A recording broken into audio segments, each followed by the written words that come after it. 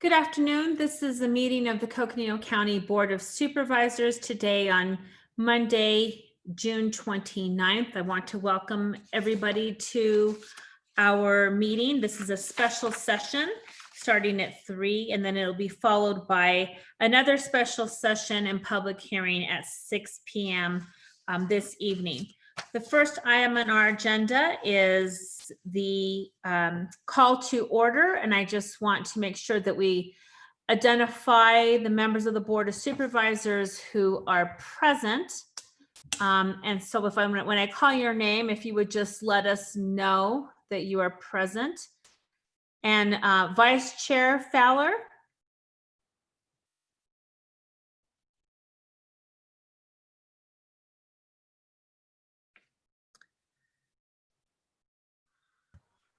Madam Chair, I just moved Supervisor Fowler and Supervisor Babbitt into as a panelist. Madam Chair, I'm here. Thank you. Thank you very much. And then we'll go with Supervisor Babbitt, District 1. Thank you, Madam Chair. I'm here. Thank you. Supervisor Ryan, District 3. Thank you, Madam Chair. I'm here. Thank you. Supervisor Parks, District 4. Present, Madam Chair. Thank you. And I'm Liz Archuleta, the Chair of the Board and the Supervisor of District 2. So we are all here.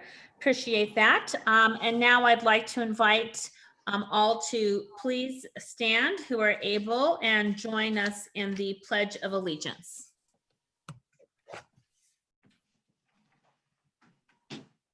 I pledge allegiance to the flag of the United States of America and to the republic for which it stands, one nation, under God, indivisible, with liberty and justice for all. Thank you.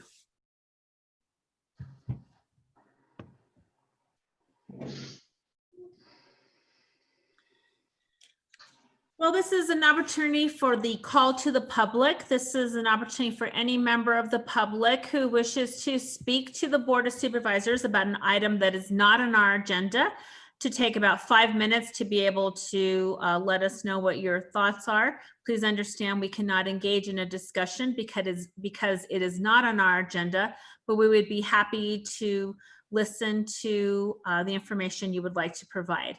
Is there any member of the public who wishes to speak at this time? And the way you can do that is by letting us know through the chat that you would like to speak.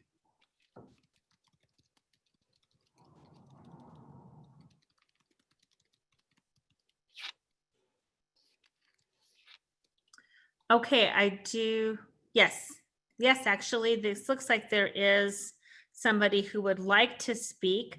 I see that we have someone by the name of Callie Lange. I believe that's the way you pronounce it. If not, please correct me when we open up your microphone. And it says that you are with Jacob Lake Inn. And so Eric, would you please open? Yep, happy to, Madam Chair. And really quick, Kelly, I think you're going to speak on the proclamation. Is that correct? Correct. Correct. So this would not be in the call to the public. This will be on the proclamation, Madam Chair.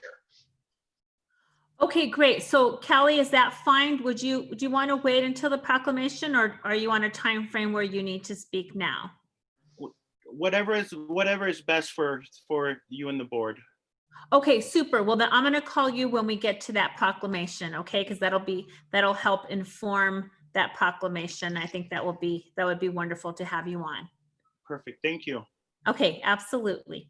All right. Is there any other member of the public who wishes to speak? Great. Then I'll go ahead and close the public participation for this session, this 3 o'clock session. And we are going to go to a recognition of Christine Meyer for years of service to the Coconino County Workforce Development Board. And then we will introduce her successor as well, Dr. Erin Tabor, who will be the new chair of the Coconino County Workforce Development Board. And this is coming from Public Affairs. So I'm going to turn it over to Mr. Eric Peterson to lead us in this. Thank you, Madam Chair and members. It's my pleasure today as we recognize Christine Meyer for 22 years of service on our County Workforce Development Board.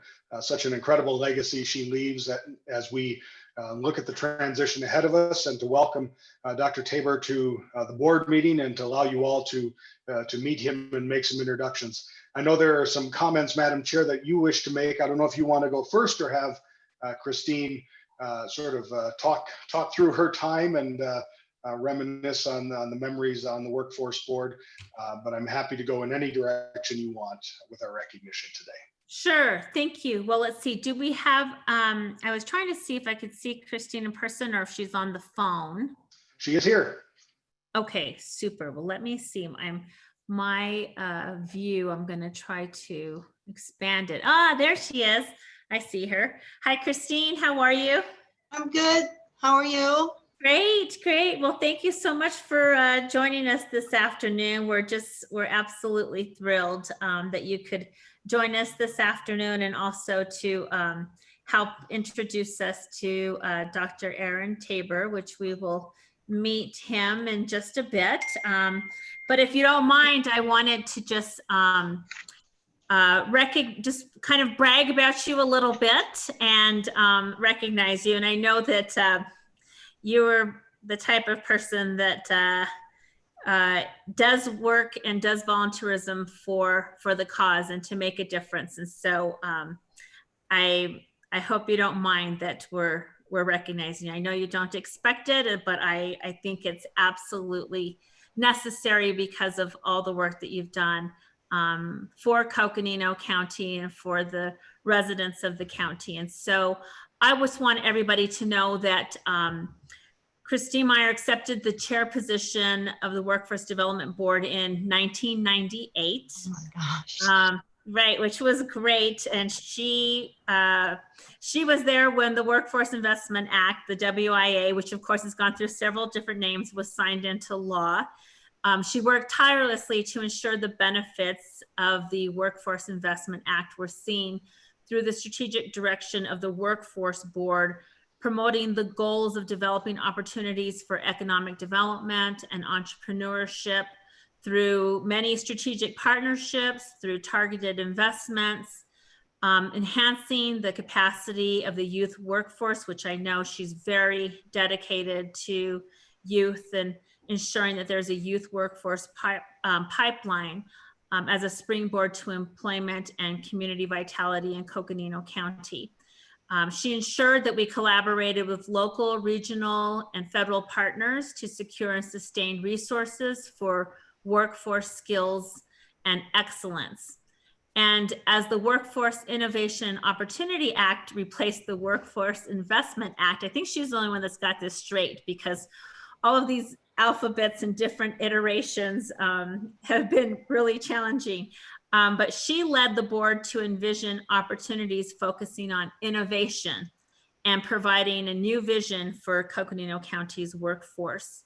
Christine led the board through the last economic downturn and through times of economic prosperity, always seeking additional funding for special initiatives, including a strong dedication for youth programs and programs that provided immediate opportunities for Coconino County. And I just wanted to mention some of the programs because they're significant. Some of the programs are the inception of the Flagstaff Teen Job Fair, the Teen Reality Check in Flagstaff, Williams, Fredonia, and youth internship opportunities. And as you know, these programs for teens, I mean, not only were they important for, Flagstaff, but our smaller communities like Williams, Fredonia. I mean, a lot of teens do not have the opportunities in some of the more rural areas. And she always ensured that we were meeting the needs of teens on a county-wide basis. She was instrumental in the NACOG, the Northern Arizona Council of Governments Economic Gardening Project, to assist small businesses throughout Northern Arizona. The SETI Seeds Project to bring the first annual Entrepreneurship Festival to Flagstaff. The NACET internships for incubator businesses.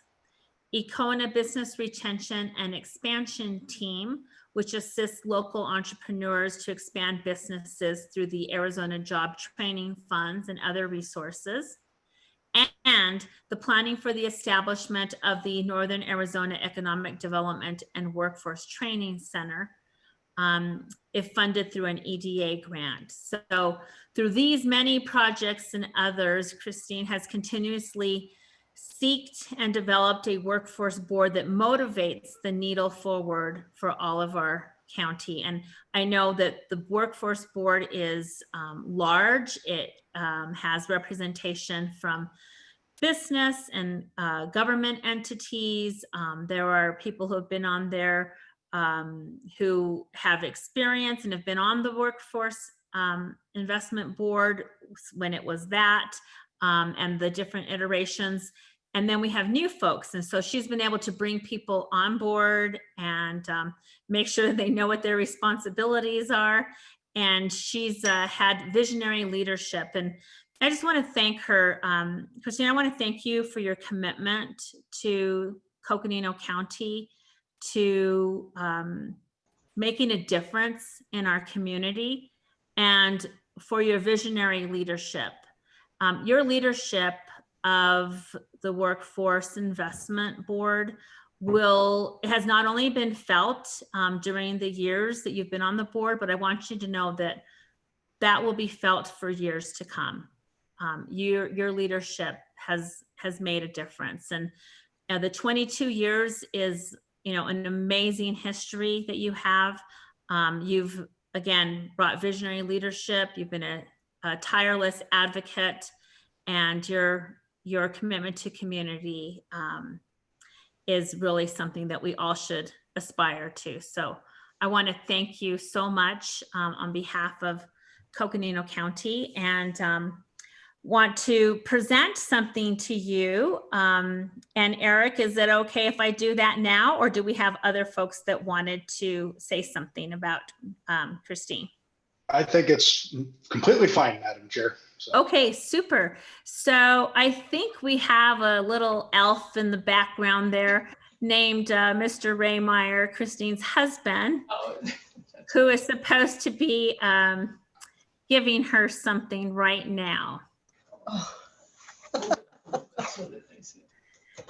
So we have a certificate for you, Christine. And we'll get the original signed one to you. That one right now has electronic signatures. We have original signs, and then we have a little something for you. And you can go ahead and open it, and then I'll explain a little bit about it. Oh, how beautiful.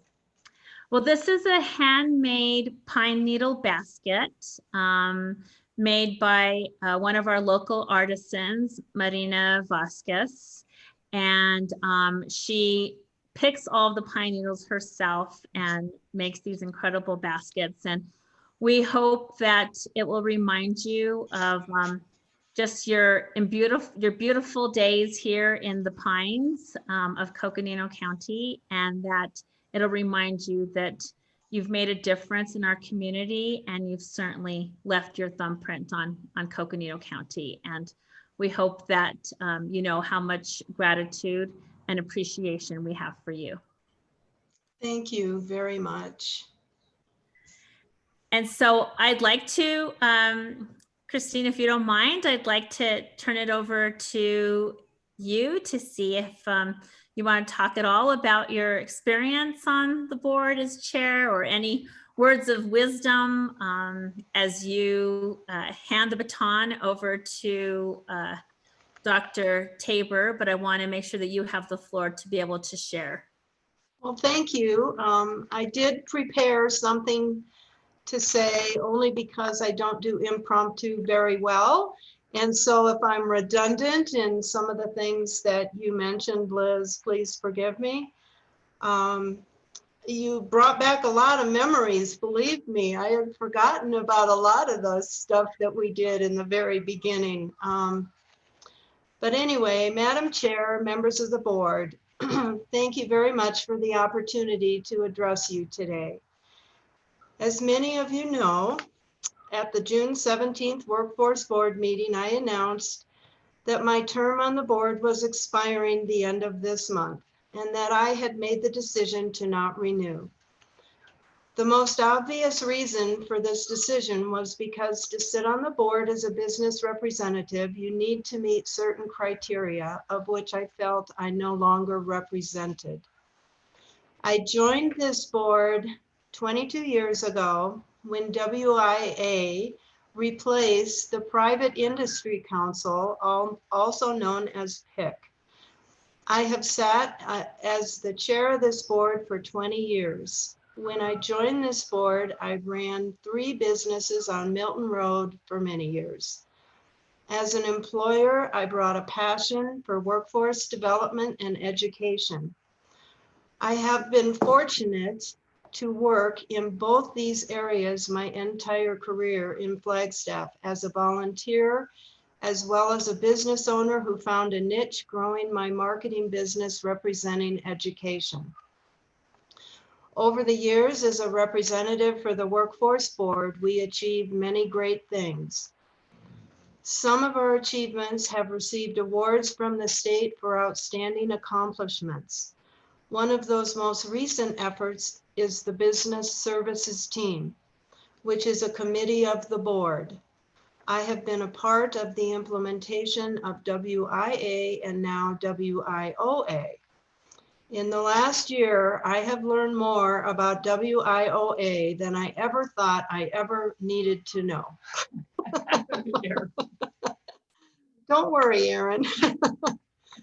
Upon my exit, I had hoped to achieve the hiring of a new workforce board director, which has been a vacant position for almost a year now. I have worked tirelessly with the county to help educate all of you and the board on how WIOA has changed our purpose and how we need to work together to achieve great things throughout the county in the realm of workforce development. I am sorry to say that this goal to date has not been achieved.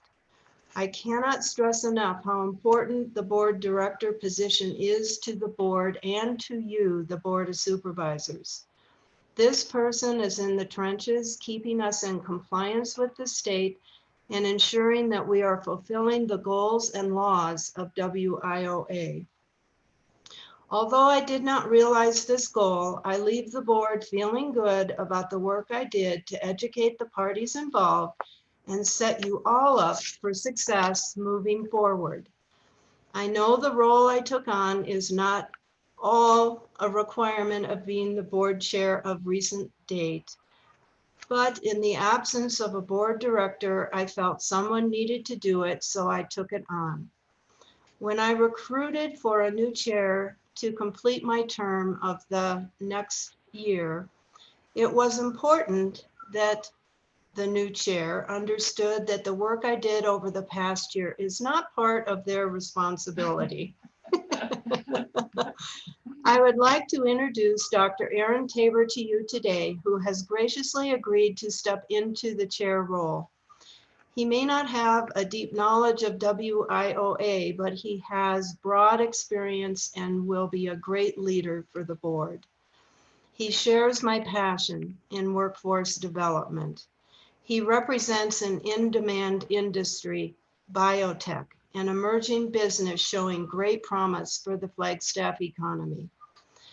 I would like to now take this opportunity to introduce you to Dr. Aaron Tabor and to thank you for allowing me to lead the Workforce Board for so many years. Aaron? Aaron, thank you so much. And I know that you're gonna be off mute here in just a minute, but absolutely want to thank Christine for helping with this transition and handing the gavel over to you. And we want to welcome you, and we would welcome anything you'd like to say in terms of the board and what you bring to it, as well as anything you'd like to say about the departing chair. Well, thank you, Madam Chair and members of the board. And You know, I must say, Christine, I didn't realize the shoes I would be filling. When we met for coffee the other morning, I was not told 22 years with the long list of accolades that we just went through there. So I definitely have some big shoes to fill. I'm excited to be working with not only the County Board of Supervisors, but also the Workforce Development Board, and moving forward in a parallel fashion. It is something that I am passionate about, and that's our Flagstaff economy and our workforce. And I really do want to gain as much knowledge as I can. I don't hide or detract from the fact that I may be new, but I am definitely willing to learn. And I must give a lot of kudos and credit to Christine, along with interim chair or interim our executive director, Cindy Wilson. She's already set me up with my big packet.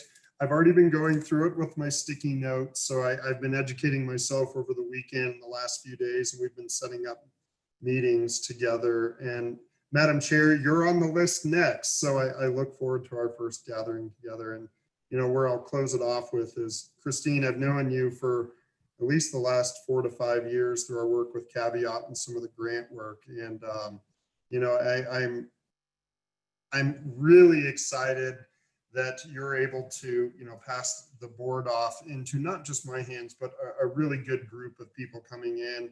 And I give you my word that we'll continue to push it forward. So that's how I'll end that. And I know this isn't the last conversation you and I get to have, because I'm going to be bothering you a lot.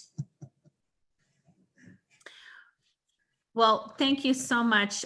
Just want to welcome you, Dr. Tabor, and certainly I know that there are big shoes to fill, and thankfully, because of Christine's commitment, I know that she'll continue to have conversations with you and certainly be available to make the transition smooth, as will we and the staff as well. So thank you for taking that on. I did want to read something from the chat. Terry Drew, which you know, Terry Drew, Yeah. Christine from NACOG, she wanted me to basically say, she says, "Good afternoon. I want to thank Christine Meyer for her time and dedication to the Arizona State workforce system.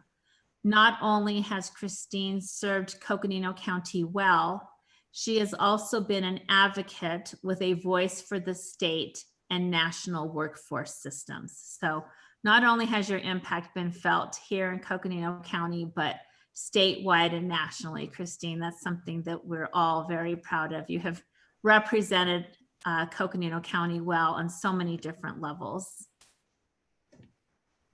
Is there anyone else who would like to speak to this recognition of Christine Meyer?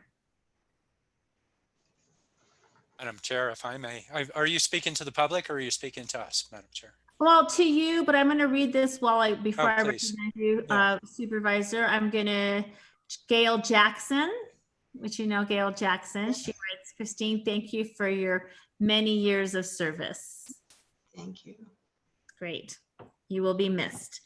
Okay, go ahead, Supervisor Ryan. Madam Chair, I just watching Christine over the years, I still remember you being holed up upstairs over in the shopping center just off of Milton Avenue, and all the work that you did with many businesses in the community. And then all the transitions of all these acronyms. But I didn't hear Caveat mentioned there in your participation with Caveat. Which was, and it probably was, but I may have missed it when the list went through. But to you and Ray, you know, now that Ray's done with Kohl's, he's probably waiting for you to come along and join him there. And unfortunately, I hear we're going to lose you to the community. But I really appreciate everything that you've done for us and for the sake of not only the business community, but your vision for teens within the community.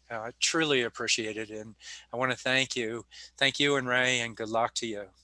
Thank you, Madam Chair. Thank you, Christine. Thank you, Matt.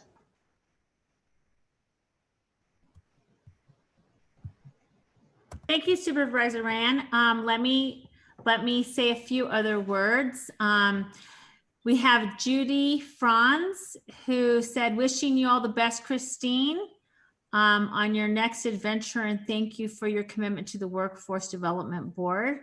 And then we have Christina Caldwell, and she writes, good afternoon, Madam Chair and Board of Supervisors. I would like to say congratulations and thank you to Christine, and thank you for your service to our community and strong leadership. You will be missed, but your legacy will remain strong. Thank you. And then we also have Carol Curtis who would like to speak, and we'll open up the microphone now. Carol?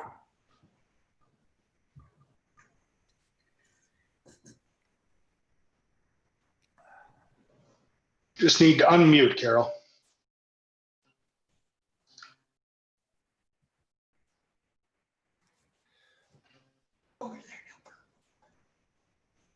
Let's see, maybe elevate her to a panelist, because I still see her in the no, I do see her in the panelist list.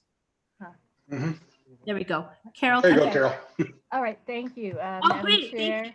Yes. members of the board, you can hear me now? We- Great, thank you. So, and thank you so much, Christine. My goodness. Christine and I think have been together for her entire 22 years. And it's been wonderful. And hi, Ray. He's a wonderful partner in all her endeavors too. I wanted to share that Christine is smart, strategic, sassy, innovative, dedicated, and she's kind. And I think it's really important to know that there's a heart of gold in this woman and a very dedicated, smart leader as well. And it was a real privilege to be associated with her partnership. And she was always looking for ways to serve youth, as you mentioned, and to enliven and enrich the experience of the Workforce Development Board, and to make sure that the Board of Supervisors initiatives were brought out beautifully and won lots of awards, including, Christine, I don't know if you remember, one of the members was presented to us in Hawaii. So you new board chair might want to think about that. We can go to cool places and pick up awards for doing great work. So thank you so much, everything you've done. Thank you, Carol. You're so welcome. Thank you. Would anybody else like to speak to this item? Okay, here's somebody. So I don't know who this is because I just have a telephone number for this person, because you can join by phone as well. But it says, we will greatly miss your calm and practical demeanor on the board. You've been dedicated and involved over so many years. Your contributions have been felt and are appreciated by the participants of the many programs you've supported. Oh, and it does say, she signed it, Beth Kaplan. Yes, Beth. Yes, she wrote that. That's great. Thank you. Thank you, Beth. Thank you, Beth. Okay, anybody else? Supervisor Babbitt? Thank you, Madam Chair, and thank you, Christine. It is great to sit back and listen to a list of engagements, accomplishments, and furthering just really important community conversations when the chair kind of did your introductory sets of accomplishments. So, thank you for being part of the solution for decades here, and for being part of convening the conversations that still are going to go on with Aaron, and they're going to be different, and they're going to be, some are going to be the same and some are going to be different. The challenges around disconnected youth are going to be with us in this community, and how we engage them for years and decades to come, and hopefully with less and less importance, but they will still be here. And I think where we are right now, we are seeing a whole new set of workforce relevant issues playing out in real time before our eyes. And we look at this transformation of how we do business in the public sector and the private sector to a more digitally based landscape, and that is going to impact the work that gets done from workforce development folks. So we just are watching this, continue to evolve as our economy evolves, as our workforce evolves. just to give you an example of, the county's IT department, we are going to end its lease because we have figured out a new way to do business now. And that's going to be some of the work that gets built on your shoulders from decades of important work here. And so on behalf of the people whose lives who have been incredibly impacted in a positive way by the decades of the work that you've done, I want to thank you. I'm really happy to hear Carol's voice on here. The work that you two did together for decades is really just important to recognize and acknowledge, and look forward to the next set of conversations with Aaron as these workforce issues change, evolve, sometimes become really tough, and then other times great opportunities around them. So thank you very, very, very much. Thank you, Art. Anyone else?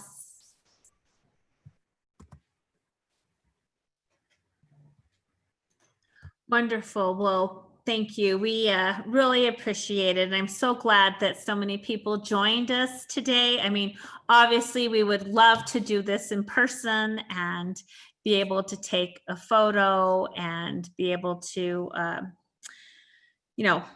hugs and shake hands and do that, but we cannot do that right now. And we want you to know that this is just a small token of our appreciation to you, Christine. I mean, there's no way we can possibly thank you enough, because your accomplishments have been numerous and your leadership has been amazing. But I hope that you know that we really wanted to be able to recognize you today and to be able to thank you for everything that you've done for Coconino County. And so with that, I will move us to our next item. Madam Chair. Anything else? Yes, go ahead.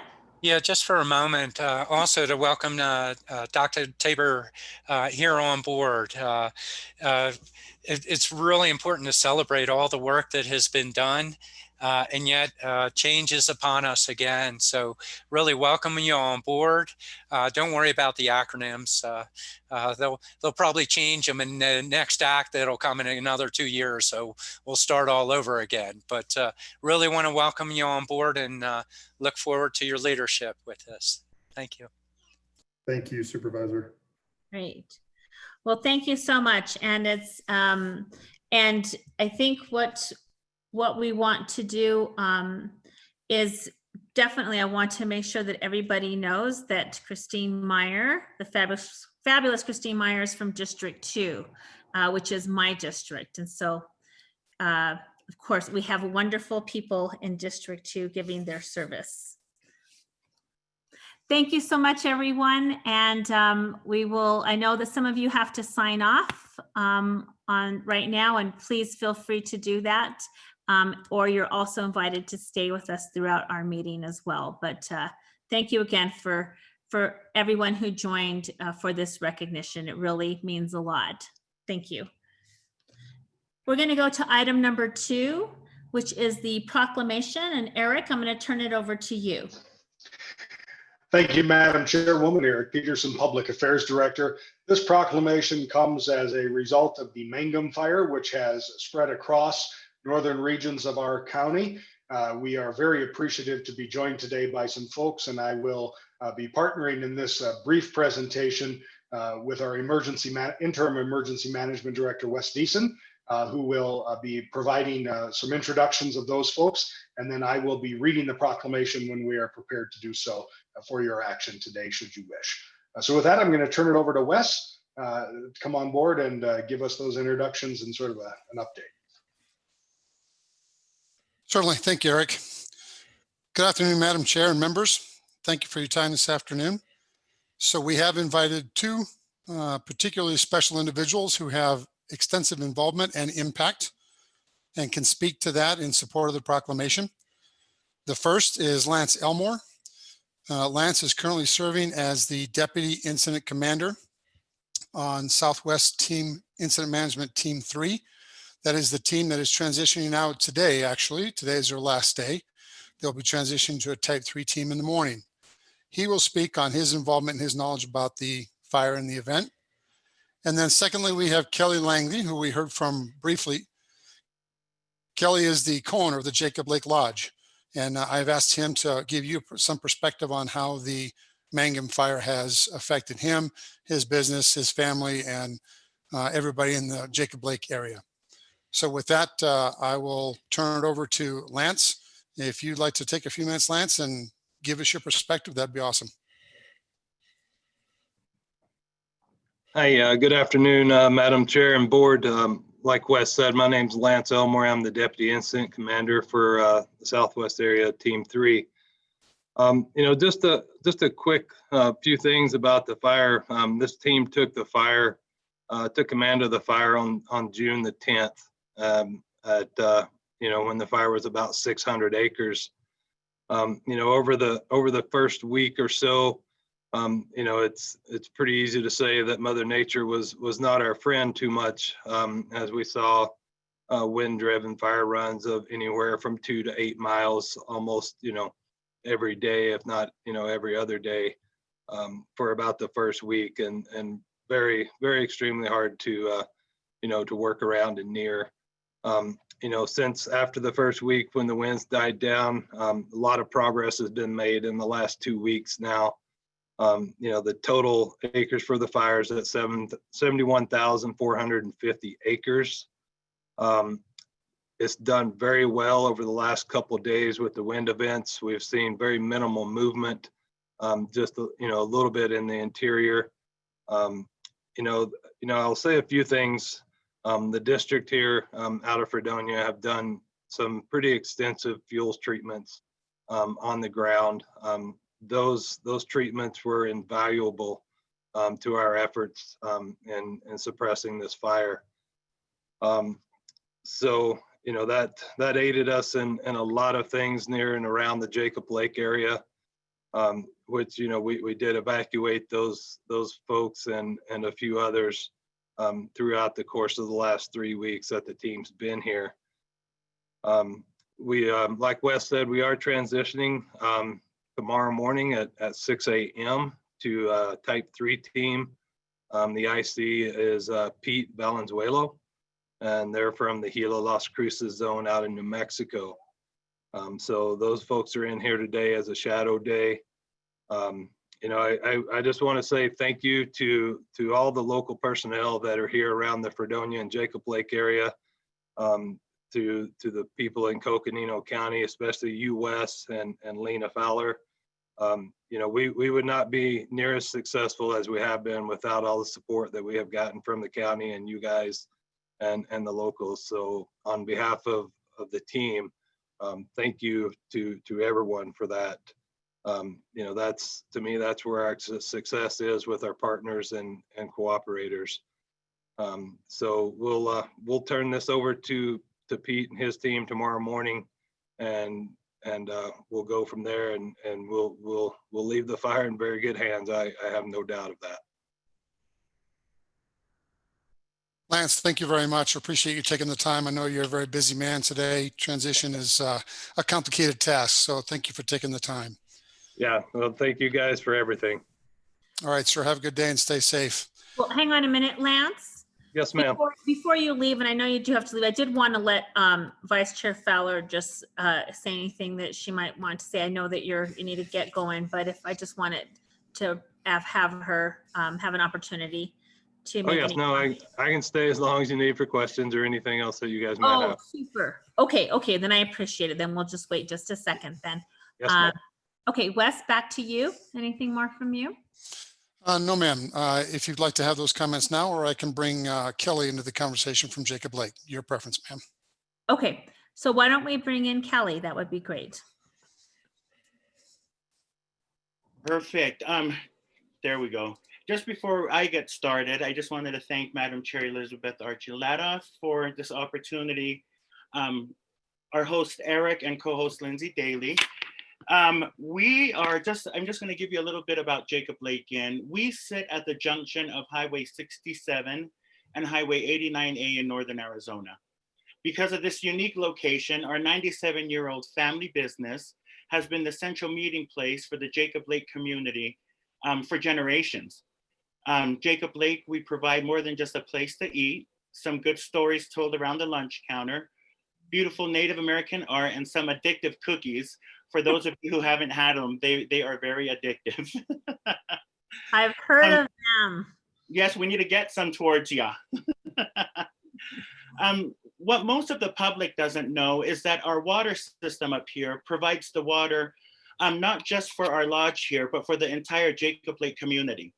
This includes the Kaibab National Forest Visitor Center, which is right next door, the National Forest Service Administration Camp, which is at the lake itself, the Jacob Lake Campground, the horse trail rides, and the Kaibab Camper Village.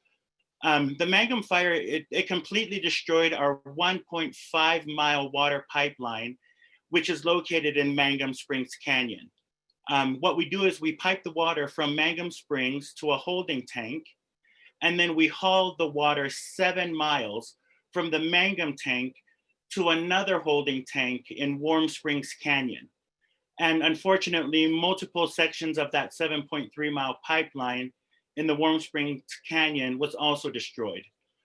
So after that, the water is then pumped from the Warm Springs tank up onto the mountain to 2 holding tanks that we have here just right above Jacob Lake. And that water is then pumped to the community, which I had mentioned previously. The Mangum fire, it completely disrupted the functions of our community here at Jacob Lake. It's created material, economic, and environmental losses that have greatly impacted our business and the other businesses around here, and also the residents that have part-time residencies here. Impacts such as property damage, loss of livelihood and services, social and economic disruption, and the environmental damage to the Kaibab National Forest.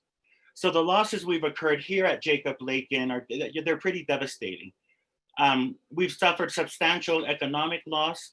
Historically, June is one of our most profitable months, but unfortunately, due to the COVID-19 restrictions, the north rim of the Grand Canyon opened weeks later than normal on June 5th.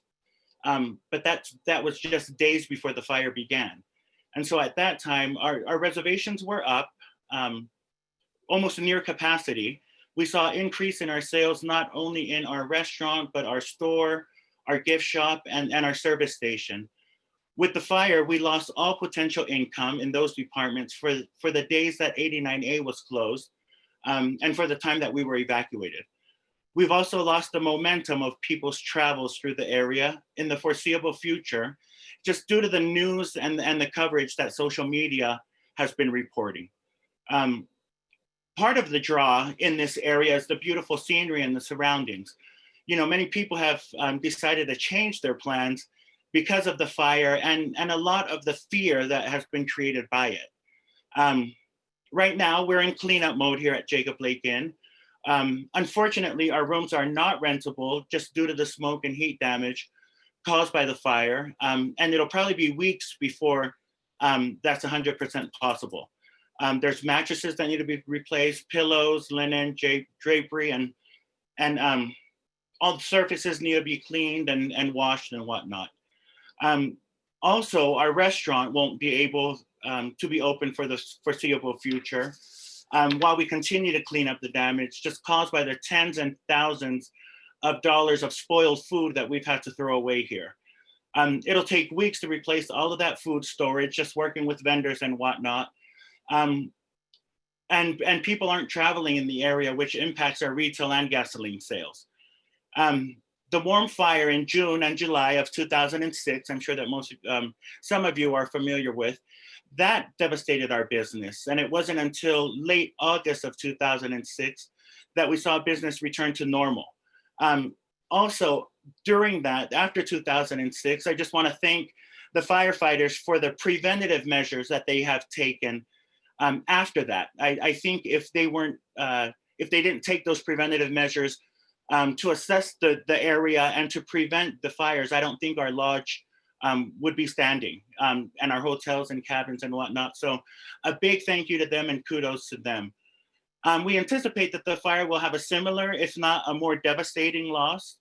Also, with our staff, we staff our facility with seasonal and permanent employees who have now lost nearly a month's pay that they were counting on. We have had to send most of them home until further notice because of the disaster. And this will possibly result in employees not returning as they've had to find other jobs to survive. That would create further complications and loss to our ability to recover from this devastating fire. We have a lot of work ahead of us just to get Jacob Lake Inn back in a full working order. But the entire Jacob Lake community, but in order for the whole community to resume to our everyday functions, we have to get our water system functioning properly. And I know that will take miles of piping, tools, machinery, and manpower costs amid the heavy losses that we've already accrued here at Jacob Lake Inn. So on behalf of Jacob Lake Inn, our community, our business, and other businesses around here, we were asking that we consider deeming the Mangum fire a disaster so that resources are made readily available just to assist us in our recovery efforts. We have a lot of work ahead of us, and we're hoping that this will be beneficial, not just to us, but to the surrounding communities around us. So that's pretty much it about us here on Jacob Lake Inn. But I also just wanted to reiterate just how grateful we are for the firefighters, for the communication that we've been getting with them throughout the whole process. It's been very seamless. Just working with our with Lena Fowler, with Vice Chair Lena Fowler, and with all of the other admins that we have been working with. Also with Lance there with the firefighters and the Forest Service. So thank you, big kudos from us here at Jacob Lake Inn. That's about it. Thank you. Well, thank you, Kelly. Thank you for sharing with us everything that you're going through and the community is going through. Thank you for being just, the rock of the community there and keeping calm. Your calm demeanor, I'm sure, has gone far for the community. Really, really appreciate that. And I want you to know, and I'm going to have Supervisor Fowler speak here in just a minute. I just want you to know what a strong advocate and representative you have in Supervisor Fowler. And I mean, she has been keeping us apprised of what's going on. She's, been talking to us about, these are the needs. She wanted to have the proclamation today so that business owners such as yourself have something to share with your insurance companies so that they understand the magnitude of the impacts to you and your businesses and to the community. It's really important to have some type of documentation, as you know, when you're trying to work through working with the various agencies that you're going to need to deal with to try to get back on track. And so, but I just want to let you know that there hasn't been a day that's gone by without her communicating with us and wanting us to know just what the community is going through. And so really want to thank Supervisor Fowler for that and introduce and open up at this time the floor to Supervisor Fowler. Thank you, Madam Chair, and thank you so much, Lance, for joining us, and Kelly and your family. Really appreciate that joining us during this Board of Supervisors meeting. And I want to thank the board for considering the proclamation that Eric will be reading here soon. I think it's very important to recognize just the impact from the fire on the North Rim to the communities, the businesses, the ranchers in the area, and just the structural damages that has happened there. And just it's going to take a long while to restore all of that. North Rim National Park, we've been working as a board to have it stay open year round. And when it closes on October 15th, many businesses along the Vermilion Cliffs and that whole region, it starts closing businesses, even in Page. So it's very important that this proclamation recognizes the hardship that has been caused by the fire. And I want to thank the board and the team for our staff, county manager and staff for working with me in drafting this proclamation. There's been, it's going to take a while. There's the delay in the because of the COVID-19 that has happened. And as you all know, in December, the the Navajo generating station shut down. It devastated the community, and they haven't, and with that just happened in December, and then the virus came, and it just has it's just one layer after another. So I just want to thank everyone for working together on this proclamation. And I want to thank the first responders, Lance and Ben Palm, and all the team that are out there, the National Forest Service and the workers. And it's been a challenge for them because of the social distance. It's a new way of doing business, as we all know, in the workforce, and especially when a team has to come in and you have to spread them out and really make sure that the firefighters are working well together, and the communication is very important. So and then the businesses to just really come together and really work together. I really look forward to stopping by and picking up some cookies again, and really enjoying that and having a picnic out there as we work in the region. So thank you so much, Kelly, to you and your family there. And thank you for, the team, the firefighters was able to save the Jacob Lake Lodge. And White Sands, as you all know, was also on alert. There's several communities, but they were able to really save all those communities. So thank you so much. That's all I want to say, and just want to thank everyone. Thank you, Madam Chair. Thank you, Vice Chair Fowler. And so at this time, I'm going to ask Eric to read the proclamation. Eric? Thank you very much, Madam Chair. I'm going to pull it up on the screen and so you all can see it. This is a revision that did happen this morning. There were a couple little line changes, but nothing major. But since it's different from the packet, I'll share it on the screen. Whereas the Mangum Fire broke out on June 8th, 2020 near Mangum Springs on the Kaibab National Forest near the north rim of the Grand Canyon. And whereas the Mangum Fire has been driven by high winds and periods of unfavorable weather during red flag warning days and has grown to over 71,000 acres.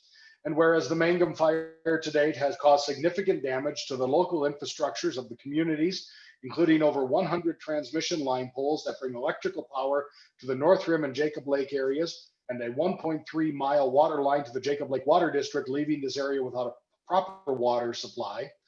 And whereas restoration of this infrastructure will demand likely thousands of hours of time from businesses and labor on this emergency. And whereas the Mangum Fire has closed accessibility to Jacob Lake, various RV parks in the north rim of the Grand Canyon, all of which have negatively impacted tourism in the area. And whereas the Mangum Fire has caused detrimental economic impacts to businesses within and surrounding the north rim of the Grand Canyon and Jacob Lake areas, including the Grand Canyon National Park concessionaire Forever Resorts, Jacob Lake Inn, North Rim Country Store, Kaibab Lodge, numerous RV parks, and other tourism operators and cattle ranchers due to a loss of grazing and water sources.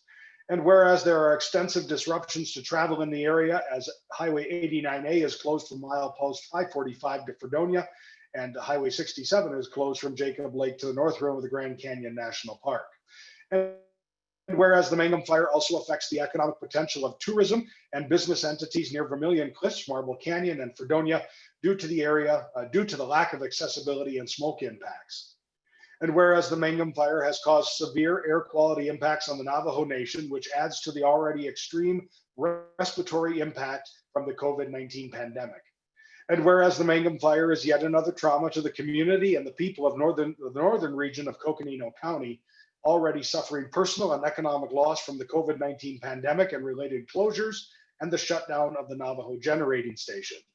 And whereas the Mangum Fire is being diligently battled by a U.S. Forest Service Type 2 fire response team with a cooperation from the Bureau of Land Management, State of Arizona, Coconino County, and residents and tourists of the area.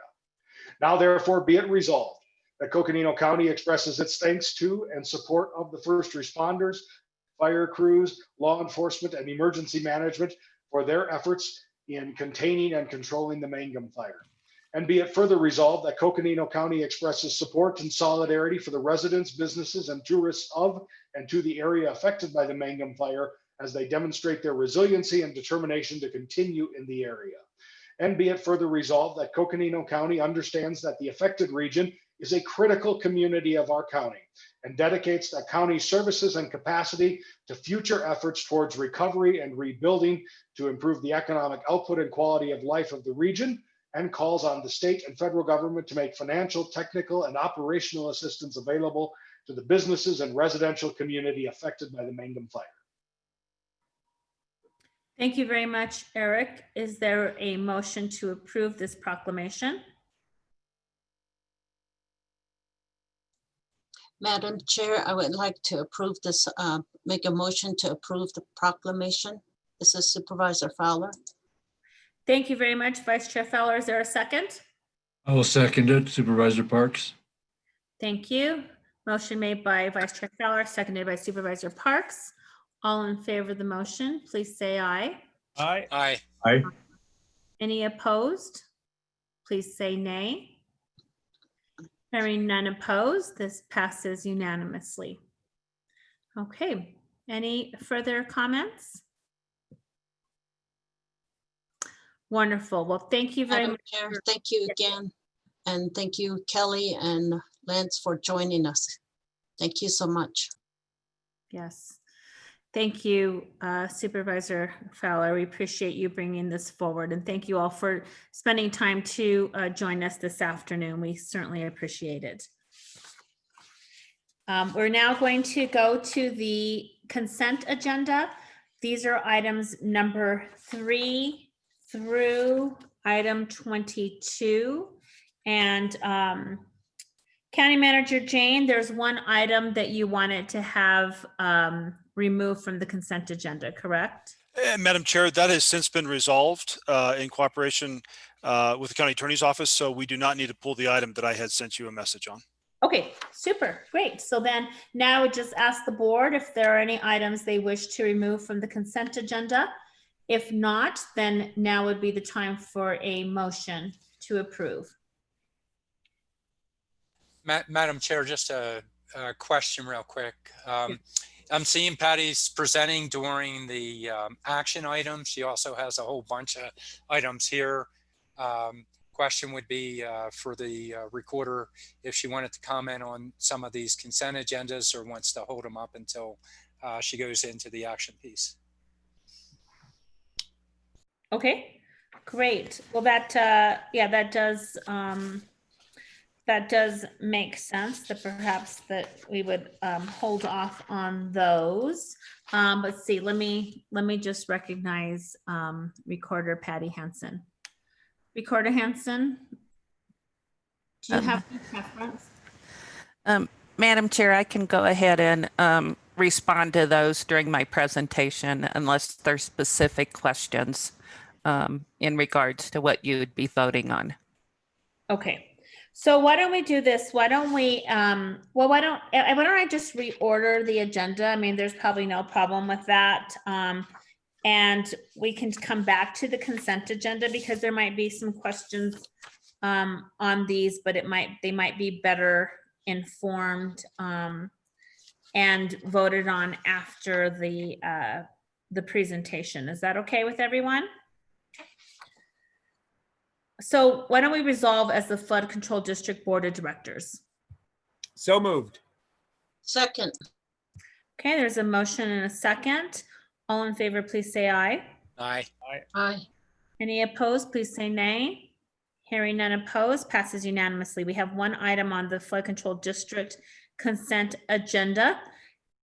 Is there a motion to approve the Flood Control District consent agenda? So move. Second, Supervisor Babbitt. Okay, it's been moved by Vice Chair Feller, seconded by Supervisor Babbitt. All in favor of the motion, please say aye. Aye. Aye. Aye. Any opposed, please say nay. Hearing none opposed, passes unanimously. We now need to resolve as the Board of Supervisors. So move. Second. Okay, there's a motion, a second. All in favor, please say aye. Aye. Aye. Any Aye. opposed? Passes unanimously. The next item is the Health District consent agenda. Is there a motion to resolve as the Health District Board of Directors? So moved. Second. Okay, it's been moved and seconded. All in favor, please say aye. Aye. Aye. Aye. Opposed, please say nay. Hearing none opposed, passes unanimously. We are now the Health District Board of Directors. And on the Health District consent agenda, we have one item. Is there a motion to approve that item? So moved, Madam Chair. Supervisor Ryan. Second, Second, Supervisor Parks. Okay. Made by Supervisor Ryan, seconded by Supervisor Parks. All in favor of the motion, please say aye. Aye. Aye. Aye. Those opposed, please say nay. Okay, hearing none opposed, passes unanimously. We now need to resolve as the Board of Supervisors. Is there a motion to do so? So moved. Second. Okay, it's been moved and seconded. All in favor, please say aye. Aye. aye. Those opposed, please say nay. Hearing none opposed, passes unanimously. The next item is the Jail District consent agenda. Is there a motion to resolve as the Jail District Board of Directors? So moved. Second. Second, Okay, it's been moved by Supervisor Ryan, seconded by Supervisor Babbitt. All in favor, please say aye. Aye. aye. All opposed, please say nay. Nay. Hearing none. Let's see, that was an aye, right, Supervisor Fowler? That was an aye. Yes, okay. Hearing none opposed, we are now the Jail District Board of Directors. There's one item on the agenda. Is there a motion to approve this item? Madam Chair, I'll move that we approve. We've taken care of all the kitchen, I would imagine, after this one for the jail district. Second, There's a motion and a second to approve the Jail District consent agenda. All in favor, please say aye. Aye. Aye. Those opposed, please say nay. Hearing none opposed, passes unanimously. Is there a motion to resolve as the Board of Supervisors? So moved. second, Moved by Supervisor Ryan, seconded by Supervisor Fowler. All in favor, please say aye. Aye. Aye. Aye. All opposed, please say nay. None opposed. We are now the Board of Supervisors. We are on item 26. This is discussion and a presentation on preparations for the upcoming August 4th, 2020 primary election. And our recorder, Patty Henson, is with us today. Patty? Good afternoon, Madam Chair and members of the board and members of the public. Thank you for giving me the opportunity today to give you an update on what we're planning to do for the upcoming August 4th primary election. So I will try to share my screen here. Okay.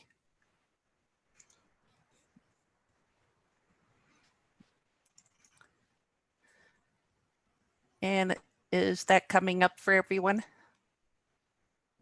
We can see it, yes. Okay. So basically what I'm going to go over today is to kind of give you an update on several of the things we have had to do because of conducting elections during this time of the COVID-19 pandemic. First of all, the goals that our office have really set for the upcoming election is we want to make sure that our voters, our election board workers, and staff are able to work safely during this health crisis. We also want to ensure that we are providing equal access to voting for all of the voters in Coconino County. we're working to find solutions by thinking outside the box while remaining within the constraints of Arizona state law. And finally, our goal is to utilize the federal funds that we are receiving because of the COVID pandemic to help offset any extra cost to our proposals on what we're going to be doing, our solutions to the county's general fund. The safest manner to conduct this election would have been to allow everybody to vote from home. And that would have been essentially to mail all voters a ballot, and then they could choose how to return that ballot back to us. Unfortunately, our legislature decided not to allow us to do that.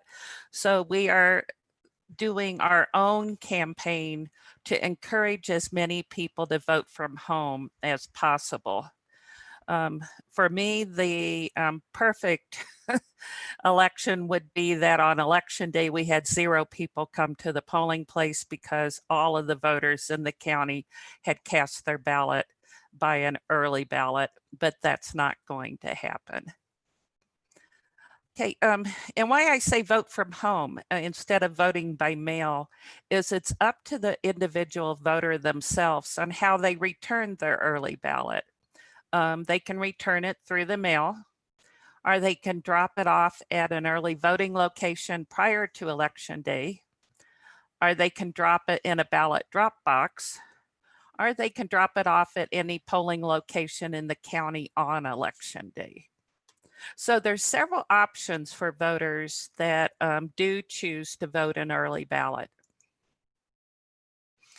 To request an early ballot, we have 2 types of request. The first one is you can request to be put on the permanent early voting list called PEVL. Now this request has to be in writing or online through Service Arizona. And the mailing address for the ballot has to be within the state of Arizona. We currently have 55,666 registered voters out of our 82,790 on PEVL. That's 67% of our registered voters. There's another option for voters that don't, on the permanent early voting list, I guess I should explain. When you sign up for it, you will be automatically mailed a ballot for every election that you are qualified to vote in. Now there is a, for independents or unaffiliated voters, because the upcoming election, primary election, is a partisan primary election, those voters have to tell us what party ballot they want to vote if they want to participate in the partisan primary. The second option voters have is you can request what's called a single election early ballot request, or it's really not just a single, it's a single election cycle. And so you can request a ballot just for the upcoming primary and general election. You won't be added to PEVL. So you would just be receiving your ballot in the mail from us for either just the primary or just the general, or both the primary and general. The difference with these requests is you can request these by phone by calling the elections office. You can request online through the Coconino County Election Office's website, or you can mail us a form or send in a written request. At the end of May, we did a mailing to all the registered voters in Coconino County at that time that were not on PEVL. And that mailing included a request form and instructions to them explaining these are their options. And what you have on the screen here is what we included in the mailing, because we really want to encourage our voters to be safe and able to stay healthy this year. So we were encouraging people to sign up for an early ballot. After that mailing went out, we ran radio ads across the county for 3 weeks that echoed that message of please sign up for an early ballot so you can remain safe. Other outreach efforts that we're starting to implement, and we will be doing this through the November election, is utilizing social media to get the information out, running newspaper ads. The Citizens Clean Election Voter Guide is going to be coming out soon, and they are including a request form and information on how to request an early ballot. And we have a article to go in the report to citizens, encouraging people to also sign up for early voting. One thing I'm disappointed about is the county recorders have been working with the Secretary of State's office for a few months now, and we were partnering with them to have a statewide public education campaign on this to encourage people to sign up for voting. And of the 2020 Help America Vote funds, $500,000 we were suggesting to the JLBC to go towards this public education program. Because there's so many changes this year because of the COVID pandemic, we felt it was very important to have a unified statewide message. Unfortunately, the last week, the JLBC did not accept our plan, and instead they voted to reallocate the $500,000 that we were suggesting go to the Secretary of State for the statewide campaign, and they're sending it to the 15 counties. So it does mean our office will get $25,000 for public education program, but 25,000 in our county won't go very far. In fact, it won't even cover a mailing to all the registered voters. Another option for early voting is people can vote early in person. And early voting starts 27 days prior to the election. And so we're also going to encourage people that don't want to request a ballot be mailed to them to go to an early voting site. If we could stretch out our voters to steadily go over those 27 days to vote early, that would relieve a lot of the pressure and possible crowds of people at the election day voting locations. It still gives people the opportunity to go in and get their ballot. They'll get their I voted sticker. And again, their vote will be processed and counted with the rest of the ballots, just like if you're voting by mail. Our early voting sites outside of Flagstaff for the primary is going to be the Fredonia Town Hall. And some of these you'll see are by appointment only. That's because these offices are only doing business by appointment only. Grand Canyon Superintendent of Schools office, Page City Hall, Sedona City Hall is open currently right now. These may change depending on the conditions over the next couple months, and the Williams City Hall. Our Tuba City office is going to be open for early voting, in-person early voting, but those of you that have been to our Tuba City office may recall, this is a picture aerial photo of it, and to the left of the red arrow is a ramp that you go down to get into our office. Our office is quite small, and there's no capability for us to do social distancing with voting booths. So what we're doing is where the arrow is pointing is a cement slab. And we are going to be putting up a kind of a carport thing, not exactly like this. This is just I put in for kind of so you can visualize it a little bit.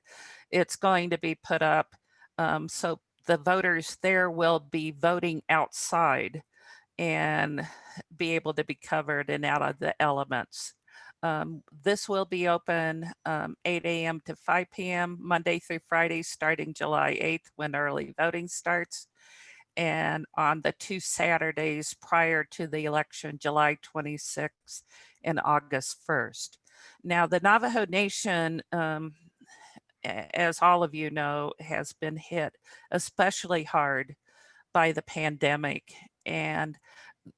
But the Navajo Nation's administration and President Nez has designated voting as an essential service. So that's why we're going to be able to be open.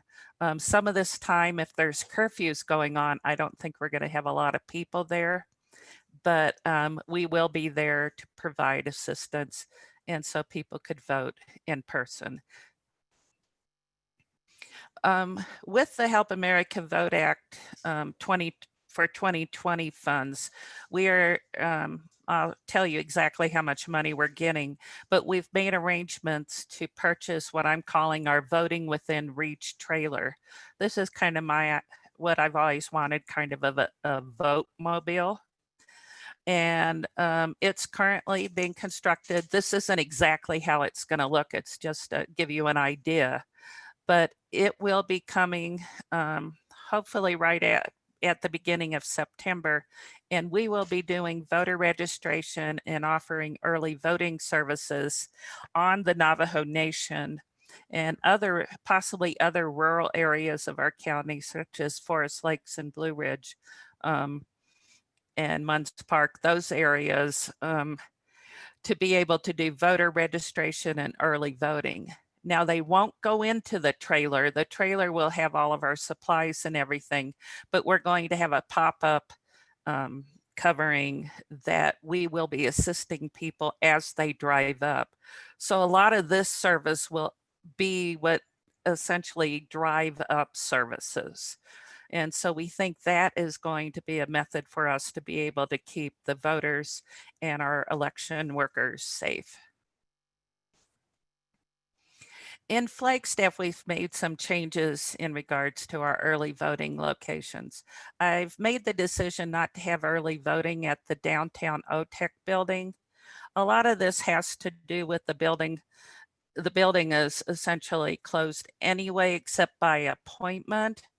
And 2, we've had problems where people just do not want to wear a mask, and to keep our staff safe, we think it's important to protect them from people who are refusing to wear masks.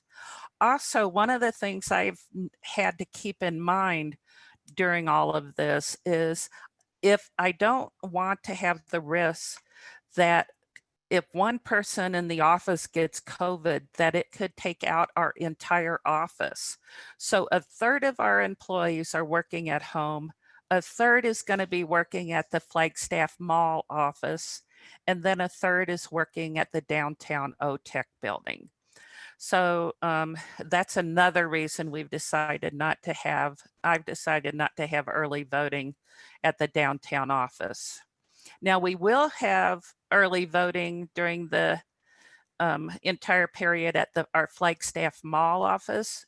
This year, we are located in the old Payless shoe store that's next to Dillard's. And the hours right now are noon to 7 p.m. These hours may change. Why it's noon to 7 is those are the hours that the mall is open. And one nice thing about the mall office is the mall is not allowing people to come in and shop unless they're wearing masks. We are also have worked with the county treasurer's office, and we are going to be utilizing their drive-up window for drive-up voting at on North 3rd Street, which is where Flagstaff Housing Solutions is also in that building. That window will be open the entire time for early voting from 8 a.m. to 11 and 1 p.m. to 5 p.m. We are going to close, actually it should be noon to 5 p.m. I'm sorry. We're going to close from 11 to noon because we only, for social distancing in the office, can have one person working there. And that person we think is allowed to take a lunch. To replace the downtown early voting options, because I do know a lot of people in the downtown area and on the west side of town like to walk to our building and vote early or come there to vote early. We are offering what we're drive-through voting on the 2 Saturdays, July 25th and August 1st. And it will be from 9 a.m. to 3 p.m. And it's going to be located in the employee parking lot on the east side of City Hall. And essentially you can see kind of the red arrows is our idea of how the traffic flow will be. I kind of visualize this like when you go to a gas station, you know, there may be a row of 3 or 4 pumps and there's different aisles. That's how this is going to work for voting. You will be issued your ballot, and then we're directing people over to the north lot, which is where the blue star is, where they can vote in their car, and we're going to have 2 employees there with a ballot drop box so they can drop their ballot in there. We are purchasing additional ballot drop boxes because of an anticipated increase in people wanting to drop off their ballots ahead of time or not having to go into a building to drop them off. We will have our 2 normal ones that we've had in the past, which is the parking lot at the OTEC building and also in the King Street parking lot next to that building.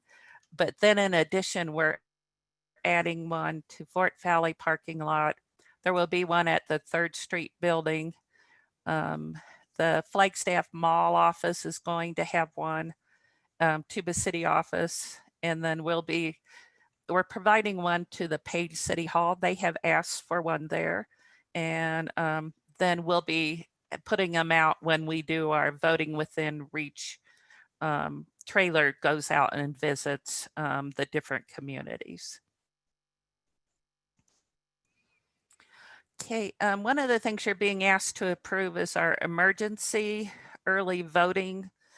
It's called emergency vote centers. Essentially what it is, it's emergency early voting locations.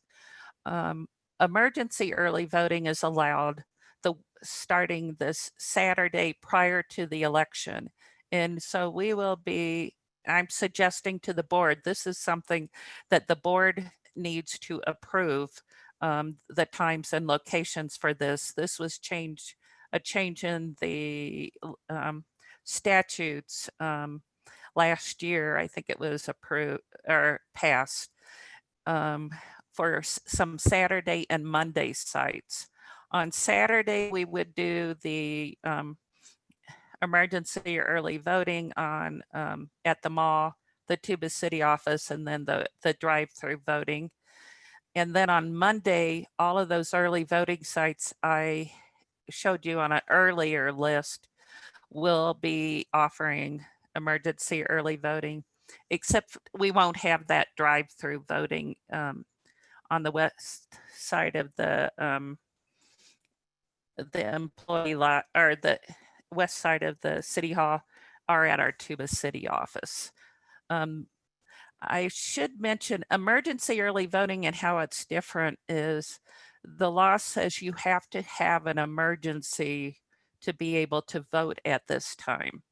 And we, all of the recorders have agreed in working with the Secretary of State's office that concerns about possibly contracting COVID qualifies as an emergency. So when the people vote on these days, they're going to have to sign a form that says that they're wanting to vote because they have an emergency. Prior to that, the other early voting, you can vote just because you want to vote early. Okay, we're making some changes to the election day voting too. Of course, we're trying to do everything we can to keep people safe, because this is where we will probably have the most people coming and have the most face-to-face interactions. We're getting personal protection equipment, PPE. This includes face masks, face shields. Face masks will be provided to any voter who does not have a face mask, didn't bring one with them. They're provided to all the election board workers. If a voter refuses to wear a face mask, we are going to ask them to do the curbside voting so they don't come into the facility to vote. They will not be denied their right to vote. They will just be offered an alternative way of voting, which is in their car. We'll have face shields for our poll workers, sneeze guards, our plexiglass sheets will be set up for the stations at the polling place where there's face-to-face interaction between voter and poll workers. For the drive-through, we will have some disposable kind of gloves. The gloves are more of a problem because you need to know how to handle them correctly. But I know some of our poll workers have asked for them, and we will ask them to view the instructions on how to use gloves that is currently on the Coconino Health Department's website. We'll be supplying hand sanitizer and disinfectant supplies. Now, all of the supplies listed up there are coming from the Secretary of State, so they will not be we will not have to go and ask for any of this from any of the current county supplies, except for the hand sanitizer. We will be asking facilities to provide us that. They're having a very hard time finding hand sanitizer, small bottles and that for that. So we'll work with facilities. Oh, and I need to right now thank Sue Brown and her staff, Tom Hanachek, and people at facilities. They have done an outstanding job working with us to try to figure out the best way to get everything set up. Our remote offices, the drive-through on 3rd Street, and Tuba City. They have been a joy to work with, and the knowledge that Sue Brown has been truly appreciated. She will tell me if I'm completely off base in some of my ideas. But she's provided great service. And also I have to thank Byron Browning at Public Works. He has been working very closely with us on getting our voting within reach trailer and figuring out the best way for us to equip that. Okay, polling place locations. We have had to make several changes. 14 precincts are going to be voting at a different location, and we've had to do a little bit more consolidation. The consolidation is in Flagstaff and in the city of Page. It's not in the rural area. And the main reason for this is we evaluated all of our current polling places to see if we could provide the social distancing that's necessary. For example, if you have 5 voting booths set up, you need 30 feet just for the voting booths to be 6 feet apart. Plus then the other stations that need to be set up for checking in voters, issuing ballots, and everything. Also, a couple of the locations said they don't want to be a polling place. They're concerned about having people coming in at this time. So we will have 48 locations in the county for voting compared to 55 locations that we had in 2018. Most of the changes that we've made is we have moved to schools because gymnasiums are a much bigger room for us to vote instead of smaller rooms at the other locations we've been at. And I just found out today, I want to thank Dr. Peoples, the Coconino Community College. Dr. Colleen Smith has told us that she is going to cancel classes on election day in November so that we will have the entire atrium for people to vote, which will provides us a lot of room. The one thing I am concerned about is FUSD has not agreed to allowing us to use the schools for the November general election. They have for August. I'm hoping that I can work with their administration and the school board to have those available to us, because there's just not a lot of locations throughout our city that have great big rooms for people to be able to vote and social distance. I'm asking you again to approve 3 election day vote centers like we had in the presidential preference election and also in 2018. It will be at the Flagstaff Mall. And for the August primary at the mall has is providing us the space where Denny's is at, so people could go in directly from the outside without having to go into the mall.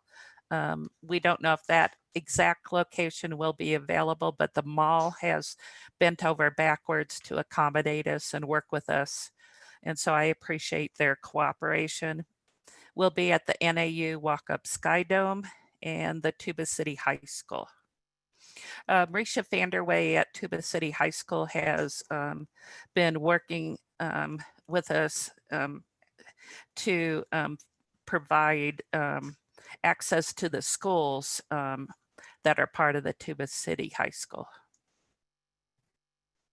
As I mentioned, we will have curbside voting available at all locations. So in case there is somebody who does not want to come into the building, they will be able to vote from their car. This is something we offer every election. It's usually people that have some sort of a disability that makes it difficult for them to get into the building.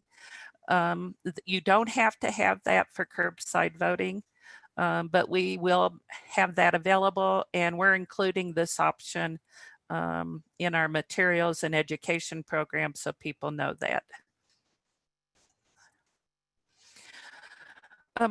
For the polling places on the Navajo Nation, we've been working very closely with the Navajo Nation administration, President Nez's office, the Navajo Nation's Department of Justice, and the Navajo Nation Department of Community Development, also the Arizona Secretary of State, and working in conjunction with Navajo and Apache County election offices, and also with DEMA. We are going to be supplying hand washing stations to all of the polling places on the Navajo Nation. Some of you may be aware, not all of the voting locations we have running water. And I know several of the chapter houses have said they don't want to be responsible for having to clean and disinfect regularly their areas, such as restrooms in the building. So we'll be providing hand washing stations or providing some porta potties to some locations. And there will be 4 locations right now that I know of where we could not do social distancing within the building. And this is where DEMA and the Secretary of State's office is helping us. We're going to have large tents set up outside. Coppermine, Botaway, Kaibato, and Loop are the ones at this time that we're looking at doing that. So we can provide the social distancing needed at those locations. The Navajo Nation is, the last I heard is that they are still planning on holding their general election on November 3rd, the same day as ours. And we usually shared locations. This time we want to make sure that if we are, that we can spread it apart. Madam Have a Recorder, yeah. I just wanted to make sure that we allow enough time for questions, okay? Okay, I'm sorry, going No, too no, long. that's I'm okay. almost done. No, this is important. I just want to make sure that we go ahead and have enough time for questions. But yeah, just we'll try to move quickly through this next piece, and that way we can have a discussion. Okay. Okay, thank you. Okay, Havasupai, this has been a real challenge for us. As some of you may know, Havasupai is on complete lockdown. They do not want anybody in the village coming out, and they do not want anybody going in. Rose Winkler and I have been in conversation with their legal counsel on trying to figure out a way to conduct the election there safely. Right now, I'm kind of considering it that we may treat the people in Supai Village similar to how we have voting for the jail, which is with special election boards. So we're trying to work that out. Monkopi is also, the last I heard, maybe going into lockdown, but hopefully there won't be any problems there. The federal funds we are getting, 2020 Help America Vote Act funds was allocated in December. Our county, my office is getting $138,370. The CARES Act also included funds that are to go to conducting elections. The county allocation for us is $177,000, almost $500. And then the CARES Act allocation to counties with tribal communities is $1.5 million. And I think at a minimum, we would be getting around 200,000 of that, if not more. And this is to offset these additional costs of everything that we're having to do. Election board recruitment is still a problem, as you can imagine. Our poll workers, the majority of them are in high risk categories. They're older, and we want to keep them safe and not expose them. I'm going to ask and be reaching out. We're going to need to rely more than ever on county employees to help us conduct these two elections. The Secretary of State's office is working with the governor's office and the superintendent of public instructions to encourage state employees and teachers to work as poll workers. And on the Navajo Nation and Hopi, we're going to be spreading the word, please, to encourage our young people to step forward and work these elections so we can keep our elderly citizens healthy. So to sum it up, there's a great deal of uncertainty and challenges that we are facing. It seems like things are changing day to day, but we're working hard to figure out how we can make sure everything is going to run smoothly. One thing I would like to make clear is the August 4th and November elections will take place. There's no possibility of them not happening. And I know you all know that elections is the foundation of our democracy, and that our office will work tirelessly to make sure we conduct fair, honest, and accurate elections. And I do predict we will probably have a record turnout for the November 3rd, 2020 election. And like I said, I hope it's a turnout where everybody votes early. So I'm done. Thank you. Well, thank you very much, Recorder Hanson. We've put in a lot of work and a lot of thought into this, and you're certainly being innovative and making sure that everyone has access to voting, you're doing amazing work. Thank you. Let me open it up to the board for questions or comments. Board members? Supervisor Ryan? Madam Chair, if I may, thank you. Madam Chair, oh, you got rid of my hand. All right. Several questions, Patty. Just quickly, could you please explain the independent, nonpartisan selecting party just a little bit more clearly, just for public consumption, please?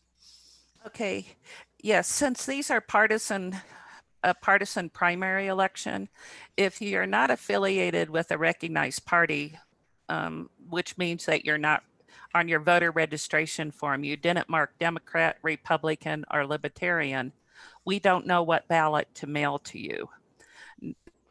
So you need to let us know what ballot you want to vote. Now, if you're going to vote early in person or at a polling place, you tell when you go to check in, you'll ask which ballot you would like to vote.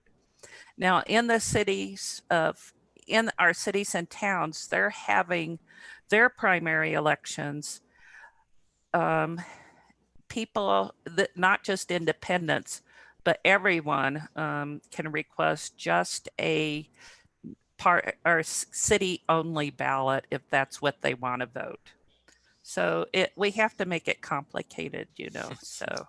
Meaning that if they want to vote both, and they're nonpartisan independent, they have to select that, as well as if they're within the city, they select the city ballot as well. No, if they're independent, they can select Democrat, Republican ballot or the city only ballot. Okay. And then, Patty, and I'm hearing you, the intent is to keep our election board safe, why we need people to vote early.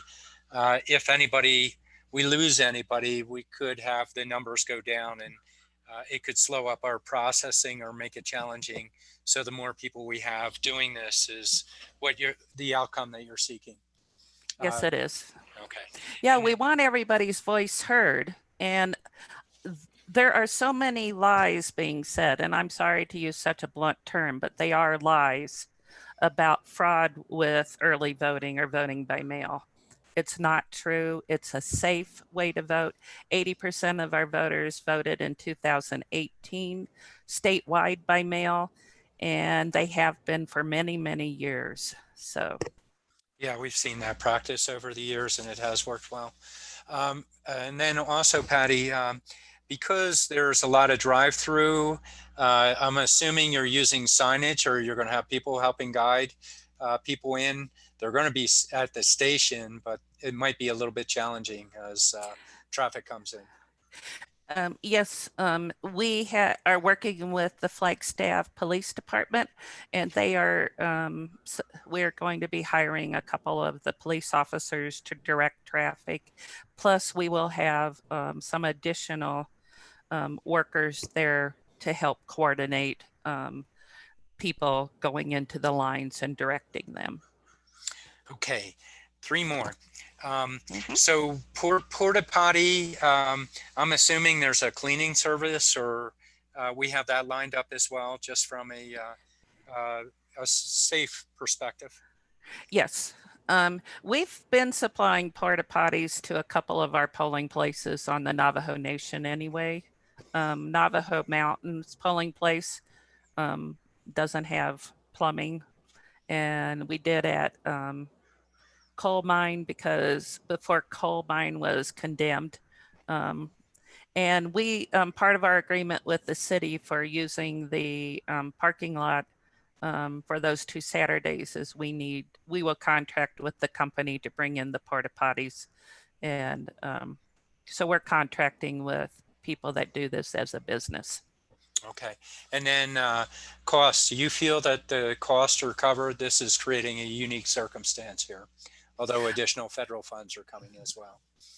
Yes, I think so. If you kind of add everything all together, and with the tribal amount that's available, the 1.5 million, I think the extra costs will be covered with, the extra $500,000 to $600,000 that we would be receiving of federal funds. Okay.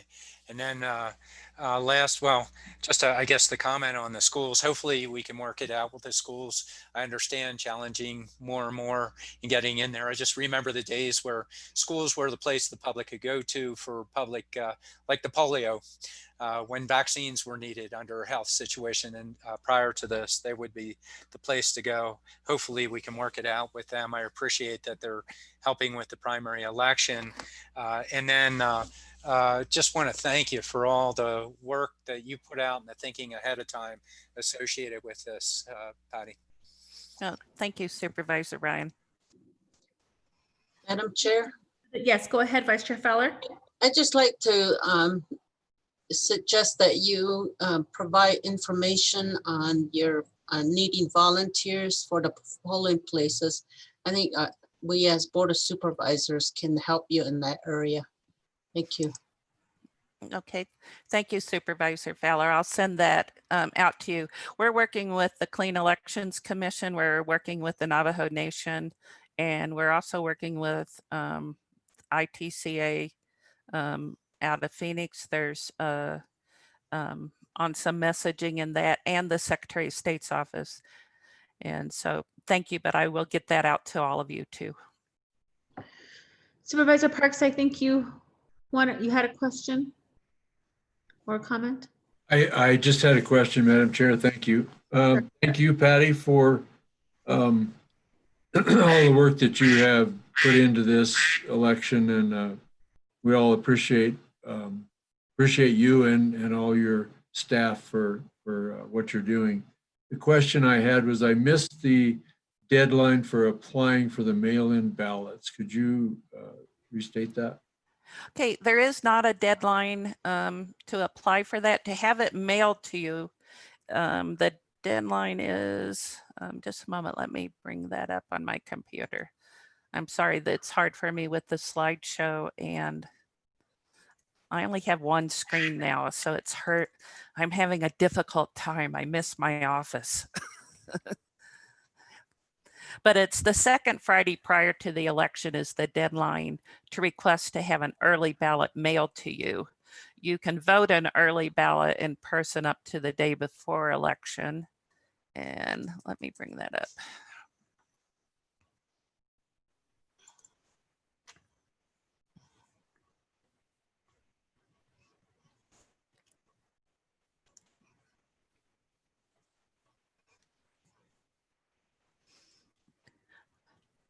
Okay, the deadline for the primary to request that an early ballot be mailed to you is Friday, July 24th.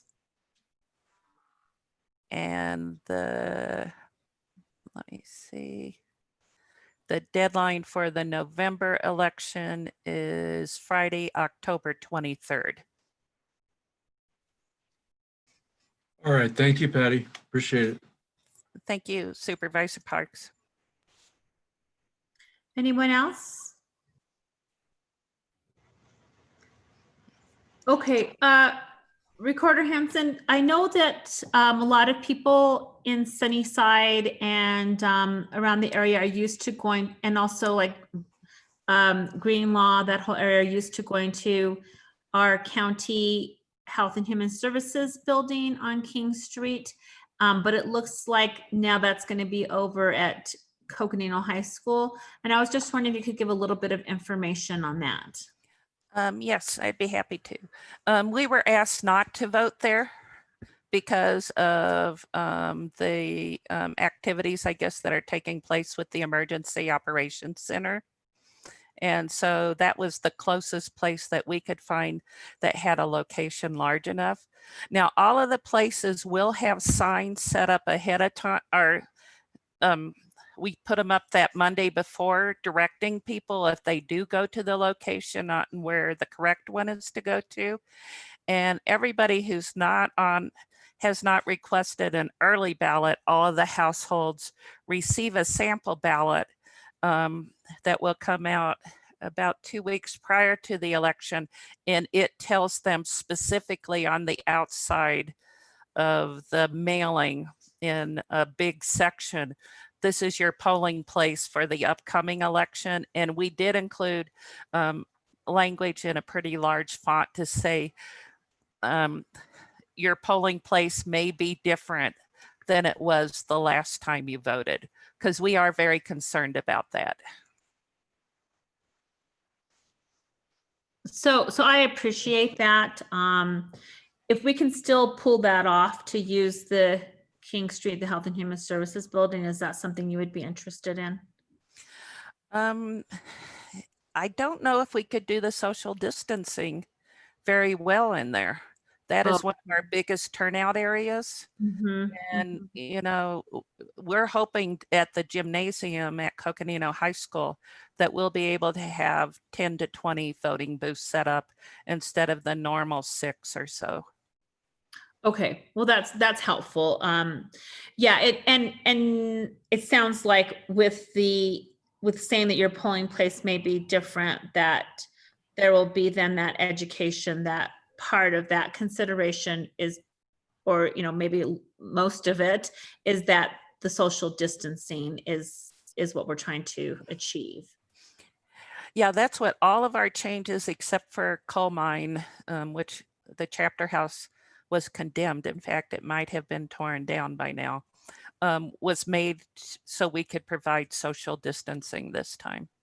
Okay, and then in that light, with the Murdoch Center on South Side, I know that sometimes gets a little bit cramped. Is there going to be an expanded use of that building? Is it going to be like the whole area or just the one side? Do you know? The Murdoch Center, we get the big room. The big room. Okay, so they're probably going to open up maybe that partition. Yes. Oh, yeah. It will be the entire thing. Okay. Yeah. And I, unfortunately, am not, depending on what happens with NAU, it may be a very low turnout. If students are not here, there won't be a lot of voters there. Mm-hmm. And Yeah, well, that's going to be a problem. I don't think we're going to have hardly any students vote in the primary because school hasn't started yet. And we don't know about November. Well, it looks like, and you'll find this out soon, but it looks like the Governor Ducey just announced that this is public schools will be delayed until August 17th now. Yeah. So it'll be a different start date. So that might then maybe enable some folks that anticipated an earlier start date, maybe they'll want to work the polls. Yeah, if they're here, we're hoping. Yeah. Okay, any other questions, comments? All right, so I think what we can do is now go back. There's no motion necessary for this. This was an update and a discussion and preparations. And again, just want to extend the board's thanks for all the work that you've done on this and that you're going to do. I'm sure this is just, it's just going to get exponentially busier and busier for you from this point on. And so we appreciate just the energy that you're bringing and how you're trying to, deal with our current reality. And so I think it would be best if we went back now to the consent agenda and consider the consent agenda. And so are there any items board members want to consider separately? If not, then now would be the time to make a motion to approve the consent agenda items 3 through 22. Madam Chair, I'll move that we approve the consent agenda items 3 through 22. This is Supervisor Ryan. Thank you. Is there a second? Second, Supervisor Parks. Okay, thank you. There's a motion and a second to approve the Board of Supervisors consent agenda. All in favor of the motion, please say aye. Aye. Aye. Aye. All opposing the motion, please say nay. Okay, it passes unanimously. All right, thank you. And thank you, Recorder Hanson. We appreciate it. Thank you very much. Thank you. We will now go to item 27. This is a brief update, discussion and possible action regarding the COVID-19 response efforts. So County Manager's Office, should I turn it over to Dr. Peoples? Yes, ma'am. Okay, great. Thank you. Welcome, Dr. Peoples. Hey, thank you so much. Just getting my volume situated. Okay. Thank you for the opportunity to provide the brief COVID update. So our case numbers are 1,782. Within Flagstaff, we have 660. And I know the board meeting was in session, so perhaps you didn't get to see all of the governor's updates, but there of course is a new executive order. And the gist of it is because cases have skyrocketed across Arizona and certainly across our own communities. So really excited about the executive order and hoping that we can get the trajectory of cases on that downward trend.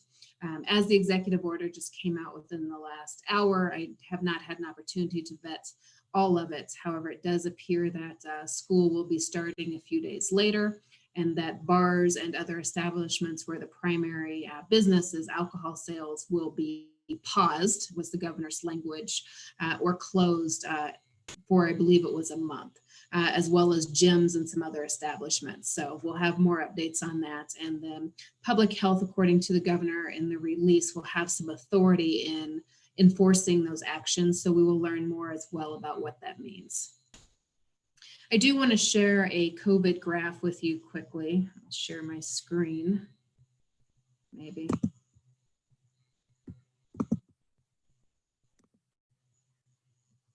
One second.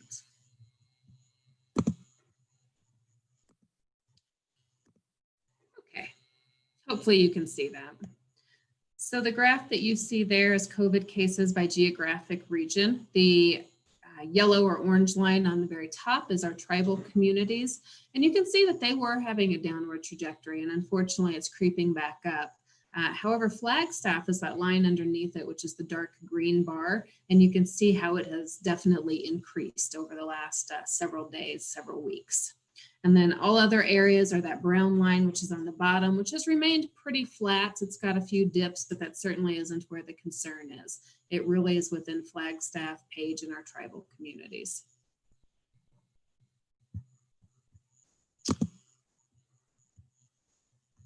And then, so our weekly case counts among Coconino County residents. In that bar graph, you can see that just goes back to the very beginning of the COVID event.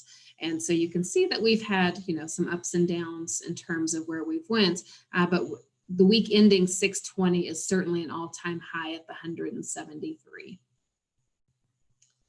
Then the other graph I'll show real quickly is hospital capacity. And so with the hospital capacity, what we can see here, I'll just go through a couple of them. I certainly won't read all of it, but ICU capacity, which is certainly a concern. And so that's adult ICU capacity. Banner Page is showing that they have 67% capacity, which is good. Flagstaff Medical Center has 36 adult ICU beds, and none of those are available. They're at 0% capacity. So the governor's executive order comes right on time. And again, hopefully we can start to turn the curve on this. Okay, I believe I stopped sharing. Yes, ma'am. Yeah, just on the capacity, do we know what the status is of like the surge capacity throughout the state? I don't have that information right now. I can share some. I can email it to you. That was something that Dr. Chris shared in the governor's update today, and I didn't quite catch it all, but they have implemented some new surge requirements. And so I will review those and get those to you. Okay, great. Thank you. Thank you. So on specimen collection and testing demand, as you know, we continue to be the only health department in the state operating testing, and we continue to be really proud of that. Testing also has skyrocketed our specimen collection at Fort Ted Hill. Early on, when, through May and through the early beginning of June, we averaged a little over 60 tests per day. I can share that for the past couple of weeks, we're averaging about 187 a day. And for the past couple of days, we've done right around 300.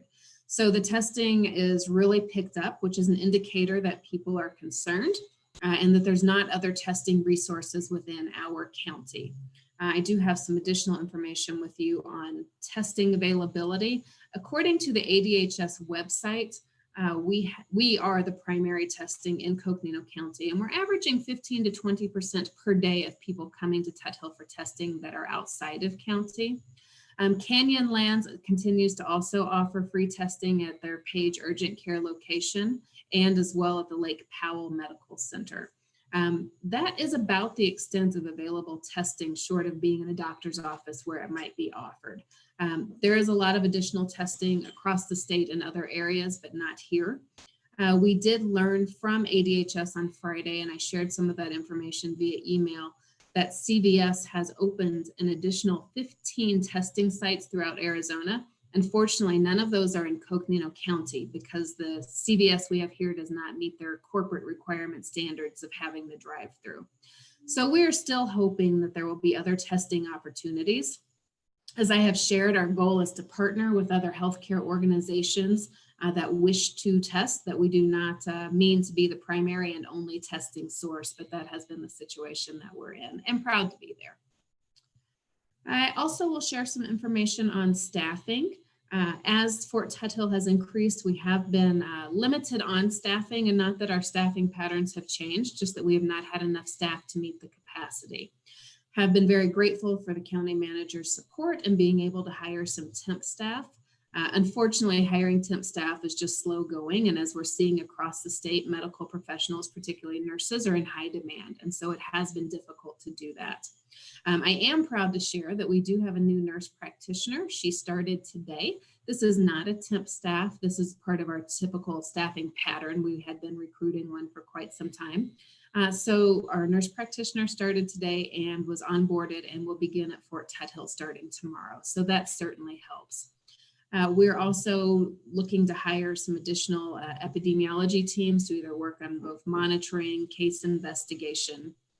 So we'll continue expanding there.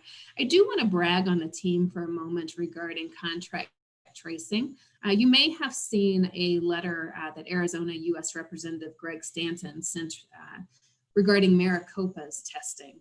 And, you know, I don't know all the factors, contract tracing, of why they have not had a lot of success. I suspect there's many factors, but Maricopa Public Health has acknowledged that their testing and case tracking is at about 60%. And I will share, with our incredibly limited staff of only having 2 full-time case investigators and then 3 staff that have been trained to do that as well, we have been able to maintain 89% case tracking. That's been higher at other times with cases coming in so rapidly. Right now it has decreased. And a lot of that is not due to not being able to contact the person, which is what that 11% means. It means either 11% of the people did not have a usable phone number, haven't returned calls, or refuse to cooperate with it. So it's not always a matter of not contacting them, but I just could not be more proud of the diligent work that our case investigators are doing with 89%. That says a lot considering all the testing and cases that we're getting in. And then the last thing that I will share with you, I know this was meant to be brief. I do want to share some monsoon planning at Fort Tuthill. Thanks to Wes Deason and others, Public Works crew, we do have some monsoon planning coming for this Fort Tuthill specimen collection site. We're going to have some additional tinting that will be installed on Thursday. We have also procured a lightning detector, if you will, that will notify staff if there is a lightning strike within a 3 to 5 mile radius. If that occurs, operations will be suspended for 30 minutes. And then we've also got 2 new electric signboard messaging to post out by traffic flow so that people know if that has occurred. And so we'll get some additional messaging, but taking care of our staff is our first priority. And whether there's lightning or not, we know and hope that we are in for some rain. And so this tinting will help them stay dry, and so that people can continue to do the drive-through operations and stay dry along with the paperwork. So again, that will be set up on Thursday. So Chair Archuleta, I don't have anything else. Are there any questions from the board? Okay, great. Thank you so much, Marie. Thank you for your work. I mean, the contact tracing numbers are incredible. Really want to compliment the entire team for doing that. I mean, that's a lot of heavy lifting. So thank you. Let me see if there are any questions. Board members? Madam Yes, Chair? have it? Thank you, Marie. Yeah, I really want to just echo Supervisor Archuleta's comments on the contact tracing. And thanks for your responsiveness on the email I sent you from AEA folks. I think that's an important piece obviously with the governor's announcement today, there's maybe some changes in the return to school, but you're going to have a big job regardless of when that happens with this. Did have a data question, and this just goes to making sure we're all speaking the same language. So one of the websites I go to is NIH's website every day to look at critical care capacity. And I asked them if they term critical care capacity ICU, and they responded to me that they do. And those numbers are often very different. And I just want to bring that up, not to come up with a solution, but from NIH, they have 25% capacity based on their 55 beds. I look at it every day. And so I just want to put that bug in your ear to figure out how we talk the right set of language and we're speaking the same data points. That was the only comment, but really appreciate the incredible staffing that's going on testing.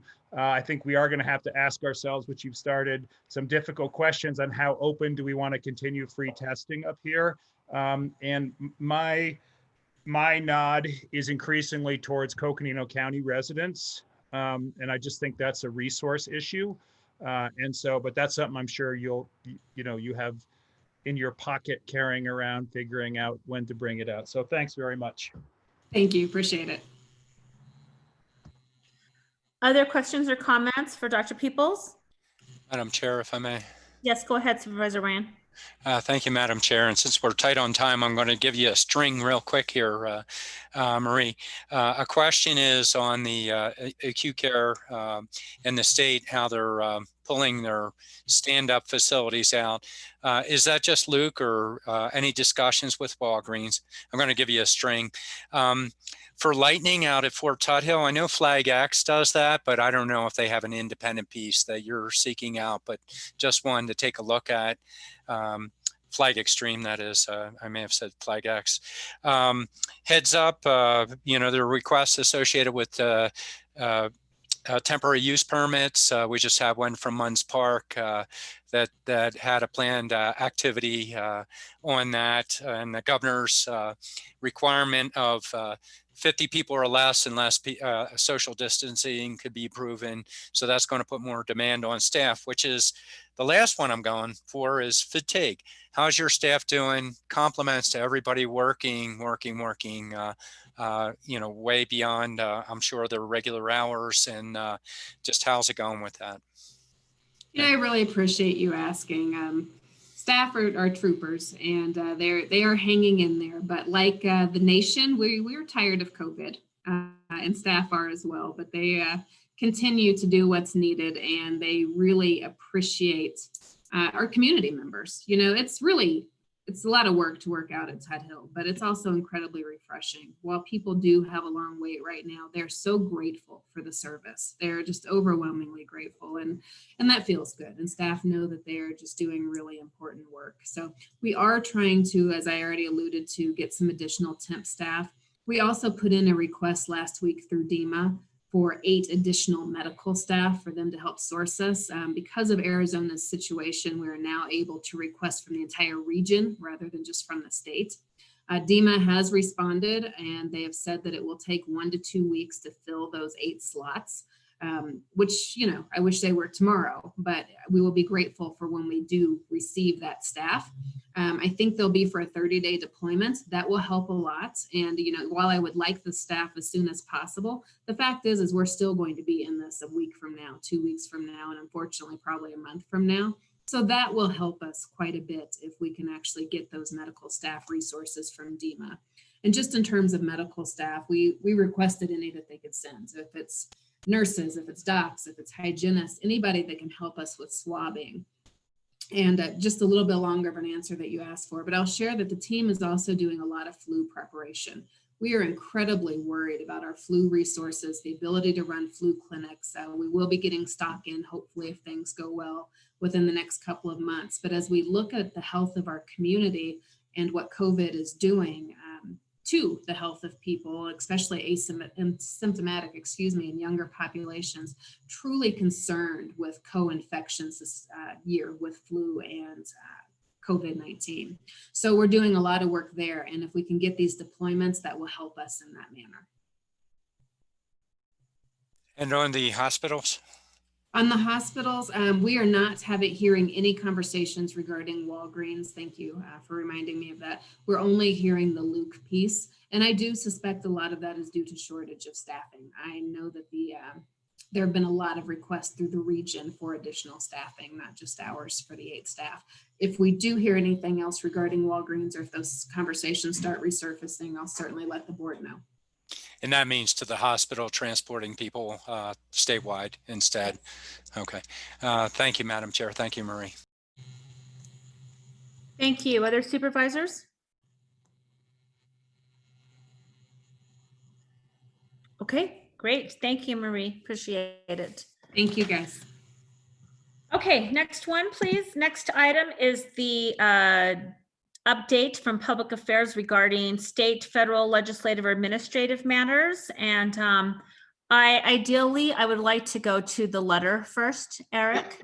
Thank you. Thank you, Madam Chair. I was going to do that. Supervisor Babbitt, I know, has a commitment, so let me pull up a letter here that I distributed to the board. Let me press the right buttons earlier today in regards to the ACC and the renewable energy draft letter, on renewable energy. And I'll turn it to Supervisor Babbitt if he wants to give us any introduction to the issue that he wanted brought up. Sure. Just super quickly, I brought this forward in roundtable on a couple different occasions. The Corporation Commission is considering a docket conversation, I believe in July, on going, as Arizona Public Service has indicated, going to a kind of carbon neutral, clean power plan by 2050. This would be a letter that supports the objectives of that goal and talks just quickly about why Coconino County should be doing this and should be doing this from a variety of perspectives. The first and probably most importantly, on equal footing, is both economic and environmental.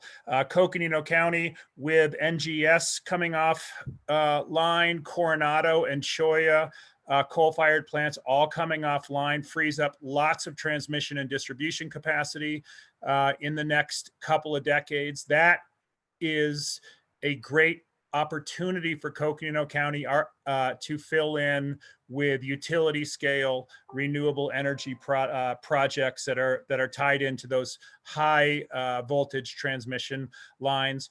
We are also incredibly well served by having land base out here that supports large photovoltaic and wind power installations. And so, yes, it is important as we enter well into our second decade of drought, driven by climate issues and also an economic opportunity that needs to backfill the transition away from coal energy that the market has done. I think this is an opportunity for us to kind of help push and advance interests that serves not only kind of larger clean energy interests, but also really importantly, local economies and regional economies issues. So with that, you've all had this for a little bit. If you have comments, that's great. I do want to get it to the Corporation Commission tomorrow. So really, if you are supportive, there are opportunities for everyone to sign on this. But Michelle is going to adjust and get this flying down tomorrow in time for their July docket. With that, Madam Chair and Eric, thank you. Great, thank you. So we should let Eric or Michelle know. Is that the process you would be helpful? Yeah, just who's in and who's not in. And I think the final question, for you, Madam Chair, if there's a majority of board in, do we want to individually sign? Do you want to sign on behalf of the board? I don't have a strong feeling either way. Sometimes I like letters that have everyone's signature on them, and sometimes I don't think it matters. So that's a decision as you, as chair, should feel free to kind of help direct. Okay, great. And just Eric, just look over the letter. At one point, it was saying T and D, the transmission and distribution. It says T, and then it has like a $D. So just look through that real quickly. Okay. Okay, super. So then everybody knows to do that. The goal is to get the letter out, let's say by noon tomorrow. So if you would please let Supervisor Babbitt's assistant, Michelle or Eric, know if you would like to sign, that would be helpful. And then we'll just go at noon with the signatures that we have. And Madam Chair, on that, because obviously folks may not be in the building, I know I have your electronic signature. I'm not sure about the other members. I think we'd have to have it stamped by Lindsay. So the earlier the better, so we can coordinate the actual signatures. And in such a case, if we do achieve a majority, it may be easier just to affix your signature on behalf of the board with the logistics of this. So. All right. Madam Chair, just quickly on this. I'm good with the intent of it. The only suggestion I would offer is encouraging them if they can't, if they're, I like the objectives, if they can do it sooner, better, and I'm okay with my signature. Thank you, Madam Chair. Okay, great. Anybody else who would like to make a comment? Or if you know you want to sign it right now, you can say so. Okay, well, I will affix my signature. Go ahead, Supervisor Parks. Yeah, I don't think I'm okay with putting my signature on this letter. I would rather let the market influences control this. It's a long ways off to 2050. I just feel that it's kind of a feel-good thing right now to promote this, but there are going to be a lot of folks coming and going from these offices between now and 2050. And I think maybe we need to let them make some decisions themselves rather than promoting a decision like this right now. Thank you. Okay, great. Then just Supervisor Fellow, just let us know as soon as you know. And again, just as long as we hear by tomorrow at noon. Okay. All right. Thank you so much. Go ahead, Eric. Next item. Yep. So my next item, I'm going to make sure Chris Pastors, I'm going to just promote him briefly. I have one more item for you, Madam Chair. Obviously, lots of news on the executive orders. We'll keep up to date and keep briefing you all on those. But I wanted to bring Chris Pastors in because to give you a short update on the COVID food safety, the enhanced food handler certification program. Chris and Evelyn Walters will be presenting tomorrow, I believe, to the City Council. Just a brief update. So we wanted to make sure you had this update first. So I'll turn it over to Chris, and Chris, just let me know when you want me to share that one image you sent me. Okay, thank you, Eric. Thank you, Board of Supervisors. We just wanted, out of good graces, to let you know that we've been working in earnest to complete the enhanced food handlers project that we presented about a month ago. So this has been a joint operation led by the Health and Human Services Department, Eve Walters. She also Elizabeth Richardson. We've been working with the IT departments, including Richard Eaton and Alvin Hasno-Horse, as well as Matthew Monique, to bring the website pieces together with NAU's website pieces. Eric, if you wouldn't mind sharing the screen. We'd like to let the Board of Supervisors have a first glimpse at what is going to be the certified COVID aware emblem that's going to be displayed prominently throughout businesses that have committed to training their staff in the latest guidances from the CDC, the FDA, and the Arizona Health Department. So in terms of the testing and the certification, it's going to go live July 1st. So we've been doing a lot of prototyping, testing out the websites, but all is set to go live on July 1st. And then we have a multi-day marketing campaign that will include joint news releases, social media posts, as well as email blasts to different networks to let businesses know that there are training and recommended program. This is not a required program, but a recommended program to help reduce the transmission of COVID-19 in the food service sectors. And so this training is free to businesses and it's free to employees. What it is it's an enhanced module that will go on top of the existing food handlers certification. And so this is a joint effort between NAU and Coconino County that have been administering the food handler certification as well as the food manager certifications. This is to go there and top this off to bring awareness and also to help increase public and consumer confidence that businesses in the food industry are taking new measures to prevent and slow the spread of COVID-19. So I'm going to turn it back over to you for any questions, but we just wanted to let the board know that everything's underway. As of July 1st, you'll be seeing this popping up around the county and food service businesses. Great. Thank you so much, Chris. Really appreciate the update. And so can I go back to that screen with the sticker? I'm assuming it's like that's a sticker that's going to be businesses will be able to post. Is that correct? Okay. Yeah. And so NAU currently helps us with our education. I mean, currently people get certified through classes that were approved by Coconino County, but administered by the university through their web system, correct? Correct.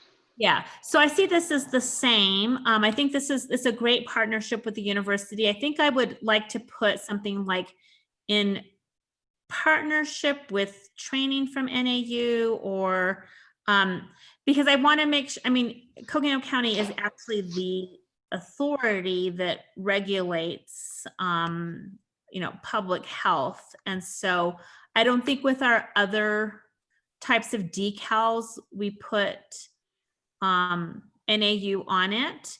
And so I just want to make sure that it's not confusing to folks, like who the regulating authority is. Although this may be different because I don't think it's not a regulation, correct? It's just another level of education maybe that people have. Right. Okay. So is that why, I mean, I'm sure you've put a lot of thought into this. So is that why you've made it COVID aware? Yes. I mean, like, help me understand that. Certainly, ma'am, and I'll let Chris hop in if he has anything, but that was exactly the point. So as to not indicate that this was a regulatory sticker or emblem, that this was a voluntary educational effort to become certified COVID aware in food handling practices and for those restaurants. So that's where the language came from, but I'll let Chris, who's been more involved, if he has any comments on top of that. Sure, just a few more comments around the context of this emblem is the NAU is actually the testing body, if you will, while Coconino County is the regulating body. This is strictly voluntary. It's a recommended action. What we've done here is with the 2020 data is we put an expiration on it. So as far as future rendition, should the food code change in the coming months, should things become required rather than recommended, we'll certainly look at changing the emblem to reflect any requirements. Whereas this right now is just a recommendation. It's a voluntary measure to help inspire safe food handling practices. Yeah, so I would just advise her that it says something like this establishment has gone through education regarding, I don't know, COVID safe practices, or I mean, I just think there should be further explanation as to what COVID aware means. And then maybe it could be something like in partnership with Northern Arizona University, with its emblem being there just like it is. But I just think it needs a little bit more explanation as to what that means. And then it further defines that it's not a regulation, but rather it's the establishment has taken the initiative to go through some education. Madam Chair, we certainly will communicate that in our communications, that it's partnership, that we will stress that it is recommended, certainly. And as we make changes to the testing or to the program, we'll certainly implement your suggestions. Thank you. And best practices. Oh, best practices. That's really good. Yeah, this establishment has gone through education on COVID best practices or something like that. Yeah. best practices to address COVID or something like that. Yeah. So what I'm hearing you say is, Chris, this is not, is this something that, I mean, are you going to talk about, that like before these are printed, or are you saying these are printed now and the changes won't be able to be implemented? I didn't quite get that straight. Where we're at is with the launch on July 1st is businesses, once they complete the employee training and testing, and then they have certified that they've done so, they will then be able to print, get a copy of this, a vector file of this emblem, and then be able to print it and display it prominently within their business. So as far as the changing of the emblem goes, basically we've got to come up with an updated emblem. I think for a July 1st launch, we're kind of set. Our websites are all reflective of this at the moment, but I think we can implement those changes post-launch of July 1st. But the commentary is certainly there in the verbiage about best practices recommended. And Madam Chair, on that point, I think there are materials ready to go. The website is ready to launch with this emblem, the way it looks here. But we certainly could, I think, as we look, it's going to take businesses a moment to get into the place where they're printing. So I think we can have another iteration out so that the sticker, the posted printed material could have that language on it. So I don't think we're far off on the timeline, but to get it ready for the full launch may not change, but it'll be close enough, and then we can make sure that the printed emblems are updated. So we do hear you, and we can make that commitment to move in that space and move quickly. Okay, super. Well, it's 48 hours and it's a few words, and I think it's meaningful. Right. So rather start off on the right foot than have to change. So thank you. Okay, anything else? Madam Chair, that is our roundtable update. We'll keep it short for you. Okay, super. Thank you. Appreciate it. I appreciate all the work on that. So now we're going to go to board roundtable. Let's see, we'll go to, actually we'll do county manager first, excuse me. Any reports from the county manager? Thank you, Madam Chair. I just wanted to just say briefly thank you to Erica Philpott and the HR team and the diversity committee for the all hands town hall we had last Thursday, where we talked about and had some courageous sharing about diversity, equity, inclusion, and racism. And I want to say thank you to Chair Archuleta and Vice Chair Fowler for participating in their sharing to help engage about 250 team members in that conversation. Reminder that CCC's 4th of July parade is on the 4th at 10 o'clock. You can watch that on YouTube. I set the link out to you all in my update this week. Remember, Friday is a holiday. Tomorrow, there is a Arizona Capitol Times is having a morning scoop again tomorrow at 8 o'clock. How will Arizona conduct the 2020 elections?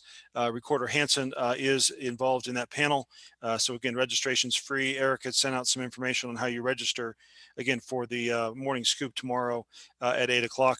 I did have a chance to talk to Superintendent Pensa this afternoon.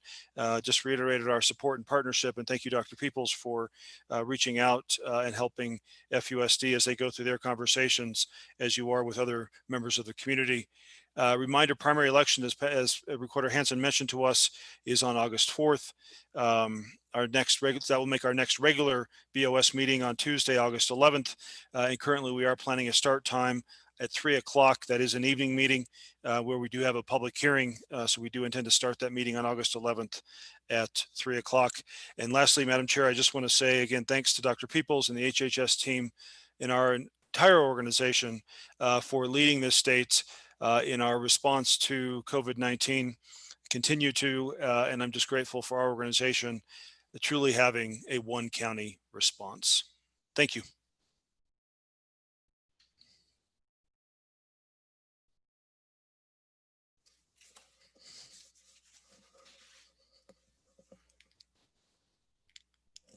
You're muted, Liz. Yeah, I just figured that out. Sorry about that. I know we want to have a little bit of time before the 6 o'clock start. So is there any member of the board that would like to provide anything from their district that might be urgent? No, thanks. Okay. Supervisor Feller, anything? Okay. Supervisor Parks, anything? I'm good, Madam Chair. Okay. Thank you. Supervisor Parks? Oh, I think I'm okay, Madam Chair. Okay, great. Well, then, we would, this part of our meeting, we have now finalized, and we will come back for a special session for our public hearing at 6 o'clock. And so basically, we'll just recess, and the meeting will be continued at 6. So we will see you then, half an hour. Thank you.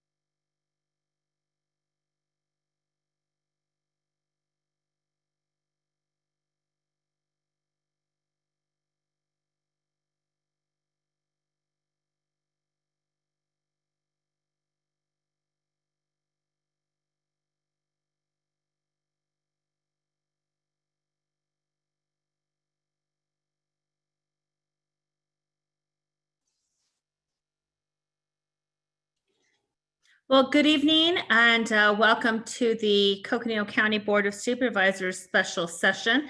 We have been meeting earlier and we did take a recess, and now this is the continuation of our special session, and this is also a public hearing. And so let me just call on board members just to confirm that they are in the meeting and have joined. My name is Liz Archuleta. I'm the chairwoman of the Coconino County Board of Supervisors. I also represent District 2. From District 1, Supervisor Babbitt. I am here. Thank you, Madam Chair. District 3, Supervisor Ryan.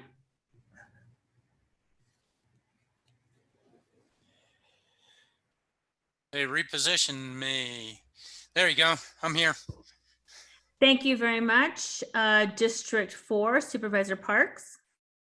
Present, Madam Chair. Thank you. And District 5 and Vice Chair of the Board, Supervisor Fowler. I am here, Madam Chair. Thank you. Okay, thank you. And I know that we have various members of our county team. We also have Armando Reese, who is the Coconino County Assessor, who is here, and we have members of the public joining us. It looks like we have a total right now of 45 members of the public that have joined us. And so why don't we start out first just with some procedures in terms of when we get to the public hearing, how to go about indicating if you wish to speak in terms of just utilizing the technology. I will definitely let you know when it's time to speak, and we do have a process outlined for this meeting and public hearing that I will explain in just a little bit. But let me just turn it over to Eric Peterson, who is the Director of Public Affairs, and he is the one that is running the technology for us. And so I want him just to explain what the process is to speak. Eric? Thank you, Madam Chair. Members of the public, as we engage in the public hearing tonight, it's very simple from your role as an attendee of the meeting to engage with the board if you wish to speak. At the bottom of your screen, you'll see a little button that says raise your hand, or it looks like a hand. If you simply do that, we will get a signal on our end that you are raising your hand and wish to speak. You can also post in the Q&A or the chat if you wish to comment on an item. Again, public hearings are a recorded item, so the minutes will be taken of your speaking. So we ask that you raise the hand or please indicate to us in those two ways that you're wishing to speak, and we will activate your microphone to be able to speak when called on by the chair. So if you're wondering why after you raised your hand you're not on yet, the chairwoman will call on you and then we'll activate your microphone. When we do activate your microphone and you're called on, make sure you are unmuting so that we can hear you. You will see the mute button on the bottom of your screen when it's your turn to speak. It looks like a microphone, and when there's a slash through it, that means you're on mute. So again, raise your hand or leave us a note in the chat if you wish to comment during our public hearing, and the chairwoman will call on you in the order that we're calling on folks. Thank you, Madam Chair. Thank you. I also want to let everyone know that we have Treasurer Sarah Benatar, who is on the line also, and we also have our Deputy County Attorney Rose Winkler. And as we continue on, I'm sure I can introduce others. Okay, thank you very much, Eric, for going through the procedure to use the technology. We have tonight a public hearing and consideration and possible action to approve Resolution 2020-43, establishing the Blue Ridge Domestic Water Improvement District and appointing John Ritter, Sue Davis, John Bill III, Ronald Krug, and Jeremy Westfall as the interim board of directors to serve until elections are held. So that is the subject of our public hearing the consideration of the board and possible action. And to be able to open up the item and provide background, I would like to first turn it over to Rose Winkler, who is our civil attorney. Thank you, Chair Archuleta. I'll just start very briefly and then turn it back to you. And I believe Jay Christelman will be providing a bit more of a background.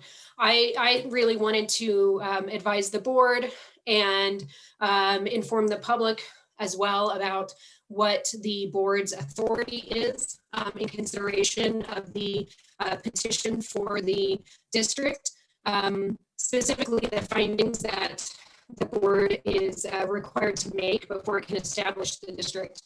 The first finding is after consideration of of all objections that the petition is signed by the requisite number of owners of real property within the district. And then the second finding that the board needs to make is that the public convenience, necessity, or welfare will be promoted by the establishment of the district. So those are the two findings.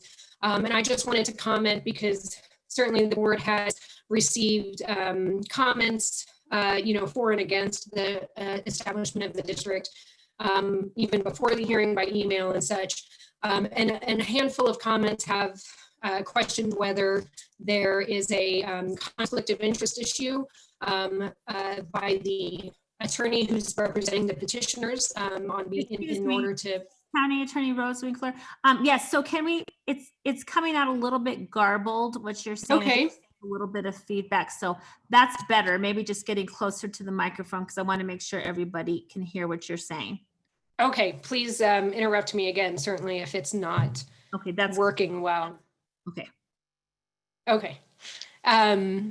So I wanted to address the fact that some comments and primarily objections had suggested that the attorney for the petitioners had a conflict of interest in his representation with regards to a related transaction. And I just wanted to make it clear again for everyone that that is an issue that one is really not proper for the board the board doesn't have the ability or authority to determine whether conflict exists. And then secondly, that issue does not go to the findings that the board has to make to establish the district. It's really not relevant. And therefore, it's also not appropriate for the board to consider that issue or other issues that are not relevant to those particular findings that the board is tasked with making.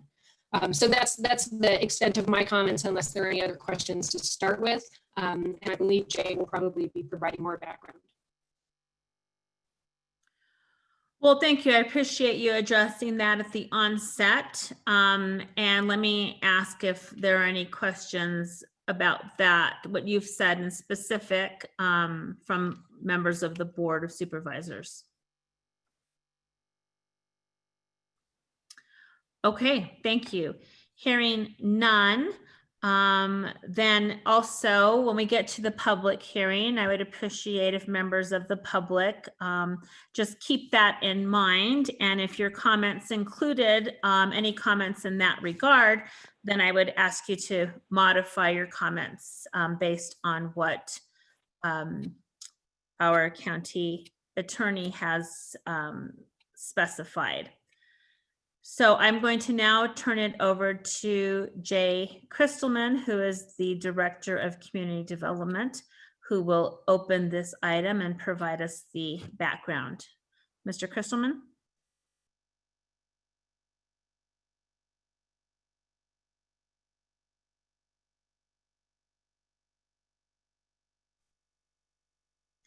And Jay, you may need to unmute because we cannot hear you.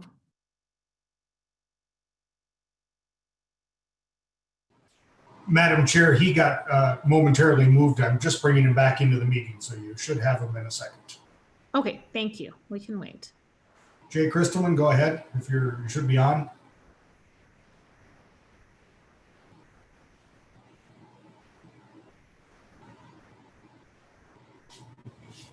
So, Jay, can you hear us? If you can, but if you're having a hard time unmuting, maybe you can just, there we go. I can see that you're unmuted now. Can you hear us? Yes, Madam Chair, sorry about that. I'm having a little bit of a difficulty here, but you should be able to hear me now, correct? Yes, can hear you just fine. Thank you. And it won't let me turn my camera on either. Well, Madam Chair and members of the board, good evening. Jay Christelman with Community Development. I am here to provide a bit of a background on how DWIDs are created through a statutory process. And then I will turn it over to Mr. Steve Ween, who is the applicant's attorney for the formation of the Domestic Water Improvement District. So DWIDs are special types of county improvement districts, which are political subdivisions of the state. DWID is publicly owned and governed by a locally elected board. And you named those proposed board members off, Madam Chair. And DWIDs are also monitored by various state agencies. A petition of the affected property owners through a legally prescribed public process as established by Arizona Revised Statute 48-905, which has been completed, and that is why we are here this evening. In addition, Arizona Revised Statute 48-904 requires petitions seeking to establish an improvement district to file a bond sufficient to pay expenses to cover formation proceedings, and this bond has been received and accepted. In summary, over 700 petitioners have signed and have notarized their petition. If an owner of any property within the district boundaries would like to be excluded from the proposed district, the owners can file a verified statement wishing to be excluded. And this is per Arizona Revised Statute 48-902, Section F. This does allow the Board of Supervisors to remove them from the district boundary, or remove them from the district, excuse me. And as an email that just shortly came through from the clerk's office, I believe we have 6 owners who have signed the position that would now like to be excluded. That is my summary of the formation and the statutory authority to create an improvement district.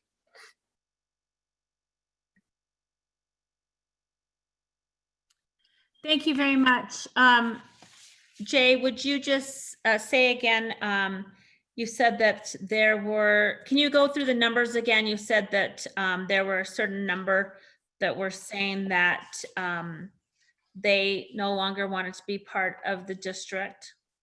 Madam Chair and Supervisors, yes, that's correct. Lindsay sent an email out just, I think it was maybe just 20 minutes ago, that had a total of 6 folks, the property owners there that are within the district boundary that had signed the position that now would like to be excluded from the district, the proposed district, excuse me. Okay. All right. So thank you very much. Anything else, Jay? No, that summarizes the process by which we've gotten here this evening. And Mr. Steve Ween is the applicant's attorney, and he will be speaking next. Okay, thank you very much. Thank you. Let's see, I think Supervisor Babbitt, did you have something? I did. Thank you, Madam Chair. So Jay, I just would like a clarification. I asked Rose about this, I think, but would like just clear clarification. If someone is part of it and then chooses to opt out after a district is potentially formed, is there a process for that, or is it only at the front end of the process where someone can choose to remove themselves from the district, which for the record does not have to be contiguous? Madam Chair and Supervisor Babbitt, that's correct. It does not need to be contiguous. I believe that there is a process to remove somebody through the appointed board of the district, but I believe Mr. Steve Ween or Rose could probably answer that more succinctly than I. Okay. Chair Archuleta, if I could just address that very briefly. Please do. So I wanted to, so yes, there is a process after the formation of a district by which a property owner could ask to be removed from the district. And Jay was correct. That process goes through the district board. It is not something that comes back to the county board of supervisors. And then I just wanted to clarify that I think that the statute that Jay cited regarding the ability to request not to be included in the district in the first place, I think the one he cited may apply in a different situation. The one that applies in our situation is 48-906. It doesn't require a verified statement. It simply authorizes the board to remove property from the district if they find that including that property would not be beneficial. Great. Thanks, Rose. Sure.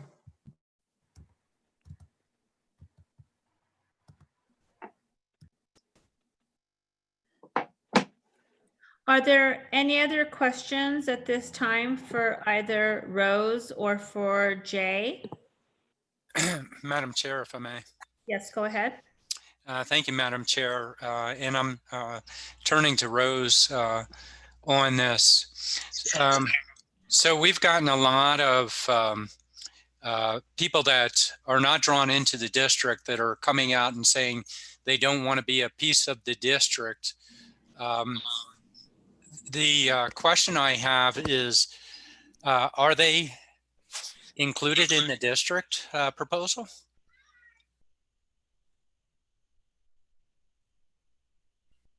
Chair Archuleta, Supervisor Ryan, I think, I'm not sure that I'm the best person to speak to that. I believe Lindsay's sort of graph or her chart shows that a handful of objections that the clerk's office has received are from people who were included in the district. And I think that was like 6 or something. A handful of other objections have come from people not included in the district. And we may need to turn to Lindsay or even the assessor to answer if you're asking broadly about whether we've done a comparison of those who've signed the petitions and who is in the district. I think that Lindsay or Armando may be better suited to answer that. So before we go to them on that, it's a question of if they're contiguous or not. From what I think I'm hearing, and I do want to hear from Lindsay and Armando on this, but from what I think I'm hearing is that there are only so many parcels that have been drawn within the district itself. And so the question of the count associated with percentages would be reflective of those that were drawn in the district. Right. In terms of whether there are a sufficient number of signatures on the petition, that is a percentage of those included within the district. So those are the numbers you're looking at, is the number of properties included within the district and whether the petition then meets the threshold of having a sufficient number of signatures. But if somebody submitted an opposition letter, but they're not drawn within the district, they are not one of those properties that are considered in the percentage. Right, because Okay. they're not included in the district. Okay, thank you, Rose. And I don't want to get ahead of how you have this laid out, Liz. So I'd love to see the map and Lindsay's response at some point, but I don't want to take the direction away from where you're going with this. Sure. Well, I thought what we should probably do is listen from the I'll call him the applicant right now, and then to talk a little bit about the background. And then I have asked our county assessor, Armando Reese, to assist us with some mapping, and we can also see then the document that Lindsay produced to see those who have written to us so far saying that they're opposed, but whether they are in the district or not in the district. And we'll certainly explain that process. And probably many folks who, a petition had to be signed and notarized. So folks probably understand if they are in the district because they signed a petition and notarized it. but certainly we'll get to that and explain that clearly. So if I would like to go ahead and turn it over to the applicant, Mr. Ween, Mr. Ween, you have about 15 minutes to present to the Board of Supervisors, and then I will ask the Board of Supervisors if they have any questions. And so the 15 minutes does not include questions. It includes your presentation. Sure. Thank you. Chairwoman Archuleta, can you hear me okay? I can hear you. Great. Well, I hope it doesn't take 15 minutes. My name is Steve Ween, and just to clarify the record, I represent the Starlight Water Company. And Starlight, a few years ago, the owners decided that they wanted to sell the water company.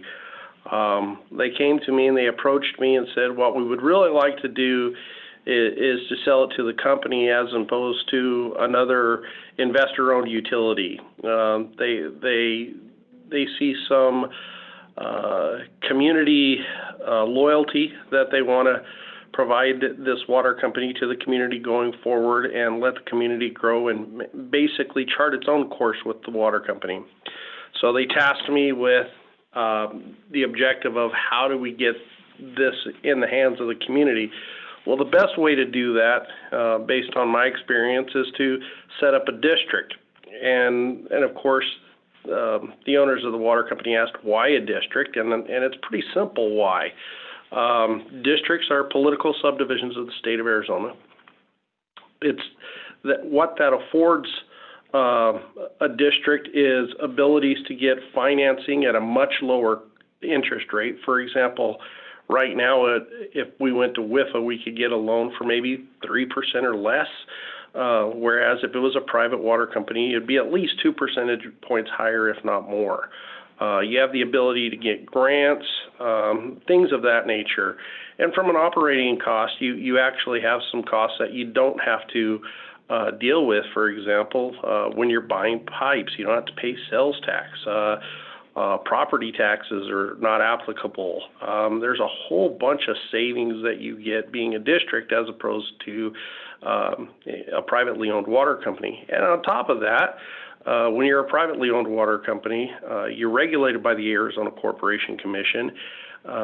That's very expensive because just to look at an adjustment of rates, you're talking tens of thousands of dollars. Whereas districts, if they needed to set rates and adjust their rates, whether they go up or down, that's a process you're familiar with. It doesn't take a lot of money, time, and effort. It just takes a lot of common sense and the basic numbers. So in a lot of ways, districts are far more advantageous to be within because the operating costs are lower and the financing costs are lower. You're still regulated by ADEQ, so none of the water quality laws changed. Those still had to be complied with. So when all was said and done, the owners of Starlight said, yes, we would love to set up a district, go help the community to set this up. And that's what I did. We had a couple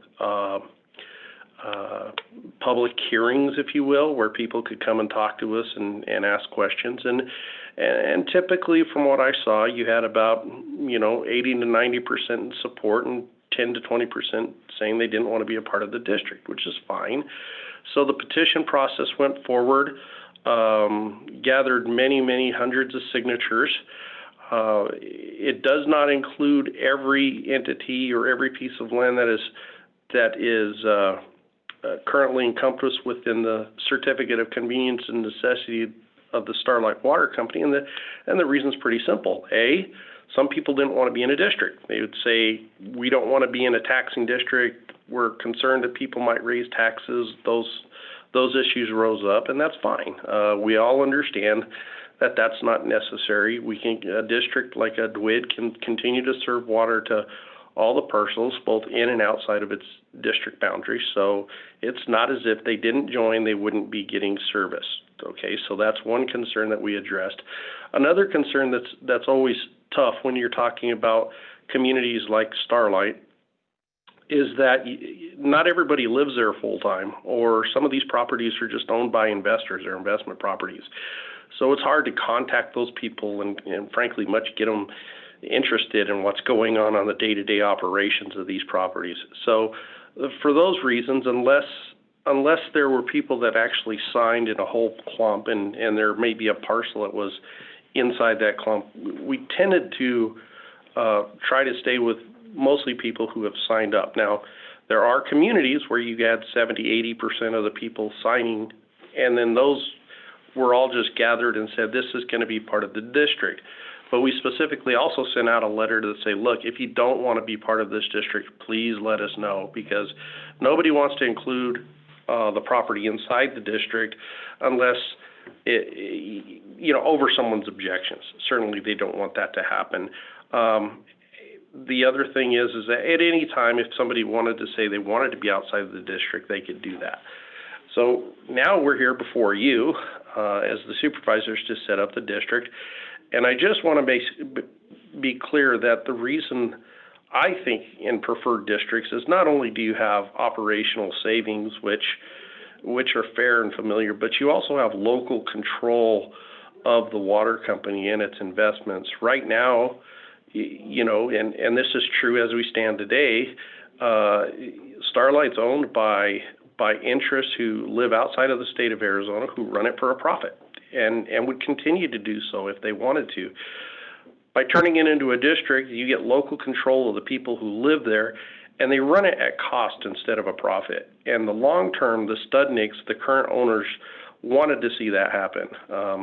But alternatively, they said, if we couldn't form a district and we couldn't go this route, then they would probably just sell it to another investor who would want to raise profits. And by doing so, not only are you going to pay those additional operating expenses for the community, but you're also going to pay profit on top of that. So again, that's the real genesis behind setting up this district, is the long term.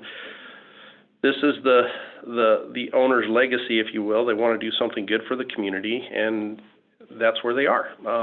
We're hoping that this can be a good thing for everybody, and we know that you can't make everybody happy. We know there's 10 or 20% of the people that will still object no matter what we do or what we say, and that's fine, but we think that it's going to be good for the community as a whole.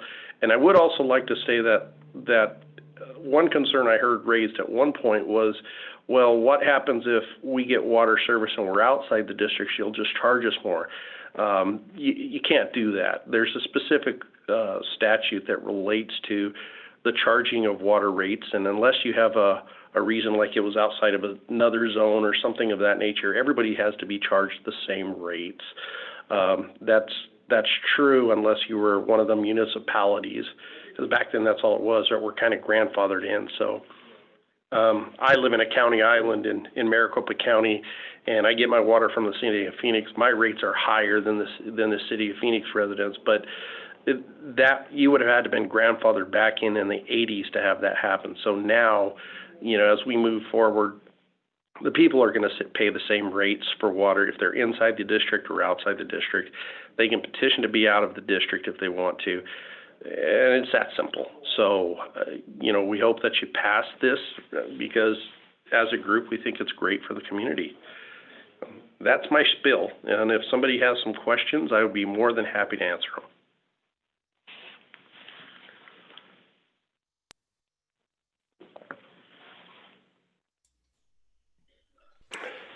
Thank you. Are there questions from board members to Mr. Ween? Madam Chair, if I could. Yes, go ahead, Supervisor Babbitt. This is Supervisor Ryan. I would sorry. never want to try and replace Supervisor Babbitt. I apologize. Oh. Supervisor Ryan. I would never want to be confused as Supervisor Ryan. And we'll hold our tongues beyond that. The Madam Chair and Mr. Weems, in terms of this, just for the sake of clarification, can you explain a little bit more of the function of the district if you have, and as I understand, the decisions based on the parcels being drawn into the district by land rather than being attached to the utility. But I might be incorrect, and I need to be corrected on that. However, the function of the district, if only a portion of the members opt into the district in the utility itself. I'm just, I need to know a little bit more about the function. Sure, Chairwoman Archuleta, Supervisor Ryan. As a practical matter, everybody will continue to receive water just like they are now. As long as they pay their bills for the water they use, they'll continue to receive water service. It's that simple, and they'll receive it at the same rate that all of their neighbors do. That's as basic as I could make it.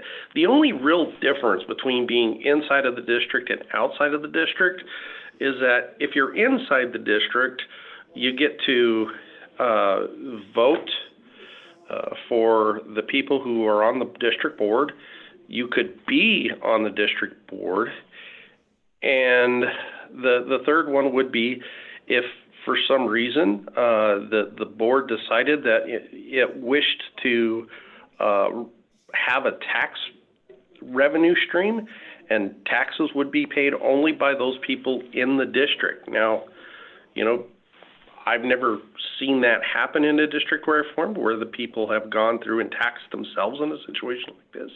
They actually, like to have the revenues from the water sales pay for themselves. But if the 5 board members decided that it was a good thing to have a revenue stream of taxes, they could have that option, and the people inside the district would be taxed. People outside the district would not. So, that's really the practical matter of how that is divided between inside and outside the district. Supervisor Ryan, did I answer your question?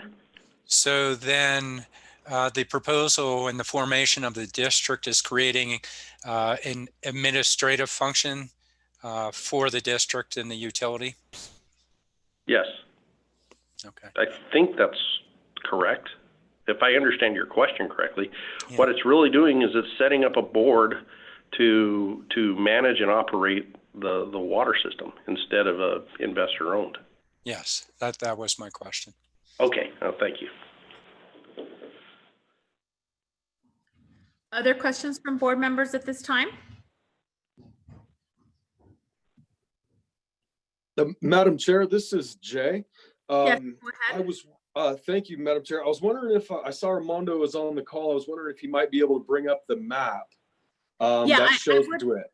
Sure, yes, I would like that. Let me just see if there's any questions of other questions of Mr. Ween. Then I was going to ask Mr. Ween actually if he had any exhibits that needed to be put up on the screen. But I also know that in consultation with our county assessor, Mr. Reese, I did ask if we could see on the map the petitions that were received and turned into the county in order to for tonight's hearing. And so, but let me just see if there's any other questions from board members just at this moment.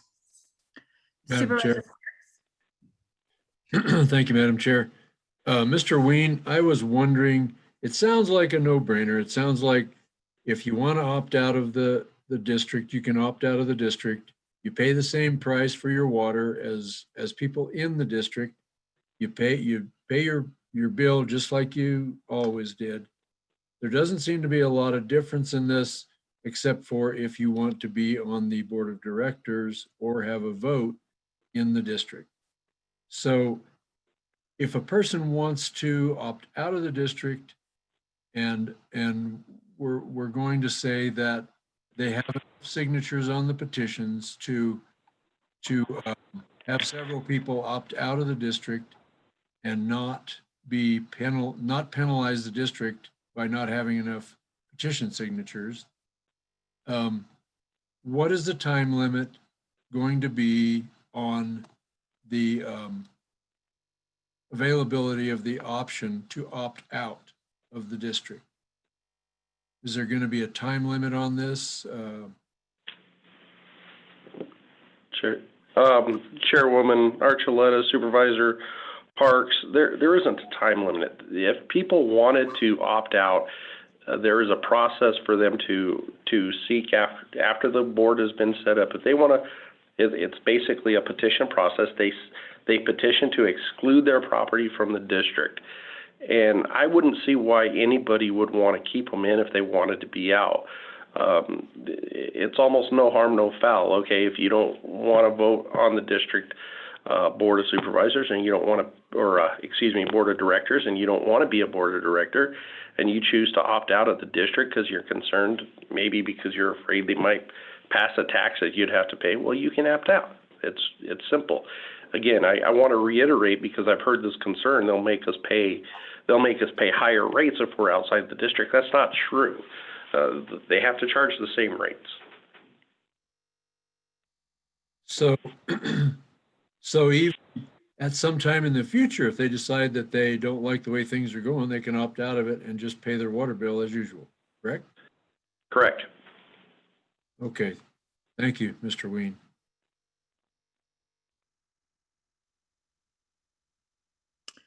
Okay, thank you. Mr. Ween, did you have any, I know there in the board's packet, there are exhibits. Is there anything that you're showing on your screen this evening that you want us to see right now? Chairwoman Archuleta, no, not at this time. The petitions are in place. I know you have a whole packet. I've spoken to Miss Lindsay Daly, who I would like to say in closing that the county staff, and particularly Miss Daly, have done an excellent job in shepherding this through and helping. Lucinda, as always, did a great job, and the other staff as well. It's just been very helpful in making sure we get everything through the process, so it's very much appreciated. Okay, thank you.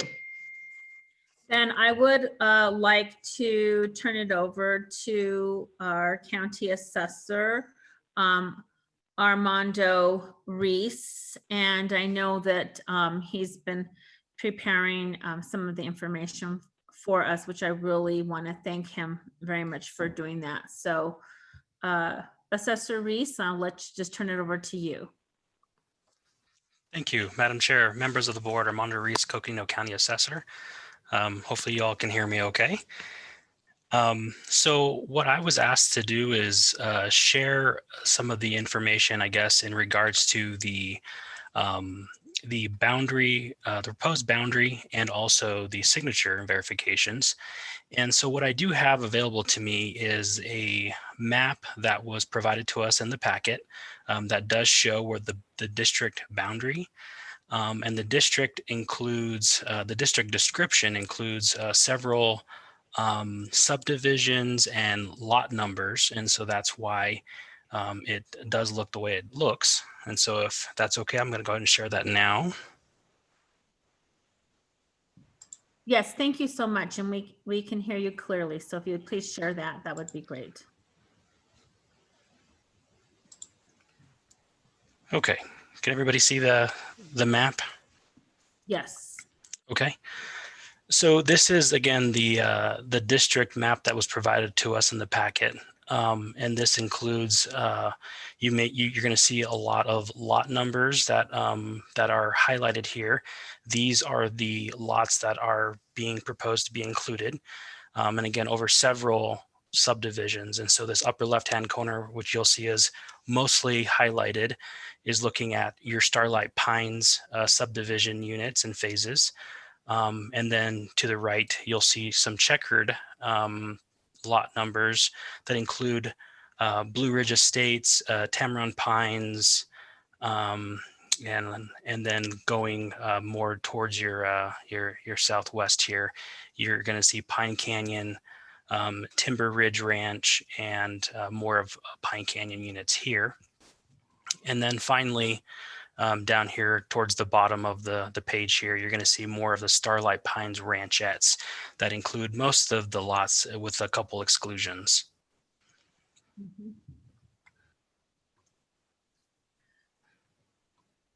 So that's what that was provided to us as far as the district lots that were being proposed to be included.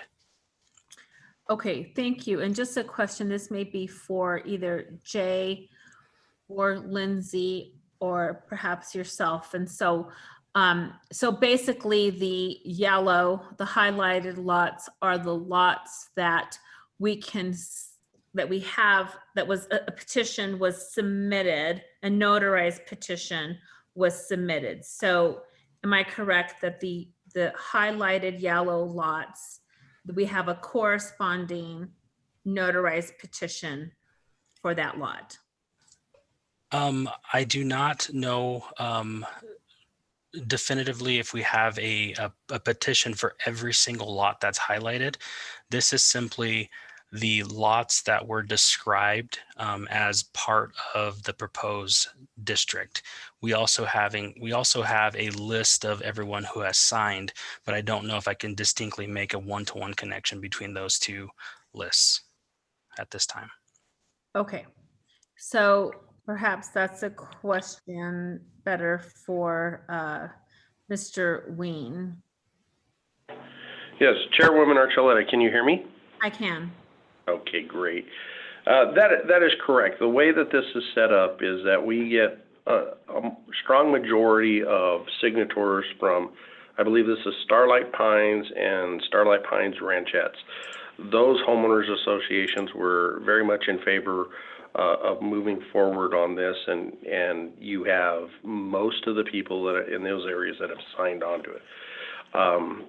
We didn't get the same sort of cooperation from the HOAs in the other areas, and so the numbers and the signatories were down, were not as strong in those areas. So we got some petition signatures that they wanted to be in the district, but not this clear majority like you did in the other areas. So instead of trying to include all of those people into the district, we just said, you know, we would include them in a case-by-case basis. So if they signed the petition, they were in. Okay. Supervisor Archuleta, can I follow? Yes, go ahead. Madam Chair. Thank you, Madam Chair. This is Supervisor Ryan. As I understand, the lots that were signed in are the lots that are being used as the numbers to form the district itself. The lots that did not sign in are not included in the district boundaries. Is that correct? That is correct. Okay. And I'll just ask a further clarifying question. So the HOAs, let me ask this question. So the HOAs of two of the subdivisions or the developments that you mentioned, do you have signed petitions for every single member that makes up every single property owner that makes up the boundaries of the HOA, or you have basically the HOA, the HOA that governs made that decision? Chairwoman Archuleta, no, the HOA didn't make that decision. I mentioned the HOAs because they were very instrumental. Starlight Pines and Starlight Pines Ranchettes, they really pushed hard to get the signatures, and that's why we have such an overwhelming number of those two subdivisions who have signed. Now, I'm not trying to mislead anybody or misstate the truth. Not everybody in Starlight Pines or Starlight Pines Ranchettes signed, and there are some areas that we specifically excluded because, as I said before, when we went to those communities and we said, okay, it looks like a strong majority of you are included in the district, and we sent out another letter just to make sure at that point, saying, look, we're going to include both Starlight Pines and Starlight Pines Ranchettes. We're going to include all of these subdivisions. So if you do not want to be in the district and you're in these subdivisions, please let us know. And that's why you'll see a couple of those darkened areas in those maps where we've excluded specific people in Starlight Pines Ranchettes mostly, where they said we don't want to be in the district, so we excluded them.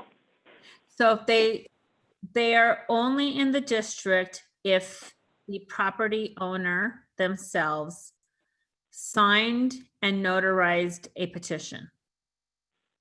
Is that accurate? No, let me take another shot at this. If you were in Starlight Pines or Starlight Pines Ranchettes, those areas are included in the district because we had such a strong majority. We included the entire subdivisions. So what we did in those areas, that after we have gone through the process of collecting the signatures, we sent out another letter and asked people, okay, these two subdivisions are going to be included in the district, all of them. Okay, even if you didn't sign on the petition, we are going to include this area. So we sent another letter that said, please tell us if you don't want to be in the district, and we will exclude you if you live in those two subdivisions. And we did get a few letters. I'm going to say there's about 6 or 7, where they said we don't want to be included in the district, so we excluded them. Again, the point here is we don't want to keep people from being included in the district if they don't want to be. But when you have a clear majority and you have a big number of these two subdivisions that want to be included, yes, we included even those people who did not sign the petition, but we did offer them a second chance to tell us if they did not want to be in the subdivision. Does that make sense? It does. So for those two subdivisions, people opted out. Yes, exactly. Because it was just such a strong majority, we gave them the opportunity to opt out if they wanted to. In the other subdivisions, we only included the people that actually signed to be in the district. That opted in. And Correct. in that case, for opting in for the other two subdivisions, that was a notarized petition. Correct. Okay. So give me the two names of the subdivisions again that you had to opt out of. Starlight Pines, and I think it's Starlight Pines Ranchettes. It's the two, if you see the map that was put up, it's the two that are all blocked out in yellow. Sure. And Assessor Reese, can you put that up again, please?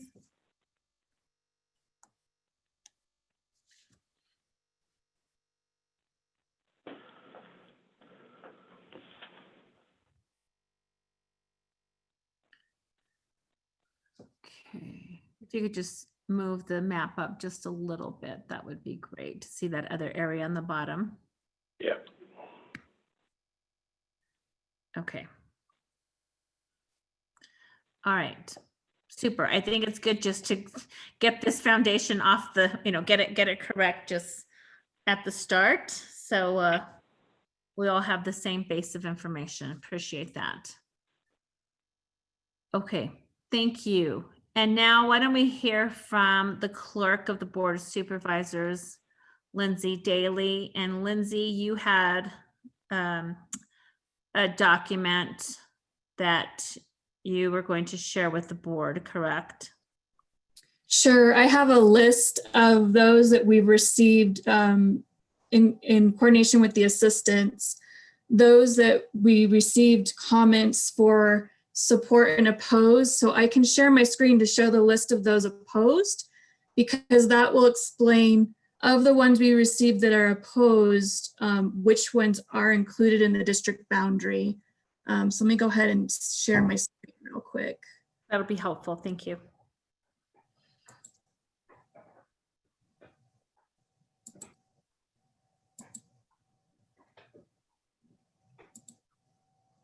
Okay.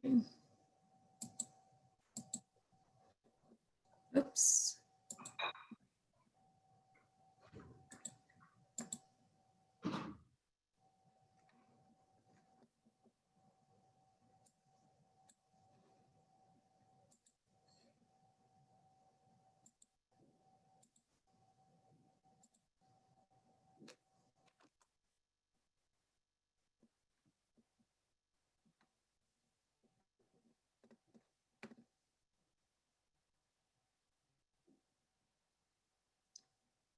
You know what, Eric, I'm getting a message that is not allowing me to share this. If I email it over to you, can you put it up on the screen for me? Certainly. Okay, just stand by, everyone, while we work through just this little technical glitch.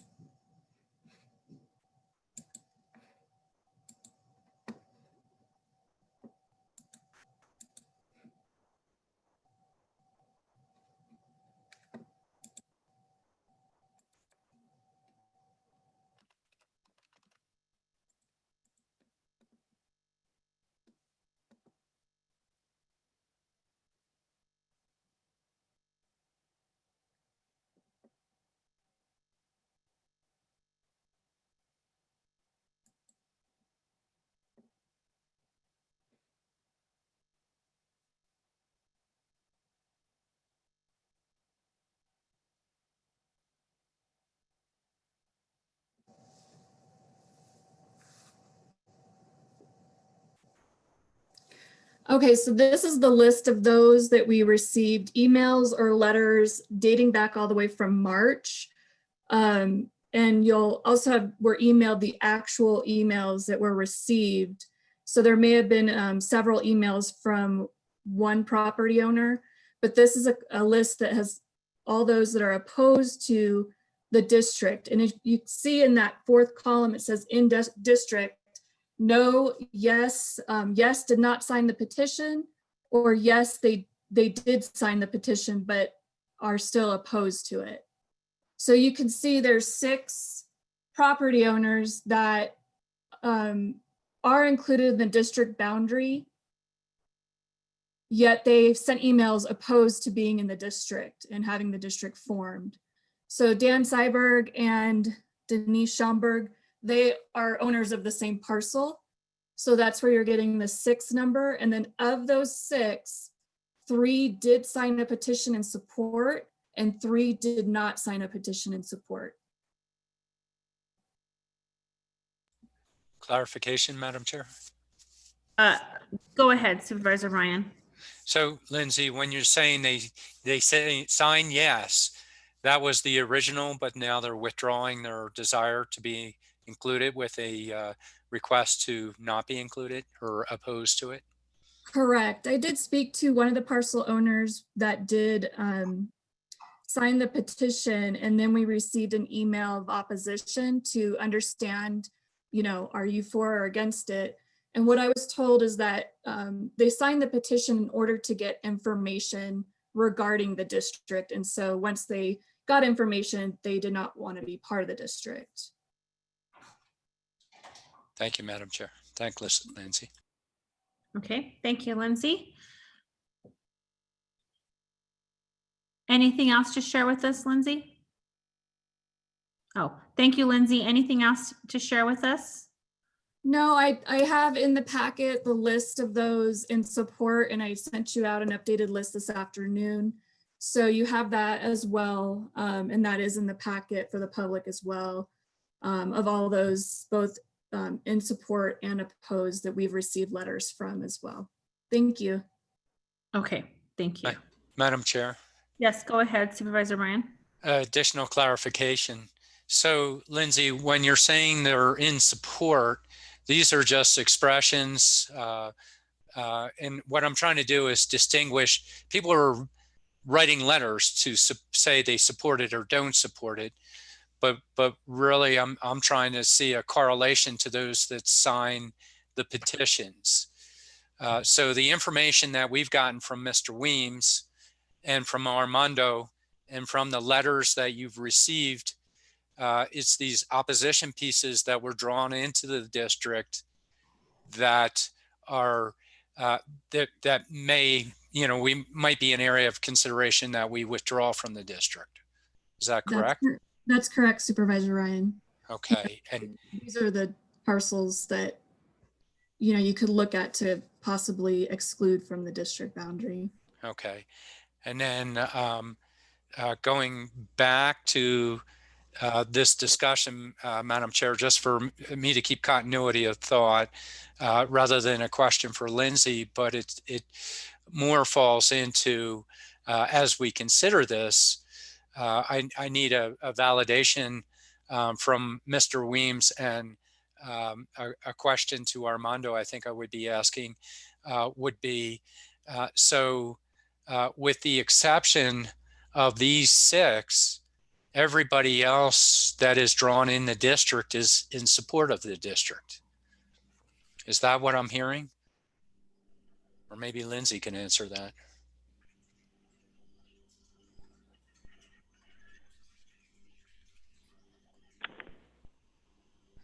Madam Chair, I'll ask that of the applicant. Yeah, I think so. That would be best. Mr. Weems? Great. Thank you. I appreciate that.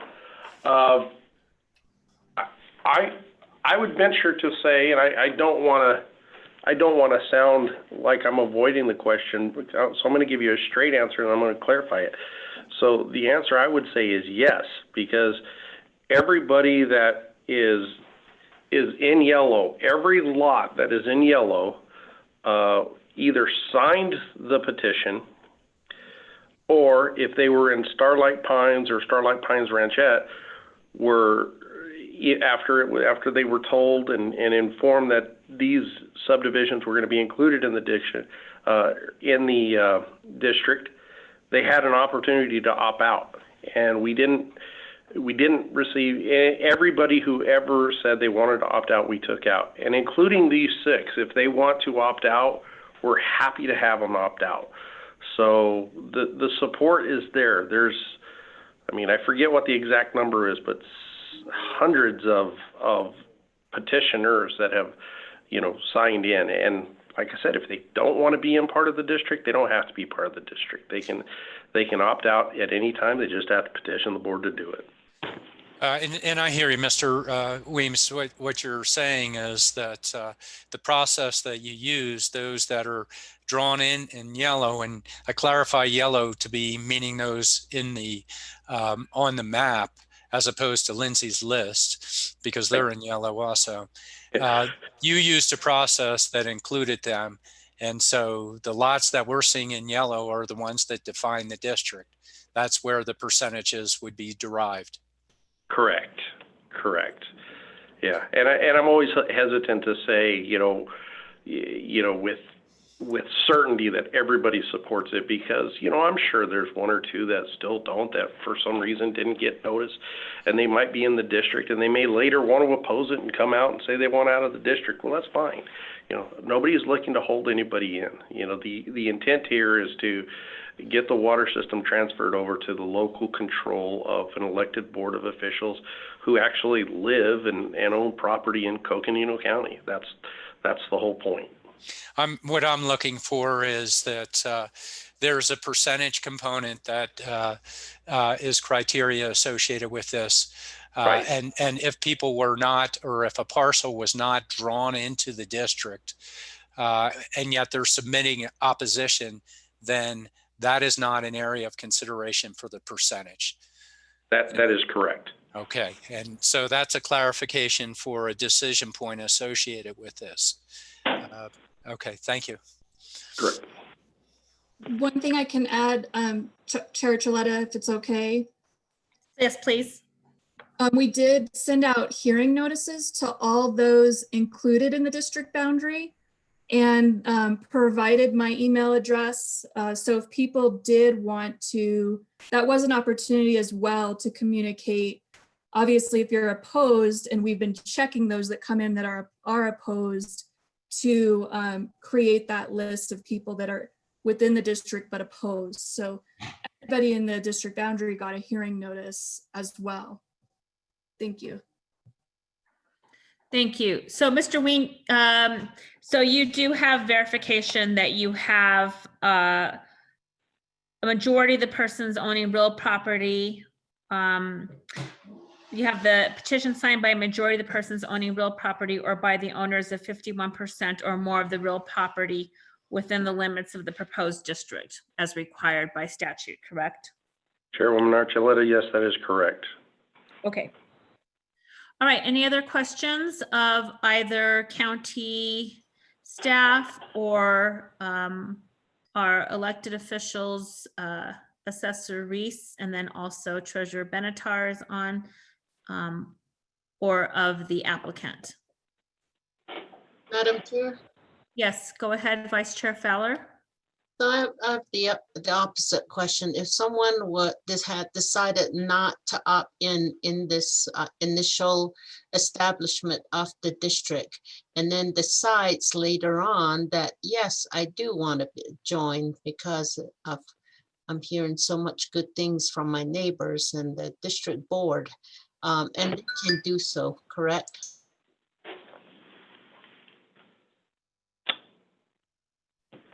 Go ahead, Mr. Ween. I'm sorry, I had noise on my end. Could you please repeat the question? Yes, Vice Chair Fowler, if you could repeat the question, the connection was bad. If you would please do that again. Okay, thank you. If, let's say someone decided not to opt in during this time of establishing the district, and then later on decides that, yes, I really do want to join the district, and it's open so that people can join in as they come along. Even the new, let's say new owners came in, new homeowners, and they decided to join the district. They are open to do so, correct? Chairwoman Archuleta, Supervisor Pollard, yes, that is correct. They could join at any time. Thank you.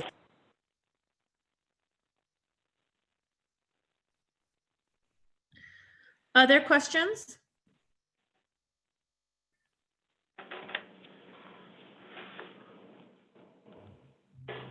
Okay. Well, thank you very much. I am now going to move us towards the public. This is a public hearing, so I'm going to open it up to members of the public.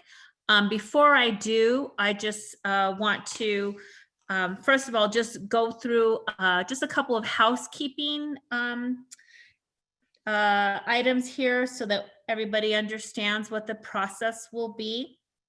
I will open up the public hearing, and members of the public will have 3 minutes to basically communicate to the Board of Supervisors their thoughts. It's basically the way it works with a public hearing is there's one time to talk. Everyone has one opportunity. So we can't engage in a dialogue during the public hearing, but if you have questions, I will be writing them down, and then board members can ask those questions of staff or of the applicant. But we're more interested in hearing your thoughts. Now, if you have public comment, and for example, if you're in favor or not in favor of the district, what we really want to know is if you're in the district right now. And so, because we want to be able to know if you're saying you don't want to be in the district and you right now are counted in the district, we want to know that.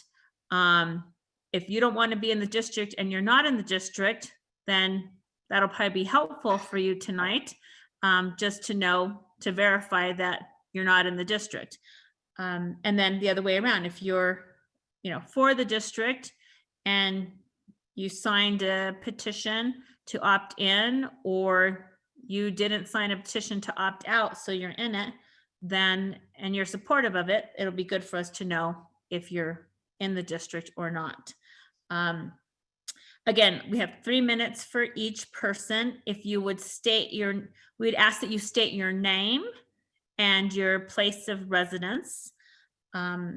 That's during your comment, introduce yourself with your name and your address. That would be very helpful to us. And then I will turn it over to Eric Peterson to again let everybody know how to indicate that you wish to speak. Eric? Thank you, Madam Chairwoman. Eric Peterson, Public Affairs Director. Just briefly, again, if you do wish to speak today, look at the bottom of your screen. There's a raise your hand function. Looks like a hand. We can see 2 folks that have raised their hands already. I have, so you're aware, if you do have a written comment that you would like to make, please use the Q&A function. The Q&A function. That will allow us to document your comment so that the supervisors will have it. And we did have 2 comments put in the chat, which we will document appropriately in the Q&A for the members. So the chairwoman can see the Q&A listed there and all the open questions that may be asked as well. So I just want to encourage you to use the Q&A if you're going to write anything, and then raise your hand if you wish to speak, and the chairwoman will call on you. Again, once the chairwoman calls on you, make sure to unmute yourself. I will turn you on and give you microphone access, but you must press the unmute on your end as well. Thank you, Eric. Appreciate it. So once again, 3 minutes. State your name and your address for the record. The clerk of the board will be timing the 3 minutes. If you reach 3 minutes and you're in the middle of a sentence, I will just kindly ask you to wrap up. And if you would do so at that time, finish your sentence, that would be very, very helpful for us to be able to stick to that time limit. Okay, and I think I'm going to go ahead and have Eric, he is going to assist me with calling on the people to speak. So Eric, if you would call on our first person, that would be very helpful. Great, thank you. We have Dan Seberg, I believe is the name. I apologize. Make sure to unmute yourself, Dan. Can you hear me? We can hear you well. Thank you. Great. Well, Chairman Archuleta, I really like to thank you for this time. Listen, I live in 99-2 Coners Ridge up in Starlight Pines Ranchettes. I'd just like to say there's been a total lack of information provided to the people. So I think a lot of them are making these decisions blind, including myself. My wife and I voted yes, and then decided to change our vote. With that being said, about 40% of the lots in our area are vacant. They're investment property or just held to be built on. So I find it kind of hard to believe that they're all yellow. So you have a herd immunity or a herd concept saying, which I heard the lawyer say is, well, we had so many people that we just decided to make the whole properties, i.e. the subdivision, vote yes. Okay, let it be known that John Ritter is the homeowners director of Starlight Pines Ranchettes. That's just a fact. So I find it a little hard to believe that everybody but 3 people opted out, or that he got that many people to respond. Next, the biggest point I have on this whole thing is the purchase price. Who's negotiating this? I mean, it is, from what I have seen and what I understand, they want $2.3 million. I mean, I'm going to use this analogy and then I'm just going to throw my time back at you. I buy a car in 1990. I drive it, I put 300,000 miles on it. I pay $20,000 for that car in 1990. Now in 2020, I want to sell you a car with 300,000 miles on it, but I want to sell it to you for $40,000. The math doesn't add up. And I will end with this. I do mergers and acquisitions for a living, so the numbers do not add up to me. You are going to have an increase in the rates no matter what you do. And they're going to be substantial. You know, and it is going to affect people's livelihoods. That's it.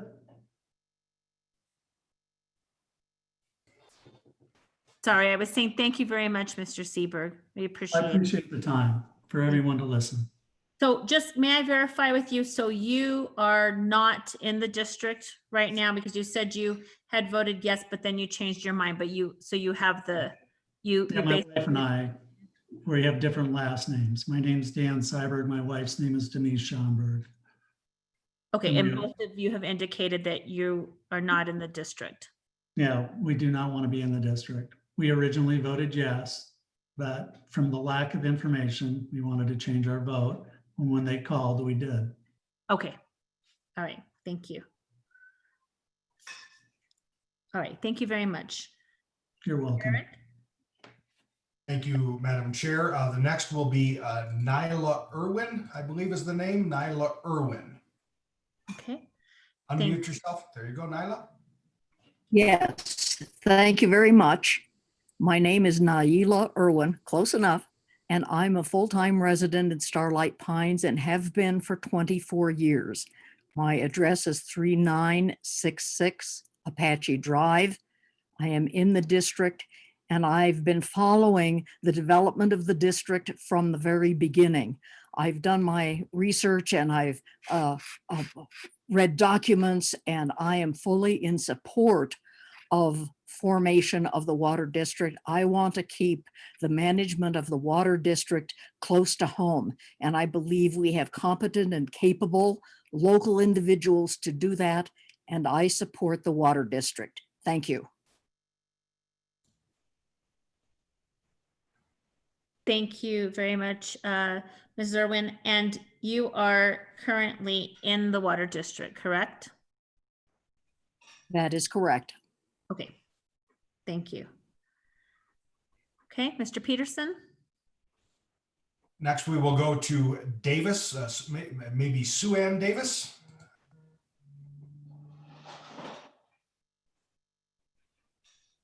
Can you hear me? We can hear you now. Thank you. Thank you. Yes, my name is Sue Davis. I am currently a customer of the Starlight Water Company. And when the district is created, I will be a member of the district. I have signed a notarized petition to be in the district. I'm a homeowner in Starlight Pines. I live at 3434 Starlight Drive. I've been there since 2004. That's in the Blue Ridge area of Coconino County, District 4.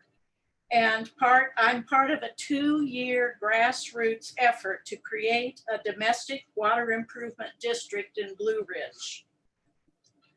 I believe a domestic water improvement district will maintain local control over the water delivery system, will ensure reasonable and fair water rates determined at the local level, and continue providing quality water for over 1,600 Blue Ridge property owners.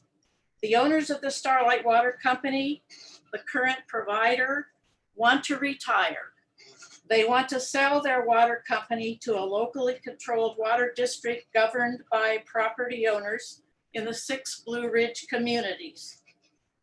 The purchase price has not been determined. It will be negotiated for a fair price when we get to that point. So I urge the supervisors to approve Resolution 2020-43 to establish the Blue Ridge Domestic Water Improvement District and appoint the 5 interim members of the Board of Directors named in the resolution. I'm disclosing that I am one of the 5 in the petition. Thank you very much.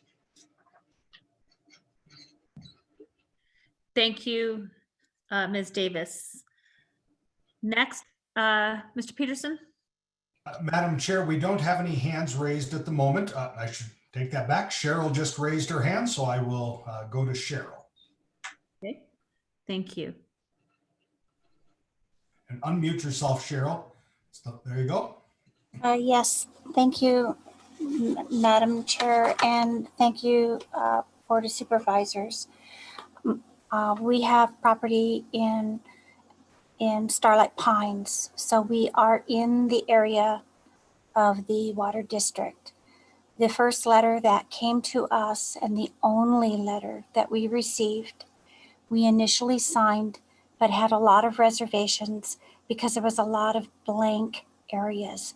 It was very superficial, and the information was just simply, are you interested in it?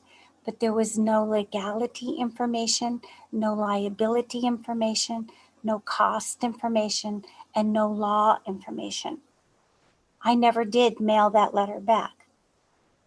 We never received a second letter. So our signatures have not been notarized or recorded by anybody who's keeping that tally going. Our concerns are that we have never received that second letter, so we don't know what it said. And this is my husband and myself, and we're at 4471 Blackfoot. We do not know the board that's self-appointed. We have never heard their qualifications, and that would be really nice if they're going to represent us, that we have an opportunity to know that information. We were told in the initial letter that the rates would go up about $20 per property, but not all those properties are developed. A lot of those are not. So literally the numbers, I'm an RN. Before I was an RN, I was working in accounting for many, many years. Those numbers do not equate to making payments on a $2.3 or $2 million loan or grant. It doesn't seem like a wise investment if you don't have a lot of people sharing the cost. And then lastly, I just would like to know how many of those properties are developed that are going to be water users. What is our liability involved? And then I know that Lindsay said that we would be able to opt out in the future, but that we would have to present an opt out to the board.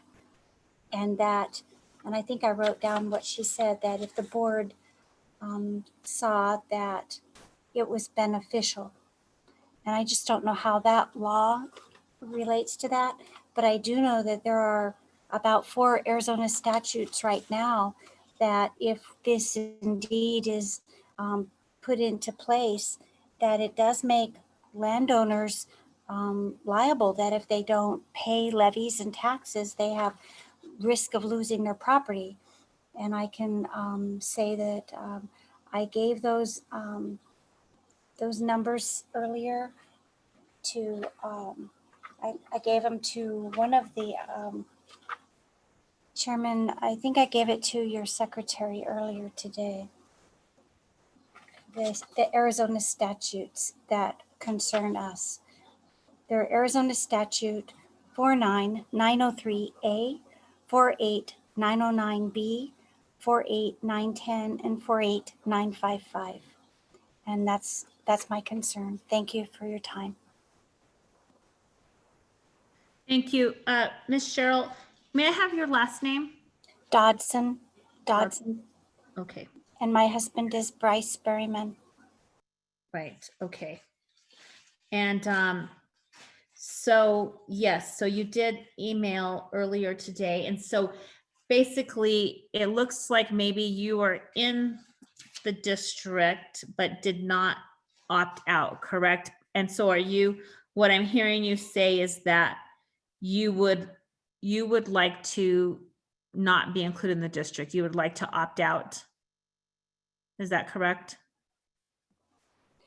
I don't think all of the homeowners have sufficient information. We do not know what that second letter even said. And the first letter was very, very bland on the information, nothing concrete. So basically right now you feel like you don't have enough information to decide whether you would want to stay in or to opt out. Is that what I'm hearing you say? Yes, ma'am. Okay. All right. Thank you. Mr. Peterson? Next, we will go to Robert. Robert, please unmute yourself and remind the board of your last name as well. Yes, hello. Can you hear me? We can hear you. Thank you very much, Chairwoman Archuleta and members of the board there for taking the time to listen to us. My full name is Robert J. Campos. I have a cabin at the Starlight Pines Ranchettes at 604 Ceremony Lane. I live there with my wife, Yadi Diaz, and my 19-year-old stepdaughter, We love our community. I have, in fact, researched this issue very carefully. I've sent all the board members several emails and a lengthy letter. I don't want to repeat myself here. What I do want to emphasize is that I did attend one of the meetings where Mr. John Ritter was trying to explain to the community the benefits of having this water district. I went in with an open mind. I came out convinced that we were being led by a group of people who had not done their due diligence. My understanding is that we have been led by the attorney for Starlight Water Company. I know at the beginning there was a statement that his conflict of interest was not something that you were interested in. However, you're basing your decisions and asking questions of Mr. Steve Wynn when he is not an independent attorney that's been hired by a committee of our community to determine what is in our best interest in an arm's length negotiation with the seller of this water company. From the very beginning, all terms of purchase have been dictated by the water company and Mr. Steve Wynn. So I ask that all board members keep that in mind when you ask Mr. Wynn about his beliefs and his views on this issue. So I think it is relevant that we are being led here by the attorney for the water company. What's really critical here is 48-903C3. The board must make a finding that it is in the public's convenience, necessity, or welfare will be promoted by the establishment of the district, and that the property to be included in such district will be benefited. I have not heard, nor has there been presented any credible reason as to why we should subject ourselves to a water district. There's been no good reason as to why there is a necessity to purchase this company for $2.7 million. We have water, we have good water, we have clean water, we have reasonable rates. And the only reason that I have been given at these meetings is that another company could come in and charge more. That has been the only valid basis to get our community to sign a petition to move forward. Now, Mr. Ween has stated that maybe only 10 or 20%. Mr. Robert, I'm just going to need you to wrap up. Thank you. Have not agreed with this. My understanding is that 43% voted for this. The rest of the homeowners, the majority, did not. Thank you. Thank you. And I will just get a clarification. So you are not in the district, is that correct? No, I voted no when I received the one-sided petition that you could only vote yes. So actually I did not turn it in because the petitions you could not vote no. So I think it's a misnomer to keep saying, did you vote yes or did you vote no? And I'd like for the board to really take a look at that. There was only a one-sided yes. So if you weren't for it, you couldn't vote no.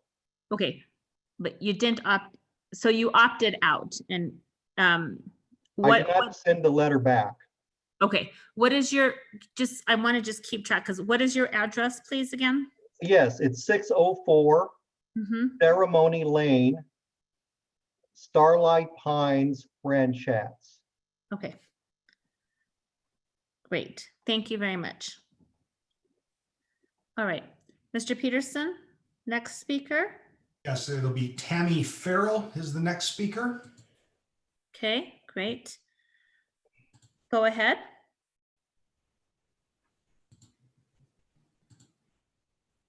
You might, looks like you're unmuted, but we can't hear you.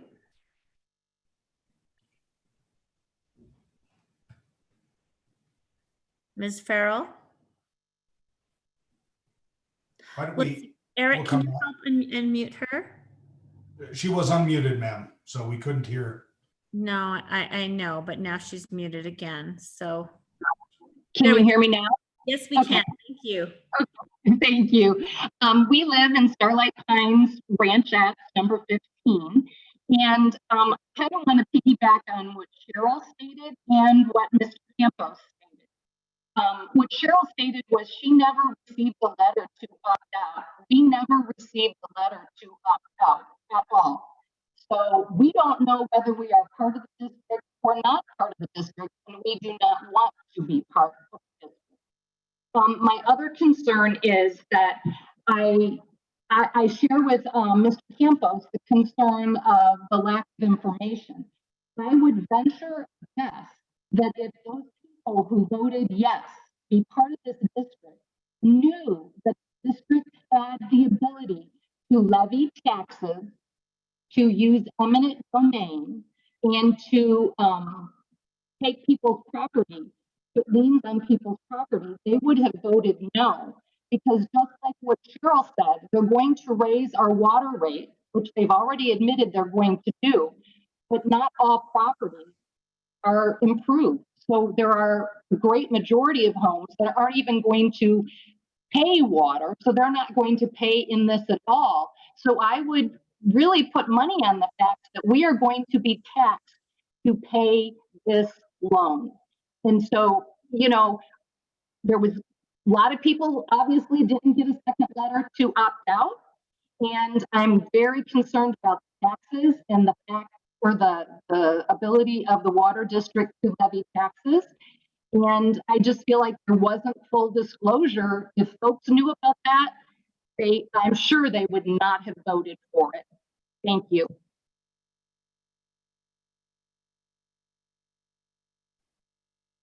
Thank you. And so I think at this particular time, because I'm getting a couple people that said they're uncertain if they're in the district or not, I would like to just ask, I'm just going to stop just for a minute, just because we've heard from, let's see, 4, 5, 6 people. I just want to stop and just verify if folks are in the district or not. So Mr. Dan Seiberg, he says he's not in the district. So Armando, Assessor Reese, can you verify if Mr. Seiberg is in the district or not? Yes, Madam Chair, Mr. Seiberg is in the district and he has signed the petition. So unless there is an action to remove him from the district, he will be included in the district if approved. Okay, so he is in the district. And he said he voted yes, but then decided to change his mind. But currently he is in. Yes, according to the paperwork that was filed for the district, he is included in the district, and we do have a petition that was signed by the property owner. Okay. Thank you. Currently is in, but I heard he would like to be out. Okay, I'm going to just write that. I might need to get Mr. Seiberg on the line again just to verify that. And I'm going to do this now for each one as we go along. That would be a lot easier. And then I have Naila Irwin, Miss Irwin, 3966 Apache Drive. She is currently in the district. Can you just confirm that?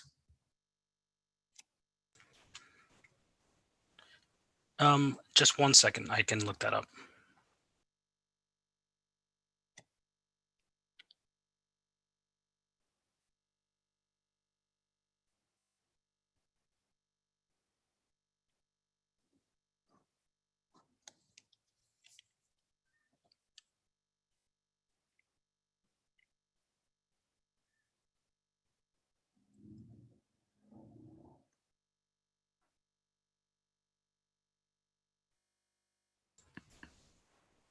Miss Irwin is currently in the district. Okay, and I have down that she wants to remain. Okay, and then Ms. Sue Davis, 3434 Starlight Drive, is currently in the district, is what, can you just verify that?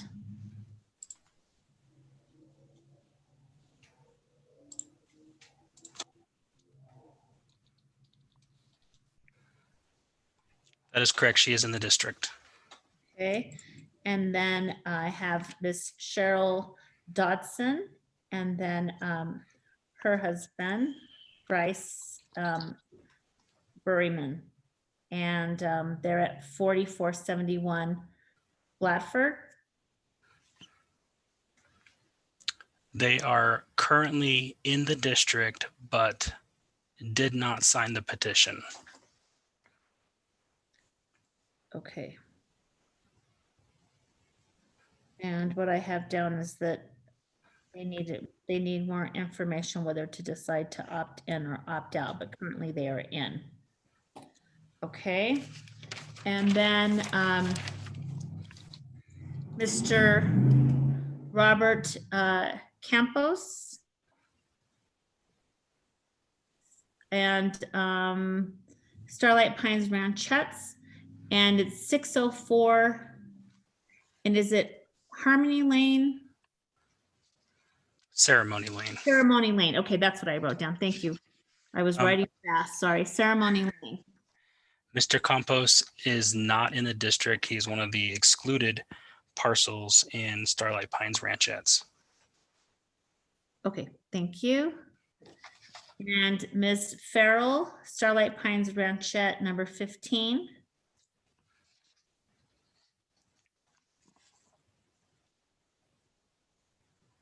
Ms. Farrell is currently included in the district.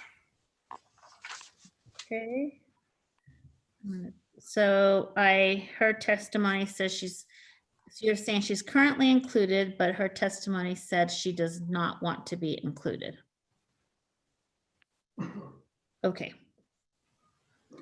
All right, thank you very much. This is very helpful.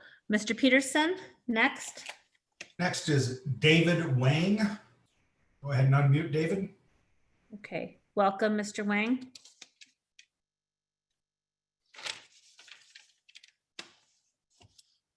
Mr. Wang, you're unmuted, but we can't hear you. Maybe get a little closer to your computer.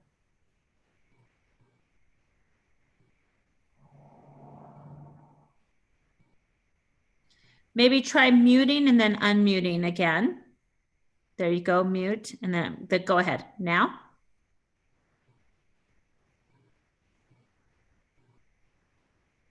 Sorry, we still can't hear you. Now we can. Wait, heard a little bit of background. Hello?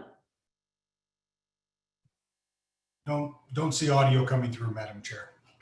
No. Mr. Wang, let me call on one other person and then we'll try to see what we can do well, I will call on you after the next person. Maybe we can help with fixing the technology, or if you'd like, you could call in to the call-in number.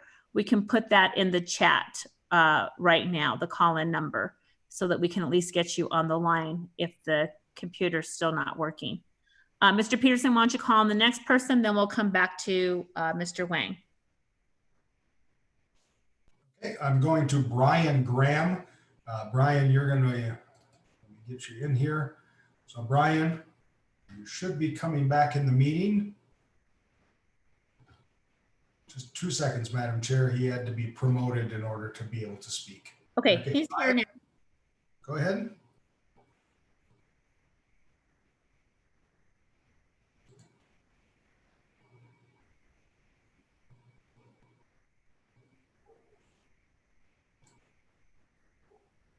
Mr. Graham?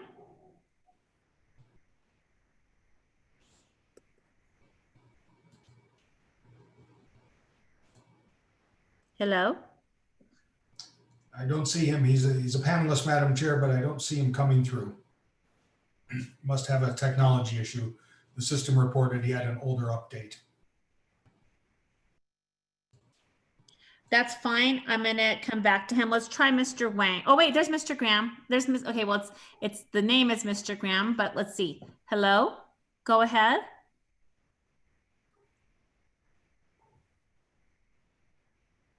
So we can see your beautiful scenery, but we cannot hear you for the Graham residents. Let's put the phone number to dial in using a phone. And that way we can, you could still keep your visual on, but it would be easier then to hear you audio through the phone. Because I think what's happening is there's just a delay, and that's what's upholding the audio.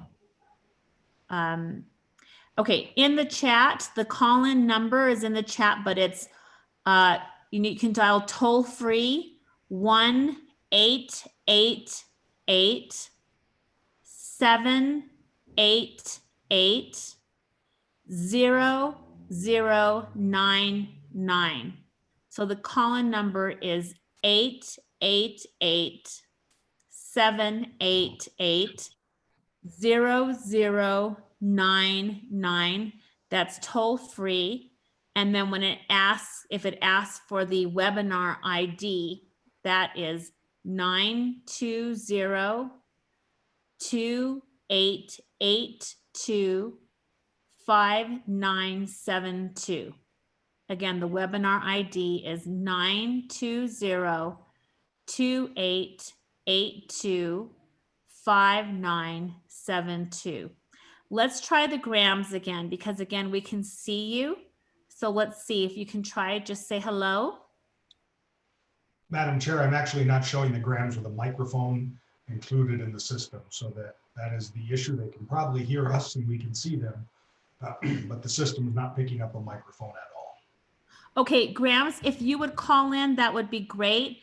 The other fallback position would be you can write something in the question and answer if you want to write your testimony, and then we can read it. That would be the fallback position. But if you can call us, that would be super. Let's go now to Mr. David Wang and see if he has audio. Mr. Wang? Simply unmute Mr. Wang. There you go. Hello?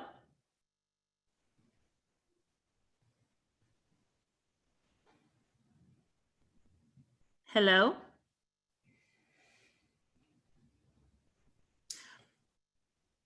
Go ahead.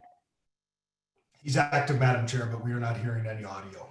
So. Okay, Mr. Wang, if you would do the same, if you would dial into the number I gave, 888-788-0099. Then if it asks you for the webinar ID, 920-2882-5972. And that number is in the chat. So you can see where it says chat, you can find that number. And then again, the fallback position would be if you'd like to write your testimony in the question and answer. If we can't connect, then please write it and it'll be read.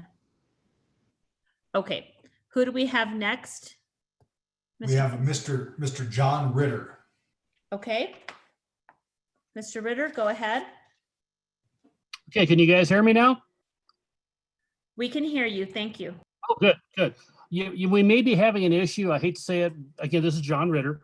I live at 600 Ceremony Lane in the Starlight Pine Ranchettes. We may be having an issue with our technology up here because our Verizon web towers gets overloaded very easily, but that's a whole nother issue, which we'd like the Board of Supervisors to help us with one of these days. But I've been pushing the water district creation for about 2 years with Sue Davis. Again, I'm one of the board members, hopefully, if you guys vote us in. And we have researched with Starlight Water very carefully the conditions of the water company itself, the infrastructure. Obviously, we can't dig up underground, but everything above ground, the Starlight Water has done a very good job of maintaining it. We feel that as a new board, as a new water district, The transition would be pretty much minimal. Yes, the rates will have to go up because we have to buy the water company, obviously, but through the WIFA financing through Arizona, which is the Water Infrastructure Financing Authority of Arizona or something like that, we can get very good rates for 20 years and the rate increase won't be that much compared to our fears of a outside of Arizona company buying Starlight Water and then basically being profit driven and putting in more infrastructure than we really need and upgrading systems that we don't really need and just raising our rates arbitrarily. We've had lots of discussion with people who live in the valley from EPCOR, whose water services are provided by EPCOR, which is a Canadian company. And again, they're profit driven.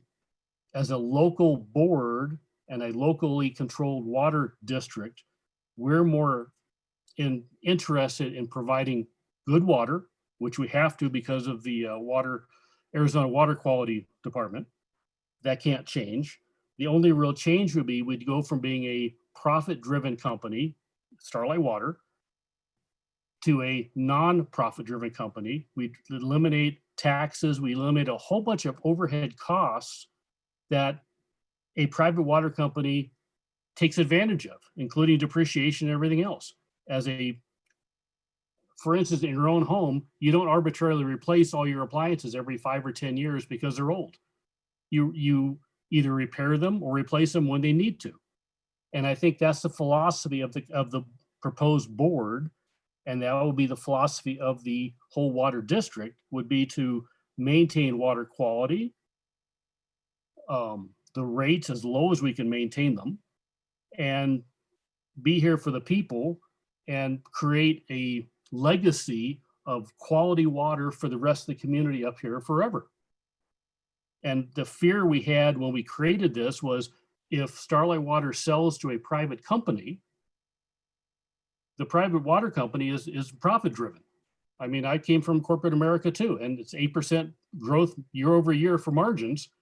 And as a water district, we're not driven by that. We're driven by maintaining costs at a reasonable level and maintaining quality at the outstanding level we have now and maintaining the quality of water, which we have now. I mean, personally, I think we have the best water that I've ever tasted in Arizona. We used to live in Mesa, but that was good water too, but up here it's even better. So you hear my name vilified quite a bit, but that's just people that, you know, I don't think they understand that if Starlight Water sells to someone, they're going to sell to someone. If they sell to us, the local community controls the water. If they sell to another private water company, we lose that control. And this is probably the one chance we'll have in our lifetime to maintain control of our water and our water destiny for us and our children and our grandchildren. And I am in the district, by the way. So thank you very much. Thank you, Mr. Ritter. And you're at. I'm in the district, yes. You're in the district. 600 Ceremony Lane. Correct. Assessor Reese, can you just verify that? Yes, Madam Chair. Mr. Ritter is in the district and he has signed a petition. Okay. Thank you. Next speaker, Mr. Peterson. We're going to go to Albert Butler. Go ahead, Mr. Butler, unmute. Yeah, my name is Albert.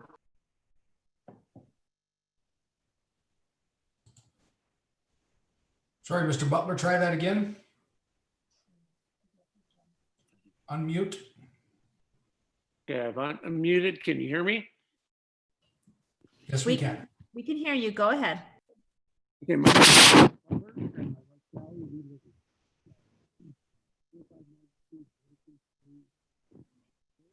Get a little closer to your microphone. We could hear you, but then you faded. There we go. Hear you now. Go ahead. Okay, so my name is Albert Butler and my wife Sally and I live at 2592 Broken Tree Road. I have sent in my petition for yes on the water district. I believe Mr. Ritter has taken a lot of steps to ensure that we can continue to have safe water and affordable water in the future. So I am stating my approval for the water district. Okay, thank you very much. Let's see, Armando, you want to verify that? In terms of a petition? Or I mean, actually being in the water district? Yes, Madam Chair, Mr. Butler is in the district. Okay. All right, next speaker. We're going to Deb. Go ahead, Deb, unmute. Thank you, Madam Chair. My name is Deb Pirtle, and my husband and I have a vacation home up in Starlight Pines. We are 4844 Horseshoe Drive.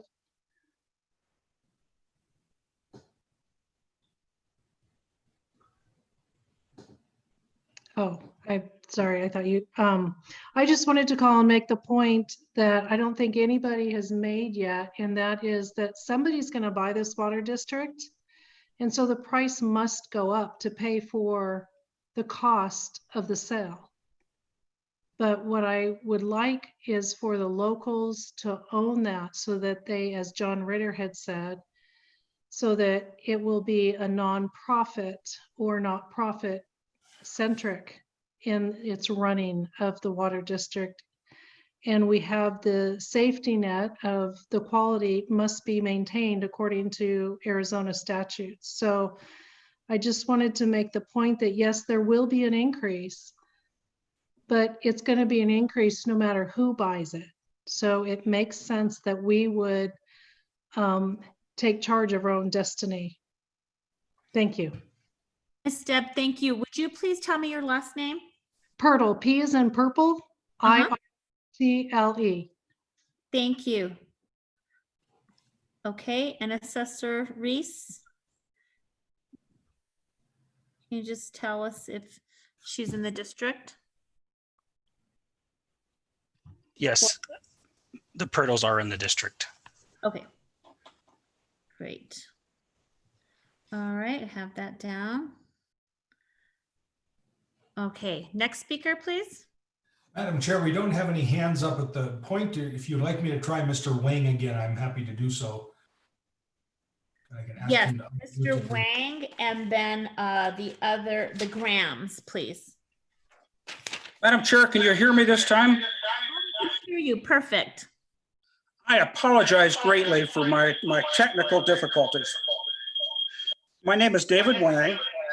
My wife and I own a cabin at 4839 Juniper Drive in the Pine Canyon subdivision. We are most assuredly not in the district. 2 points. First, I've been intrigued over the last hour and a half or so that virtually no one has addressed the petition drive that took place last summer. The organizing committee came out and asked all of us, the current customers of Starlight Water, as well as potential customers of Starlight Water, if we were interested in participating in a water district. They lost. It wasn't even close. 57% of all of the current customers and potential customers Mr. Wang, they did not want to be part of the water district. Mr. And yet Wang, now we're told that there is 80 to 90% support of everyone for this water district. Frankly, that's baloney. And I'm wondering, why doesn't majority rule count? Second point, I've been on the supervisors. Mr. Wang. Yes, ma'am. Oh, okay, Mr. Wang. So there was just tremendous feedback in like a really high pitched voice. It's not on anymore. So go ahead and keep on talking. Okay, is that better? It still has some feedback. I think maybe because you might be on the computer and on the phone at the same time. Is that correct? I have now killed the phone.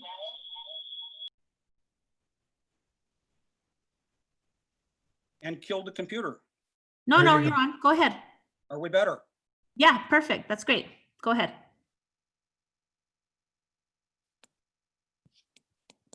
You're on mute, but just, there you go. Keep going.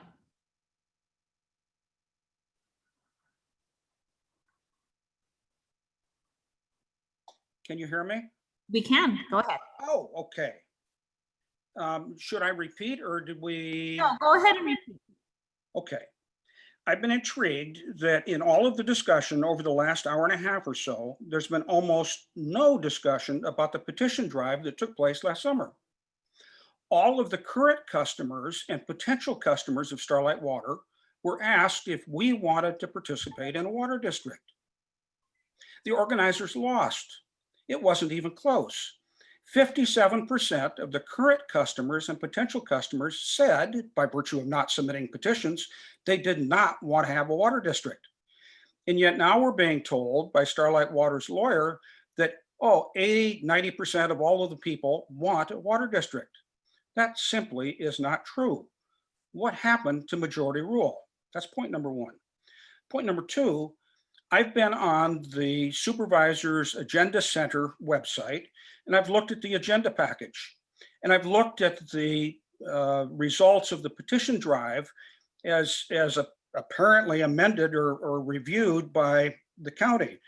And I note that a good many of the petitions may, in fact, be invalid. Some of them are multiple petitions from the same address.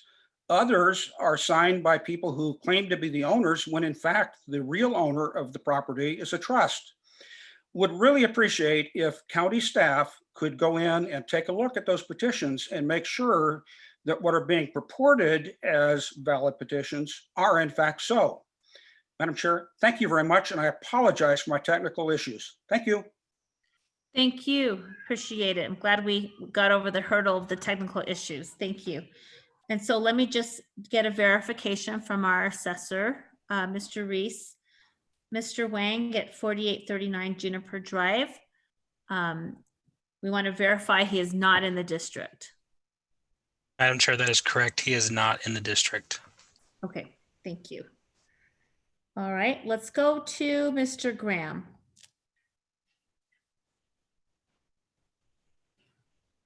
Madam Chair, the Grahams are active, so, but I don't see a microphone attached yet to their system, so I don't know if they're going to have audio. You're on mute, madam. Okay, let's just try. Hello, Grahams?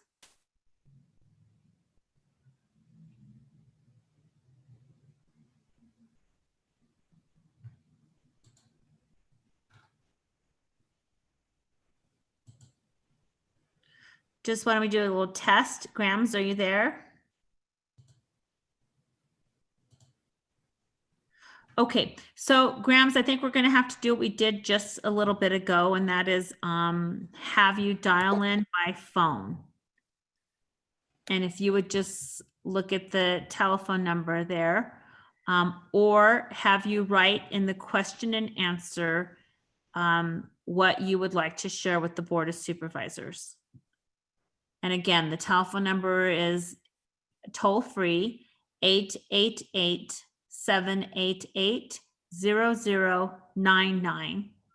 The webinar ID is 920-2882-5972. Okay, Mr. Peterson? Thank you, Madam Chair. We're going to go to Melinda Weatherby. Go ahead, Ms. Weatherby. Unmute. Yes, my name is Bruce Weatherby. I'm married to Melinda Weatherby. I have a soft voice, so I'll speak as loud as I can here. But I just wanted to say that I think one of the basic questions that needs to be asked is whether this is a good deal or not. And from what I can do, I mean, I can just tell you a quick analysis that I just did. And that is if we have approximately 1,600 people or lots apparently cooked up to the Starlight Water right now. But if, let's say, every one of us decide now we don't want to do this, it would cost us, from what I've been told, $20,000 for you to potentially dig your own well and get your own water for your house. So is that the option that some people are saying they want to do? if they're not joining the water district, because that, if you do the calculations, $20,000 for one lot is 100K is 5 lots. 1 million equals 50 lots. 115 lots equals 2.3 million, which I understand is the asking price that people are banting about for selling or purchasing this property. If all of the people, 1,600 of us all decided that we wanted to build our own water source, it would cost approximately $32 million. So my analysis is this is a very good deal to purchase this for the community, to do this for the community, and that people, I don't know, perhaps it could have been sold better along lines like this, I don't know, but I think that looking at it just logically, it seems like this would be something that I would urge everybody to support. My address is 4543 Moonlight Drive in Starlight Pines. And it seems to me, like I indicated, that I think this is a good deal to proceed doing this. And did you say, Mr. Weatherby, you have a couple of lots? Is that correct? That's correct. Okay. 2 lots, 116 and 143. 116 and 143? Yes, Okay. And it's your understanding that you're in the district right now and you wish to remain. Is that correct? that's correct. Okay, let me just get our county assessor to confirm that you are in the district. Mr. Reese? Madam Chair, both lots are in the district and they both have a petition for signature. Okay, thank you. Thank you, Mr. Weatherby. Mrs. Weatherby, thank you very much. Thank you. Next person. We have Bill Patterson next, Madam Chair. Okay, Mr. Patterson, go ahead. This is Mr. Patterson. Can you hear me? We can hear you clearly. Thank you. Thank you. Madam Chairman, members of the board. I live in Starlight Pines, 2570 Roundup Lane. I am a signer of the petition for the Water Improvement District. And I believe that this would be one of the best things you could do for the community, because I've been involved for many, many years in Starlight Pines, where Starlight Water Company has had to go to the corporation for rate increases. And that takes it out of the local control and puts it in the state control. We have members of the community that want to maintain and look at the best interest of the community for water. And I believe for your due diligence, you should also commend them for wanting to do this and keeping that as a local control rather than a control, because this is such a small area. It would have to be managed by somebody out of the area, probably out of state, maybe even out of country. And it would be a for-profit endeavor rather than what is best for the customer. So in your thoughts and with what everyone else has said, I would hope that you would think this is a positive move for the community as well as for the county. Thank you. Thank you, Mr. Patterson. Let me just confirm with County Assessor Reese, 2570 Roundup Lane. If that property's in the district. Subdivision Starlight Pines. Okay.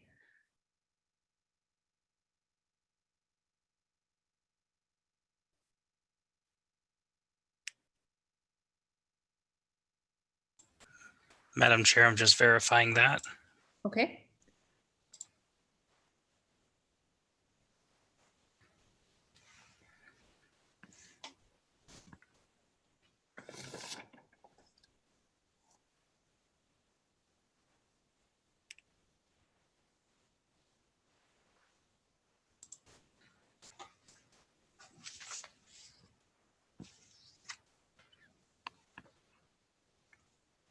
Madam Chair, it's not coming up directly under that, but Starlight Pines is in the district. If there's any additional information such as parcel number or lot number, that would be helpful as well. Lot 244 Roundup Lane. Thank you for that, Mr. Patterson. Lot 244.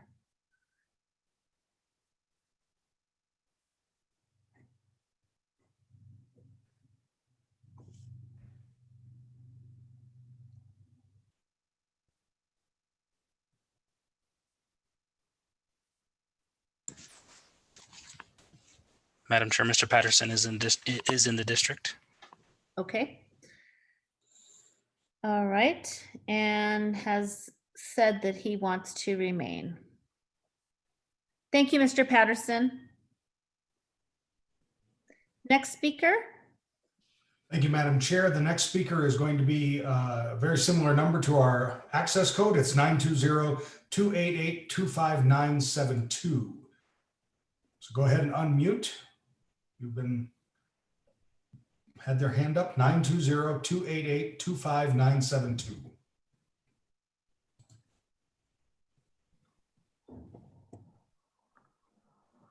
Hello? Hear you.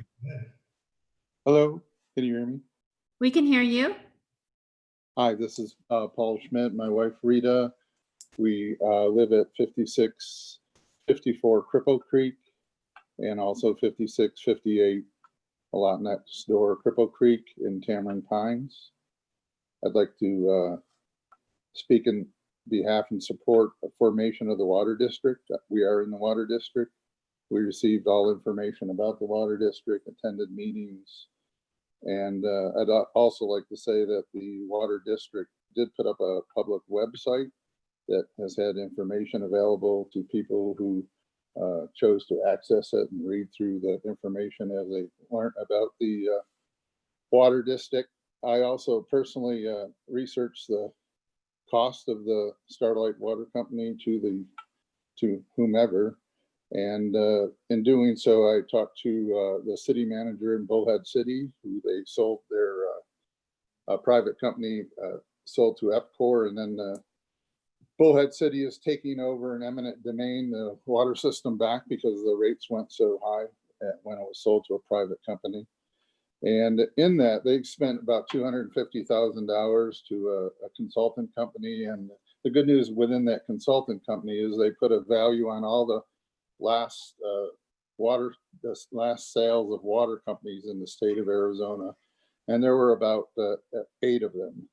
And so they outlined the cost per connection, and we also I compared that to the connections in the area here and how much it was costing for the current connections, not empty lots, and the cost per connection and the cost range being negotiated is well within the price that is being bantered about at either 2.3 or 2.7, or as Ms. Davis said, will be negotiated. So I do feel that the cost per connection is reasonable and that the proposed members have done a reasonable job in evaluating that. I also believe they've evaluated the equipment, and I'm also in support of local control and using WIFI funds. And so I do believe that the cost that's being proposed, that the math does work, as some other people have said that it doesn't. I was a senior financial person at a large corporation in Arizona for 35 years, and I believe the numbers that they proposed work. So I'm in support of it, and thank you very much for your time. Thank you, Mr. Schmidt. Let me just verify that you are in the district. You have 2 lots, 5654 Purple Creek and 5658. Assessor Reese? Madam Chair, both lots are in the district and both have a signature petition on file. Okay, and Mr. Schmidt has indicated that he wants to remain. Thank you. Next person, Mr. Peterson. Madam Chair, we do not have any hands raised at the moment, so I'm sure we'll grab one. How would you like me to deal with question comments? Would you like those comments in the Q&A read to the board? And of course, you can all see them as well. Sure, I think it'd be valuable to read them. It's just, it would be almost mimicking if we were doing this in person, people who submitted sheet but didn't want to speak. So that I think that would be very helpful. While you're preparing that, let me just go back to Mr. Graham and see if the Grahams are able to speak now or if they wish to speak. And so why don't we try that? Grahams, do you want to, if you'd like to speak, go ahead and try unmuting now.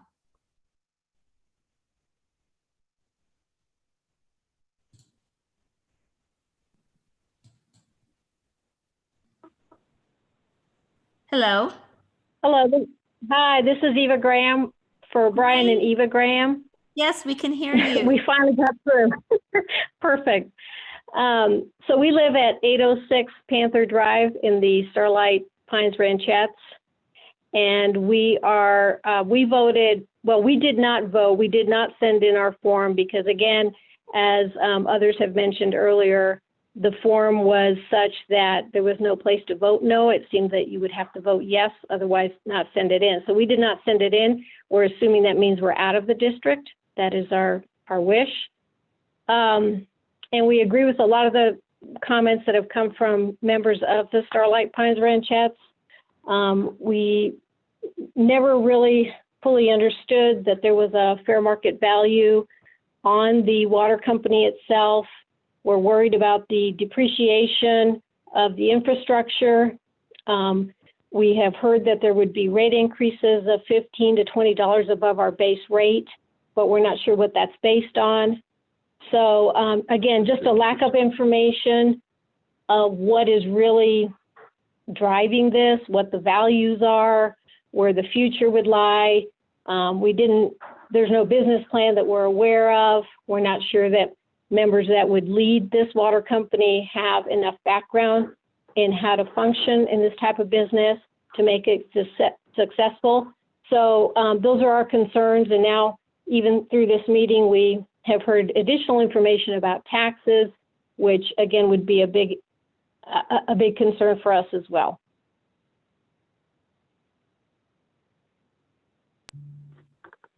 Well, thank you very much, Mrs. Graham. Let me please stay on the line while I confirm if your property is in the district or not. And I have down your address being 806 Panther Drive. That's correct. Okay, let me just check with our county assessor, Mr. Reese. Madam Chair, the Grahams are not included in the district. It was one of the lots that was excluded in the description. Okay, thank you. So, Mr. and Mrs. Graham, you are not in the district, and my understanding from your comments is that you do not want to be in the district. Is that correct? That's correct. Okay, thank you. So you are assured tonight that you are not in the district. Right, yeah, and we're in the ranchettes, there's only 7 to 8 full-time residents. So again, I'm not sure what that previous map that was shown was truly demonstrating. Okay, all right, and so well, I appreciate that. I just wanted to make sure that you knew that there is no paperwork that's been submitted to us that says that you are in the district. I want to verify with you that you are not in the district, and also confirm that what you said tonight is that you do not want to be in the district. You want to be excluded from it. Yes, correct. Thank you. Right. Thank you very much. Okay, Mr. Peterson, do we have anybody else lined up to speak? If not, then we can go to some of the comments. We do have a hand up. This is Randy we are bringing in. Go ahead, Randy. Unmute. Yes, can you hear me? We can hear you. Oh, great. I have several concerns about the formation of this water district. Many of my concerns have been mentioned by others earlier this evening, but primarily the fact that there will be no Arizona Corporation Commission oversight as far as water rates with this formation of the water district. And I'm afraid that the sky will be the limit as far as the increases we see. In fact, an email I received from the chairman of the committee early on made a statement that we could expect at least double and triple our basic rates that we are paying right now. And we have one of the highest rates in Arizona currently with Starlight Water Company. So I don't think people realize how important it is that we are able to keep that oversight by the Corporation Commission as far as our water rates are concerned. The other comment I want to make was concerning this petition drive that happened. We received the petition, but again, as others have said, there was no option to vote no. So my wife Diana and I we didn't mail in those petitions. And there's been such a lack of information through this whole process. There hasn't been any due diligence really done in a professional manner. And no one seems to understand what the expenses could be to replace wells, could replace pipes under the ground, and other types of infrastructure. So the other thing I would like to do is ask a question. If one of the supervisors would ask this question on my behalf, is why Pine Canyon was included in the map when over 85% of our members rejected the idea of a water district. And I'm very curious to get an answer to that question. And I also think that overall, the owners of Starlight Water Company simply did not want to put the water company on the market because they did not want the scrutiny that another potential buyer would have in looking at this water company to purchase. And, thank you for the opportunity to speak, and thank you for your consideration. Thank you. Mr. Randy, would you please tell me your last name and your address? Yes, my last name is Kramer. My wife's name is Diana, and we live at 1893 Pine Canyon Drive in Happy Jack. All right. Okay, and if you just remain on the line, I would like to verify whether you were in the district or not. Okay. I'm going to ask our county assessor, Mr. Reese, to verify that. Armando? Okay.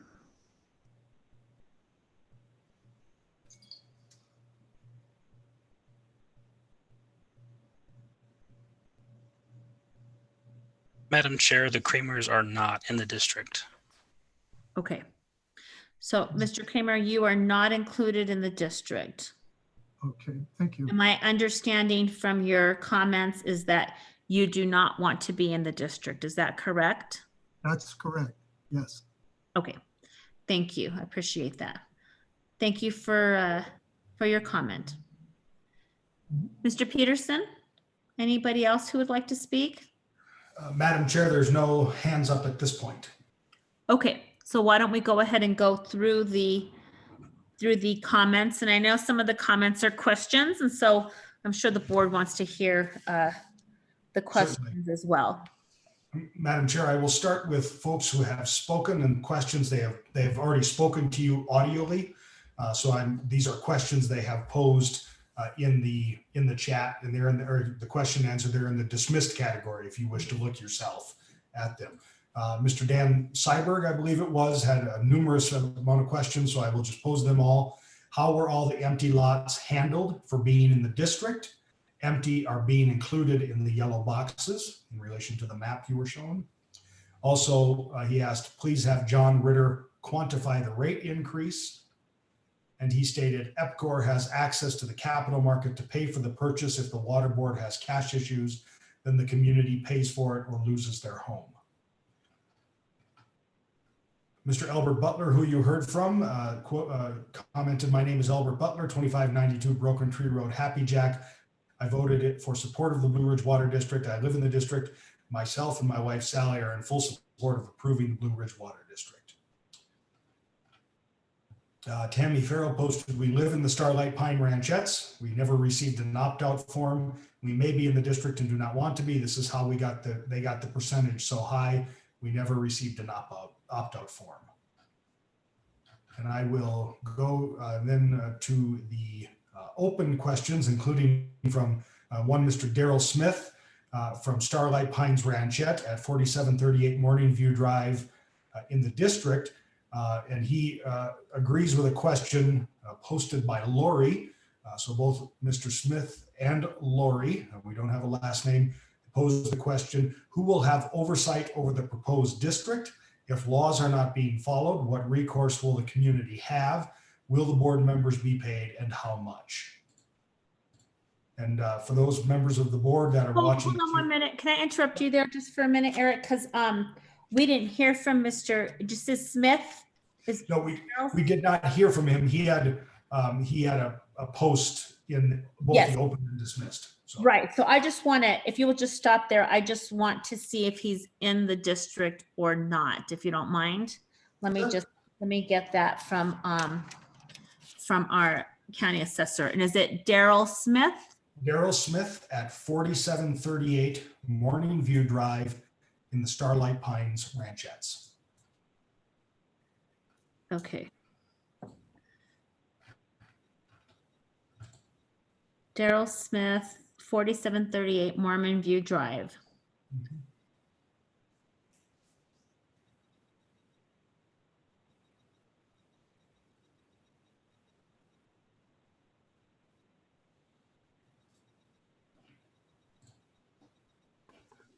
Madam Chair, Mr. Daryl Smith is in the district. Okay, Mr. Smith is in. Okay, can you repeat his comment then, Eric? Because I want to see if he is commenting that he wants to remain or does not want to remain. So, and I just found his other question, which he just posted and asked me to read. He had computer issues at first. He says, hopefully I am not repeating something, but how is someone's property treated if they are opposed to the district, but the district is passed? Will those homeowners now be part of the district and be responsible for any financial responsibilities? Okay, so Mr. Smith, if you could just write in the question and answer, since you're having some technical problems, I would be interested in knowing if you want to remain in the district. Right now, your property is in the district. And so if you would please let us know if you want to remain in the district. And he has just posted yes. He does want to remain. I believe so, Madam Okay, Chair. Mr. Smith, so I'm taking that as you want to remain in the district. You are currently in it. If that is not correct, then please clarify in the question and answer. Otherwise, I'm taking that as you are in and you want to remain. And he clarifies, yes, ma'am. Okay, thank you. Okay, go And ahead. then the last written comment that we have comes from Frank Pettit. He has two questions. One clarifies the first one, so I will combine them, but the members can see them. We own 3 lots in Starlight Pines in the name of our trust, Constant Heritage Trust.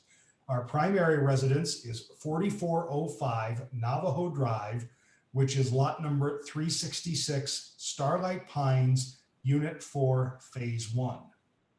We also own lot 428 Starlight Pines, Unit 4, Phase 1, as well as lot 367 Starlight Pines, Unit 4, Phase 2. As owners, we are in agreement with the creation of the water district as proposed in order to maintain local control of our domestic water resources. Okay, so let me confirm with Assessor Reese, those lots being in the district. And Assessor Reese, it's lots 366, 360. 367, but I wasn't sure if it was the same subdivision, but lots 366, 367, and lots 428.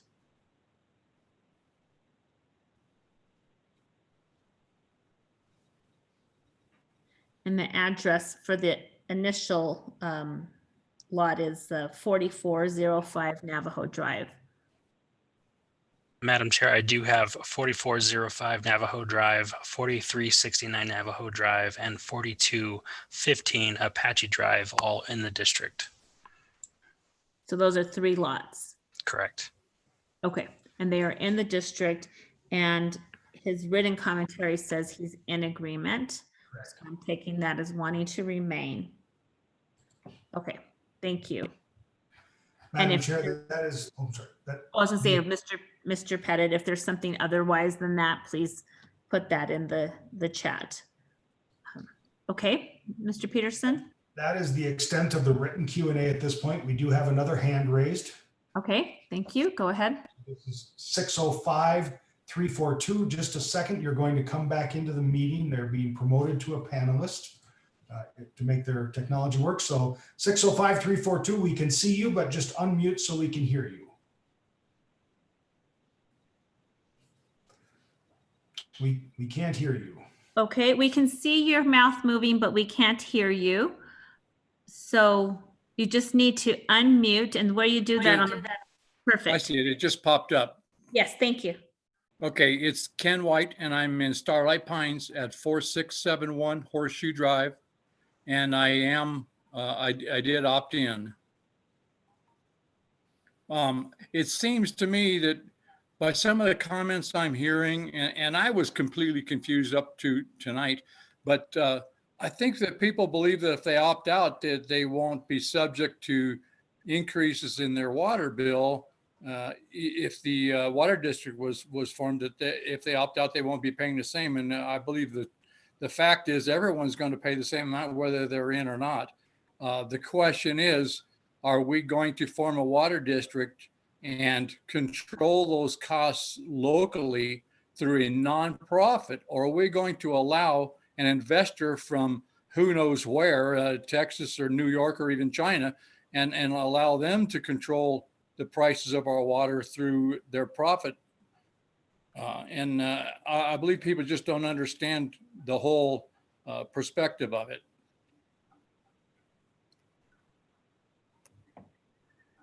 Thank you, sir. And can you tell me your name again? You said it was Mr. Ken?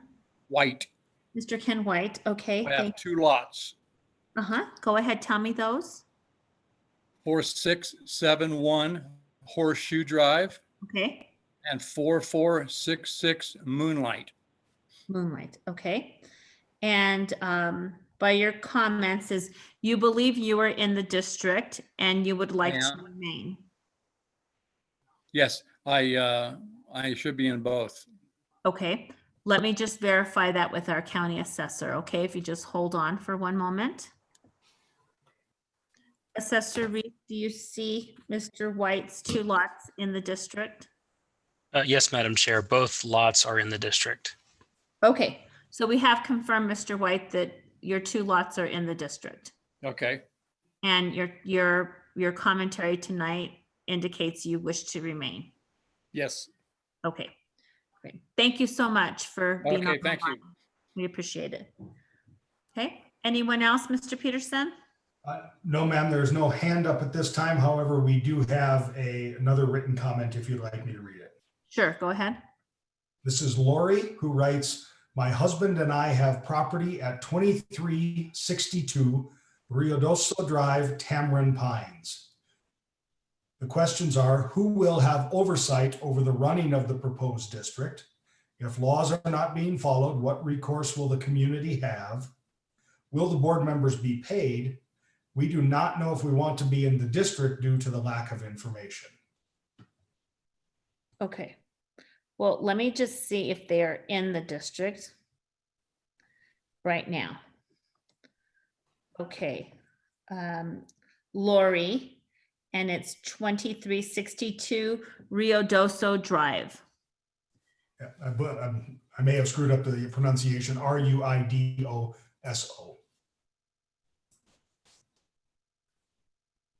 Yeah, ruidoso. Ruidoso. Uh-huh. Mr. Rui should be able to see it as well. So if he Yes. can Q&A in. Okay. Assessor Reese.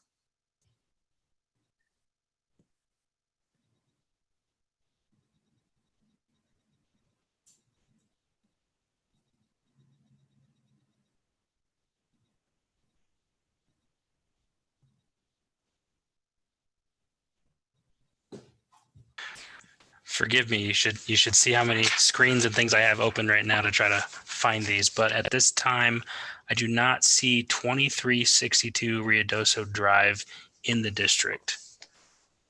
Okay, so Miss Lori, do you have a lot number just to make sure?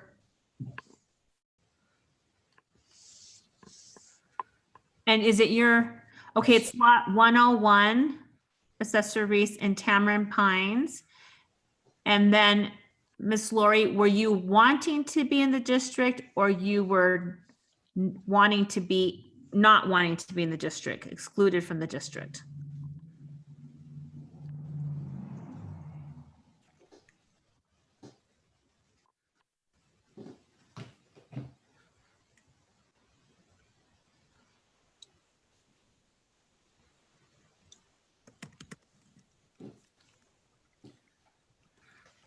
Ms. Laurie says, we did not return the letter because there wasn't a no option. We don't want to be in the district yet.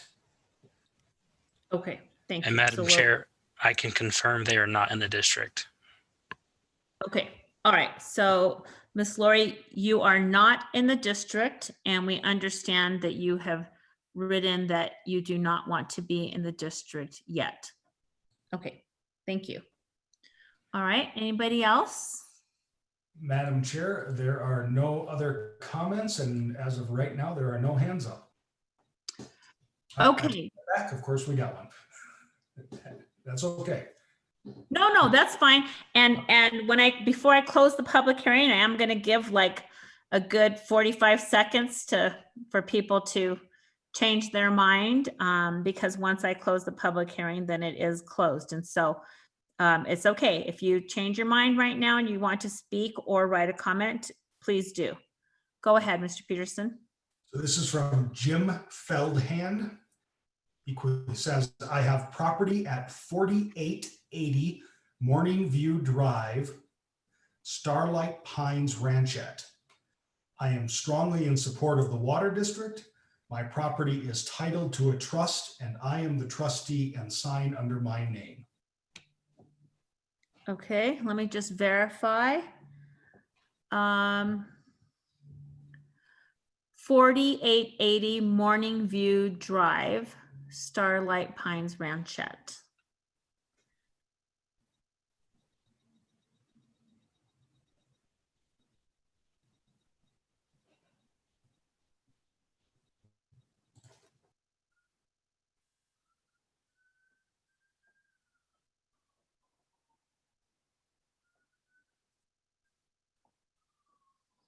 Do you have a lot number, Mr. Felden?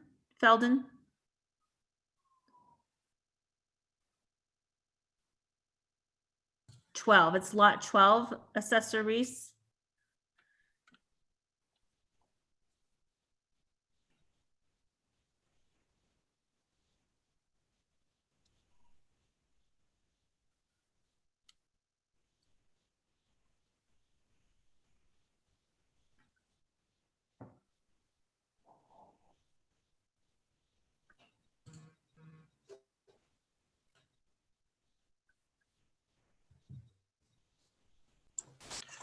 Madam Chair, can we get the ownership name, the trust that the property is in?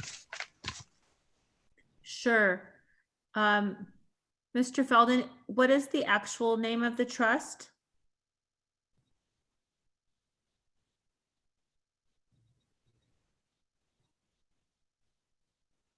It's JDF Griswold. So the initials JDF and then the last name or the name Griswold, Griswold.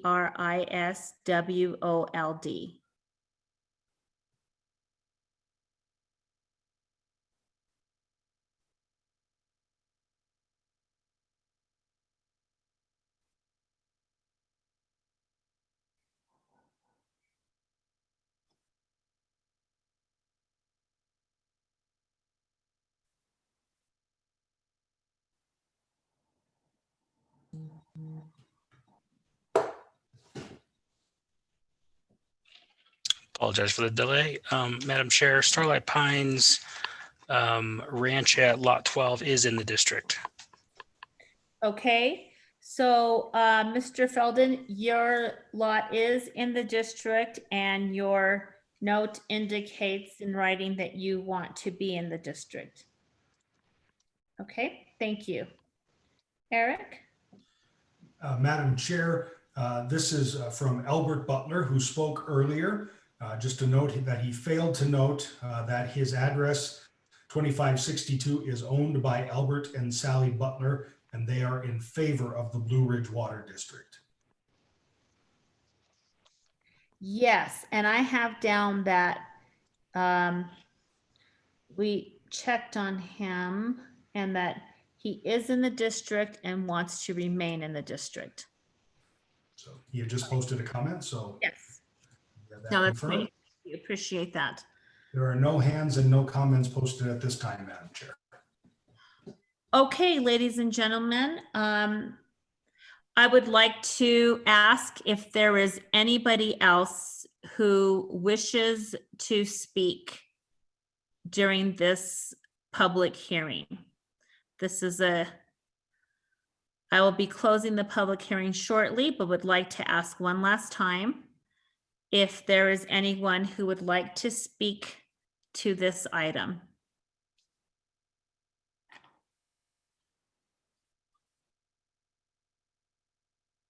One more time, if there's anyone who would like to speak to this item, please do so now.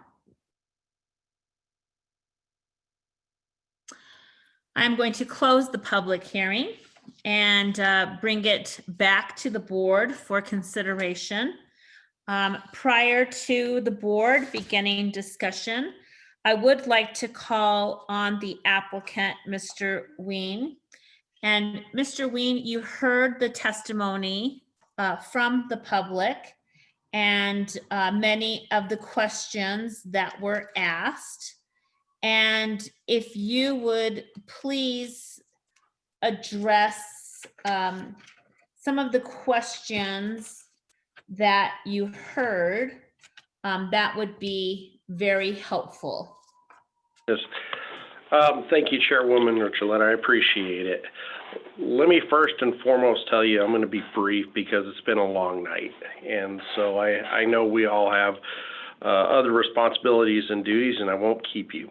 So the first thing I want to talk about is the process. And let me just outline what did happen to make it clear, because we've heard many times that there wasn't enough information provided. In this case, even before the petitioning started, we had 2 public meetings where I personally attended to talk to the public and answer any and all questions. That occurred. When the petitions went out, they went out with letters, they went out through emails, trying to work with the Homeowners Association.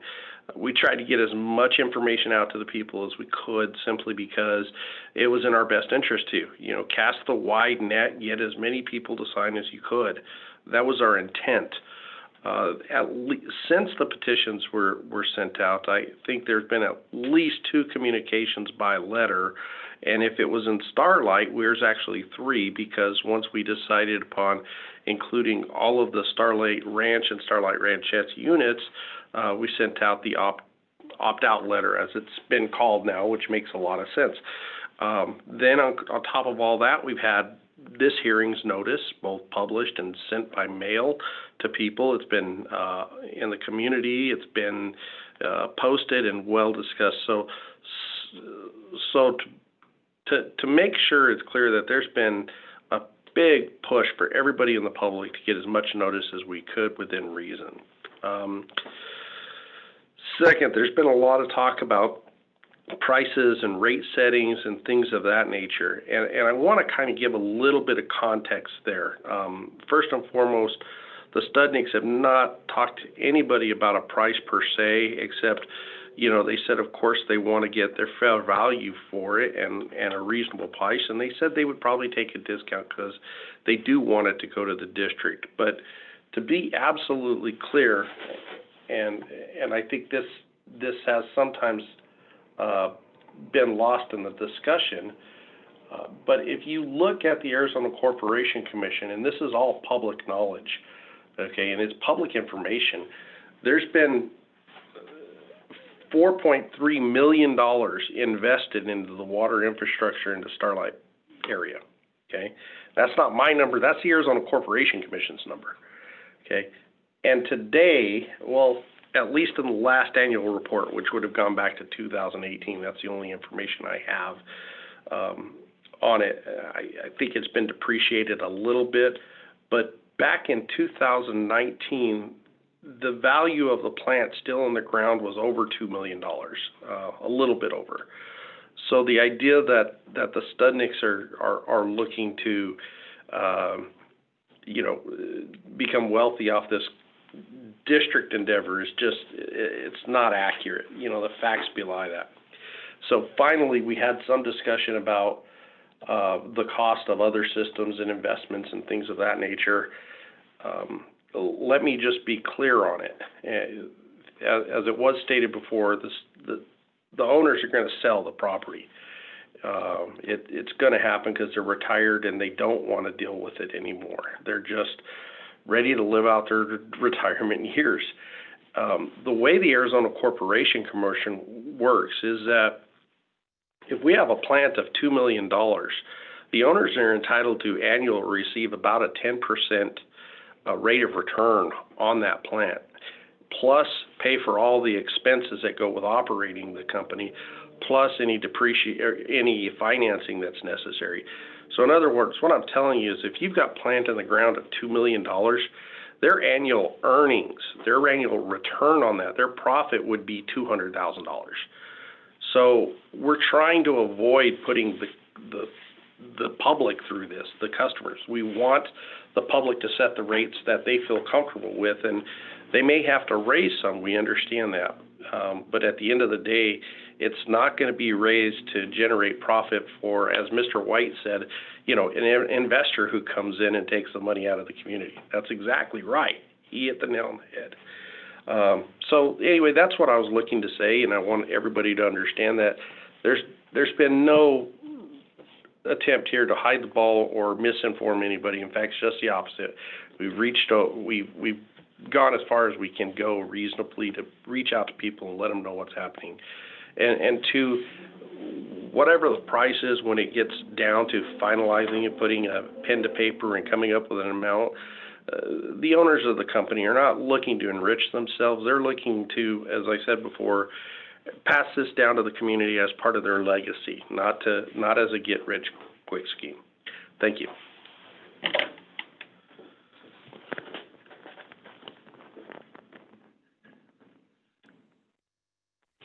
And Mr. Lean, will the board members be paid? I know that was one of the questions.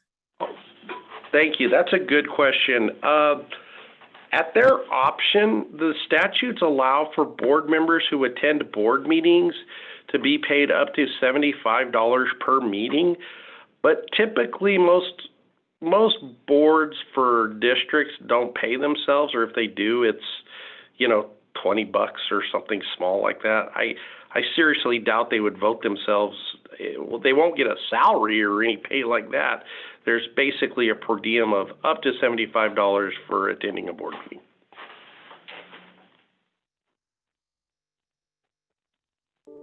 All right, thank you. Let me open it up to the board for to see if they have any questions of either our staff or of you at this time. Board members?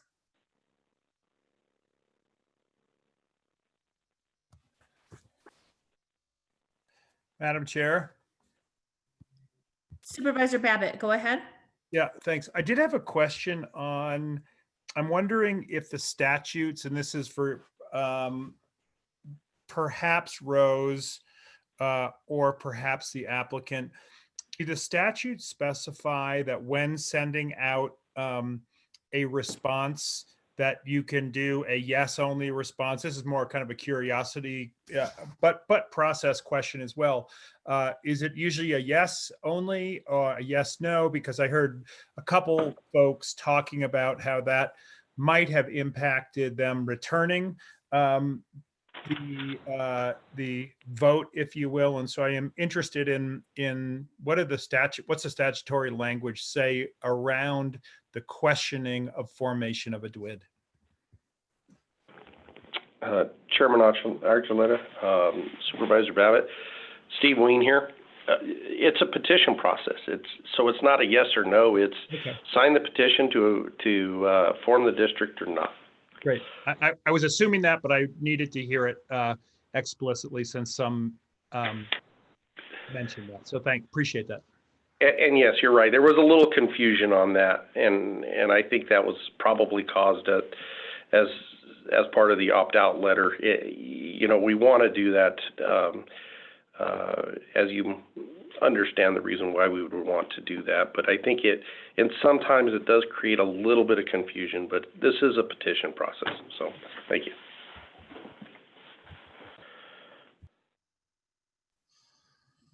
Other questions?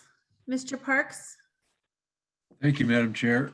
Mr. Ween, this kind of bothered me and I hadn't heard anything that would allay my fears here. Is there enough income from 1,600 customers of this water company to keep up with the payments on a $2+ million loan with interest? And I have the fear that if there weren't enough to cover the loan, that the DWID might default. And we've already had the experience of having the KVID, Kachina Village, that we had to run until it got out of receivership or out of the red anyway. So I was just wondering if there was going to be enough income to cover the loan. Chairwoman Archuleta, Supervisor Parks.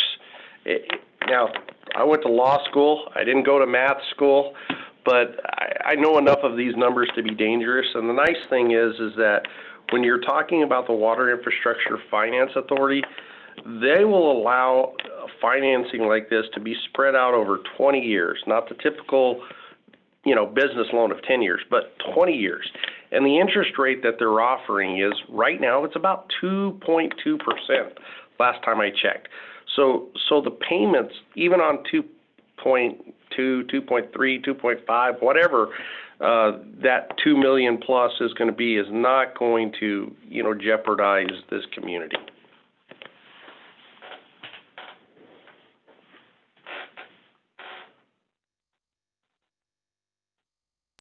Supervisor Parks, you're muted. You'll need to unmute yourself and start again. I'm sorry. No, it's okay. So, Mr. Ween, the payments of the 1,600 customers, a monthly payment for their water bill, that's enough to cover the payments on a $2 million loan. Absolutely. Okay, thank you. Other questions from the board? Madam Chair, if I may. Sure, go ahead, Supervisor Ryan. Just for further edification, Mr. Ween, on your opt-out process, how did you go about that? What type of mailing did you do? Where did you get your list? Sure, Chairwoman Archuleta, and this was Supervisor Ryan, correct? That is correct. Thank you. It's a long night. What occurred is that we looked at the petitions and we saw in Starlight Pines and the Starlight Pines Ranchettes that there were substantial numbers of people that have signed, but there were still some missing. So what we did is mailed out through the homeowners associations, because they have the list. They have the property list of everybody. Through the homeowners associations, mailed out to each person who hadn't signed the petition,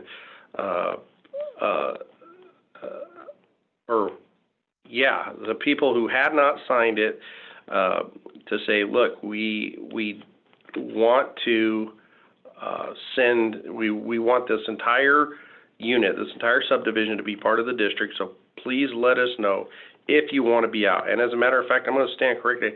We actually sent it out to everybody, is my recollection, for everybody in those two subdivisions to have the opportunity to opt out if they wanted to. And so were these mixed lists, or were they specific to Coconino County addresses? In other words, we know there's a lot of second home ownership there, and people change their mailing addresses back and forth. They were the mailing addresses that the homeowners association had. So whichever the current homeowners association mailing list was, that was what was used. Okay, thank you.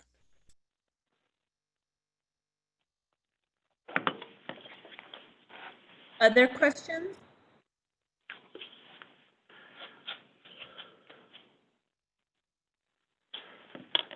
Okay, any questions of the staff?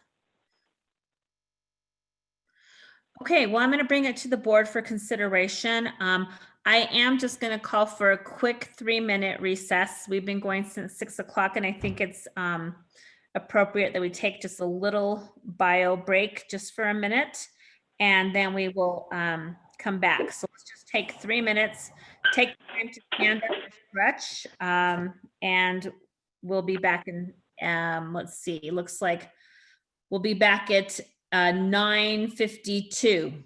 No, excuse me, 8:52, beg your pardon, 8:52.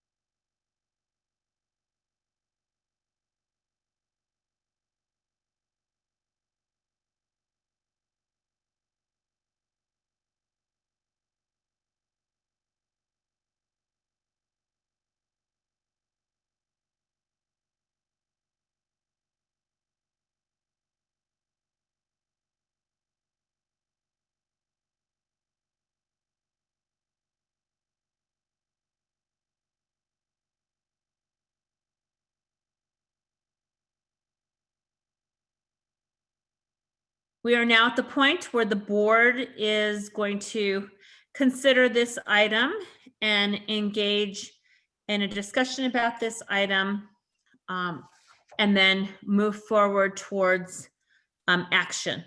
So board members, who would like to begin the discussion on this item?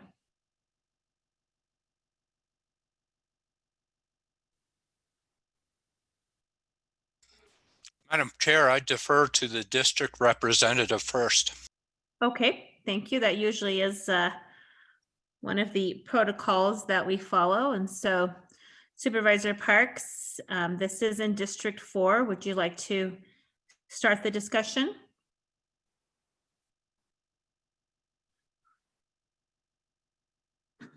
Okay, thank you, Madam Chair. Well, there seems to be still some opposition to this, but I don't know why.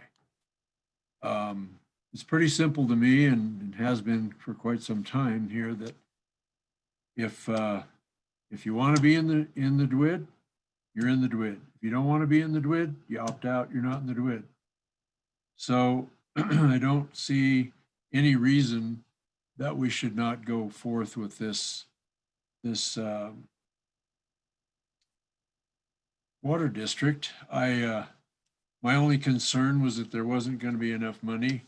After speaking with Mr. Ween about that, I did some quick math, and in 2.5 years they could pay for the $2 million loan, and in 3 years they could handle just about any interest that came with that. So that sounds good to me. There's still maintenance, and there are other costs that go with that that'll have to come out of the 1,600 customers' pockets, but I really don't see a problem with it. So there did seem to be some questions about the legality of the petitions, but I assume that through the other questions, I assume that was taken care of.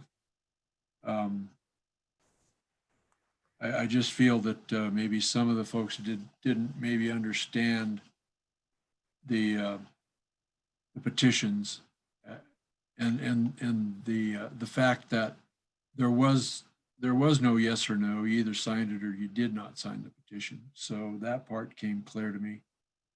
So personally, I don't find any reason why we should not go forth with this. It seems like a good idea. It seems like the folks that own the water company really would like to pass it on to the residents there. I think that is a public good. I feel that I'm pretty much able to make the findings that this is a good idea. So with that, I'll let the other supervisors speak. Thank you. Thank you, Supervisor Parks. So you're saying that you can make the findings that it will promote the public convenience, necessity, and welfare? Yes, Madam Chair, I am. Okay, thank you. Supervisor Babbitt, it seems like you would like to speak. Sure, great, and appreciate Supervisor Parks starting us off here. And this is the district he has the privilege of representing, and so I'm glad to hear his thoughts. My thoughts are aligned with Supervisor Parks in terms of the structure and the structure of the proposal can meet the findings from my perspective. The one thing I want to say and recognize is that even those who are opposed to the formation of the DWID, I really appreciate that you take the water decisions that face rural Arizona very, very seriously. You should take those seriously, whether you're in favor of this formation of the DWID and you were in favor of the petition or not. After a couple decades of drought and the issues that rural communities face with their water supplies is serious. You know, we should be asking difficult questions of them, whether that's financial viability questions, whether that is access to capital for long-term O&M for an operation or not. The reason I can really make the findings is that, and why I do support this particular iteration of the water service for the community, is this is not a question, as I read it, of, you know, to sell or not to sell. It is going to be transferred from current ownership. And so what is the best mechanism and what is the best receivership to serve the long-term public good in those communities? And there are no guarantees that a DWID, which has different sets of regulatory oversight from the Corporation Commission than for-profit corporate utility models, is going to serve every single person's interests at every time. But I will tell you, as someone who spends a lot of time in the somewhat minutia of the Corporation Commission on energy and water issues, that oversight does in no way, shape, or form guarantee correct fiscal management. It does no way in shape or form guarantee a rate structure which serves consumers' interests at times. And so I really like that the control of this is local. I always feel that although sometimes not easier, it is more meaningful when our local communities control some of these in the board of directors. And I think the governance structure of those who are in the district allows for democratic participation. And I think that's a really, really important piece that you do not get in a out-of-state or corporate controlled entity. You lose that relationship to the management and ownership. Just as local government, those of us who are in local government are close to the constituents we serve, so is a board of directors management structure where your neighbors are actually engaged. I find, again, not always easier, but more meaningful in the long run. So I can make the findings on public convenience, necessity, and welfare here. That's not, those are pretty broad terms, and you can drive large trucks through that to serve any objective. Personally is my perspective on that, but this clearly is a reasonable proposal brought forward in a way that has been vetted. It has been brought to the community. And I'm really kind of excited about the local ownership and control piece of this. And so I will be voting in support of establishing the improvement, the Blue Ridge Domestic Water Improvement District. Thank you.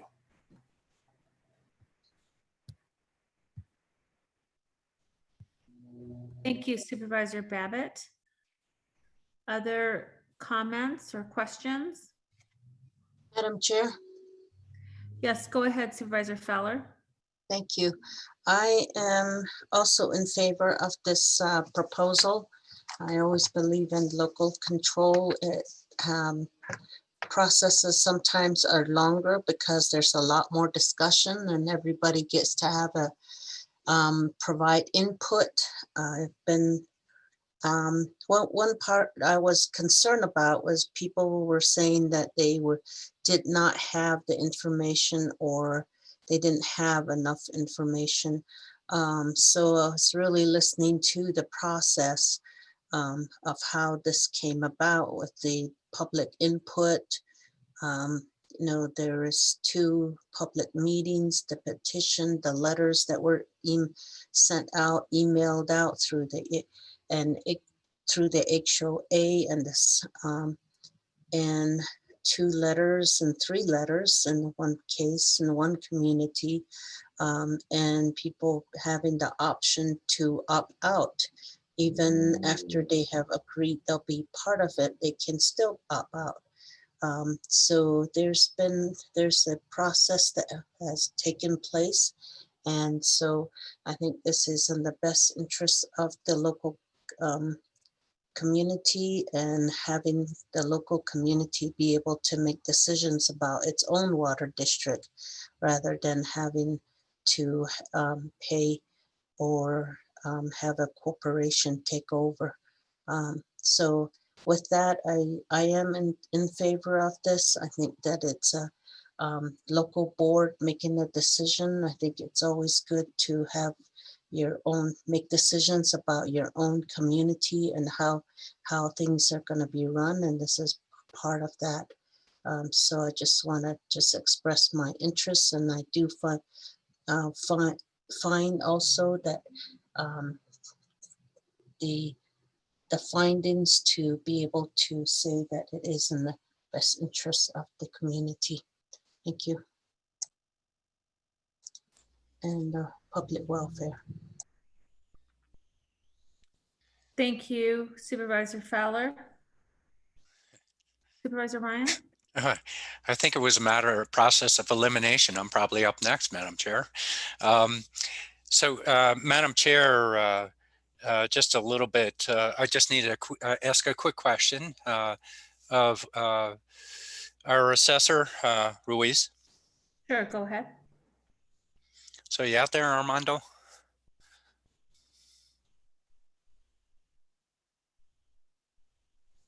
Wait until he queues up here. So it looks like his mute button is off, but we can't hear you, Armando. So maybe just need to get a little bit closer to your microphone. How about now? Yes, we can hear you. Yes, Perfect. all right. So the question I have for you is, are you seeing more than 51%, 50 plus 1%? Yes, that is the case at this time. Okay, and that's just, it's one of our legal questions that we have in making this decision, and I think it was pretty evident for the sake of it not being asked just in that you could see it on the maps, but I did want to ask that question just from a validation perspective associated with this. And then speaking to the public good, convenience, etc., associated with this. Probably one piece, I'm looking at all these subdivisions. I was the representative when these were approved way back when, those beautiful places that you have down there. But I also have been through the pieces, and Supervisor Parks can attest to a lot of the history associated with the area as well on this, as not only as the representative, but his time there over the many years. But the progression went from a land exchange to gradual movement of open space into the approval of these subdivisions. One thing that I have watched through the owner that triggered these movements could be captured in the intent of conveyance of the firehouse, first creating the firehouse and then in Starlight Pines. That eventually had been written into the original proposal to convert that over to a community center. And I've watched in other communities where many groups have walked away from that. What I see is an intent to try and bring this to community ownership. I also see a community that is engaging this and wanting to do right in that way. I have watched other communities and other water systems over the past 24 years, and private ownership is not the Shangri-La out there that it may be. Often people want to drive the rates down and don't pay for their infrastructure. And that could happen with a DWID, but you have a voting capability associated with the DWID. I've seen water districts rates escalate at phenomenal rates, and Corporation Commission endorsing those rates, where I've seen the community by far in numbers come out and appeal that and be rejected by that. So your protections and assumption that the Corporation Commission is going to step in on behalf of the community, even if they come out en masse, is not necessarily guaranteed through their processes, and their processes are quite cumbersome. We have taken a community improvement district in Kachina Village and improved it over the years with the investment of infrastructure. But in doing so, it was always an interaction and cooperation with the community. And we conveyed it to community. The final piece was community governance. And there's a strong acceptance associated with it. But a piece of that was the interaction and the capability of the community knowing that they would have that opportunity. So I do see a public benefit associated with it. The for-profit, my gosh, versus the opportunity for the community to acquire. It could be argued that it may be more expensive, but it's not the pattern I've seen out there. Usually for-profit prices, acquisitions are steeper associated with that. And if you're in the utility, which all of you are, even those that don't want to be in the district, that would be a heck of a lot higher rate associated with it. So for the sake of the community and making a decision for the sake of the community to help the community, I think it would be appropriate to make a decision based on community welfare, community convenience. There is a benefit associated with this. So, Madam Chair, I do support and can make the findings that there is a benefit for the sake of the community, that people have the option of opting out. You still will be subject to the operation of the utility, but the intent of creating the DWID is that you have a mechanism where you have control of the administration and the maintenance associated with it. So, Madam Chair, when it comes time to vote for this, I will support the intent of the creation of this domestic water improvement district, otherwise known as a DWID. Thank you, Supervisor Ryan. Okay, so I would like to weigh in, but before I do have a couple of final questions, and that is,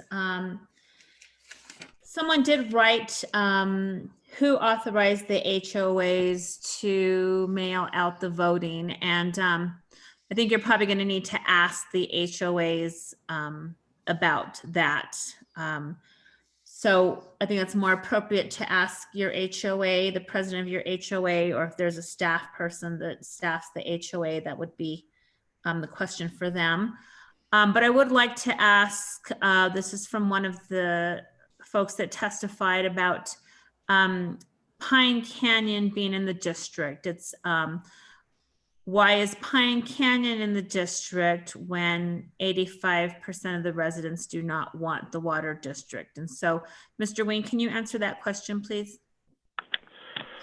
Yes, Chairwoman Archuleta, I believe that there are lots in Pine Canyon that are included, but the entire subdivision is not.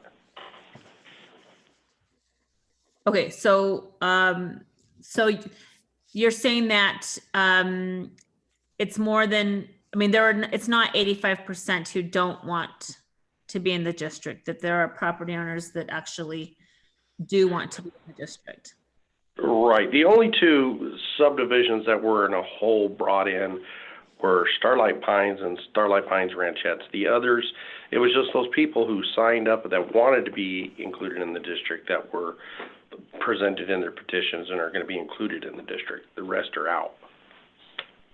Okay, and there are some people that have indicated tonight that they would like to be out, that they're currently included and they would like to be out. And so we have the option of basically excluding them this evening. Just for clarification, if we do not exclude them this evening, what is the process for them to be excluded after this evening? Chairman Archuleta, if for some reason we miss somebody or somebody later decides they want to be outside of the district, they would essentially petition to the board, draft a letter that says, I want to be outside of the district, submit that to the board, and have that voted upon by the district board. It's relatively simple. There's no reason to keep them included. I mean, it's not like anybody's taxing or there's going to be any, change to the district. If they want out, they can go out. It's just a petition process. I see no reason why they would be held in if they didn't want to be. Okay. Thank you. Appreciate that. And those who are still on the line can also read some of the chat. There's some, seems like the answer about the HOA, there seems like there's a resident that has indicated that the HOAs did not mail the affirmative petitions, but that they were mailed by the Blue Ridge Water District Steering Committee. But you can see that in the chat for the person that asked that question. Okay, thank you very much, Mr. Weems. Appreciate it. Thank you. I too can make the findings, and we'll be voting in favor of this. Local control is always best, controlled by the people within the district. And we do have before us a majority who wishes to formulate the district. And so that criteria has been met. There is a way for people to who do not want to be included to not be included. Even if you wanted to be included tonight, then and you change your mind, you can be excluded. But I would like to have a conversation with the board about people in particular tonight who said they do not want to be in the district, that they want to be out. And it would be my preference that the folks that said they don't want to be in the district, and they've made that known tonight, to exclude them from the district. And so I wanted to hear from fellow board members, and Mr. Park, since you represent the area as well, I wanted, especially you, want to hear about how do you feel about the people that said they didn't want to be in the district tonight, of just excluding them. And that is one of the alternatives in the staff report, and that we do have that ability tonight to change the district boundary to exclude any persons opposed to the district who are within the boundary. Thank you, Madam Chair. I think that these folks, if they have expressed an interest in not being included in the district, I don't see that they're going to change their mind. So I figure that if we exclude them tonight, that'll just save them from having to petition later on to be excluded. So let's do it tonight.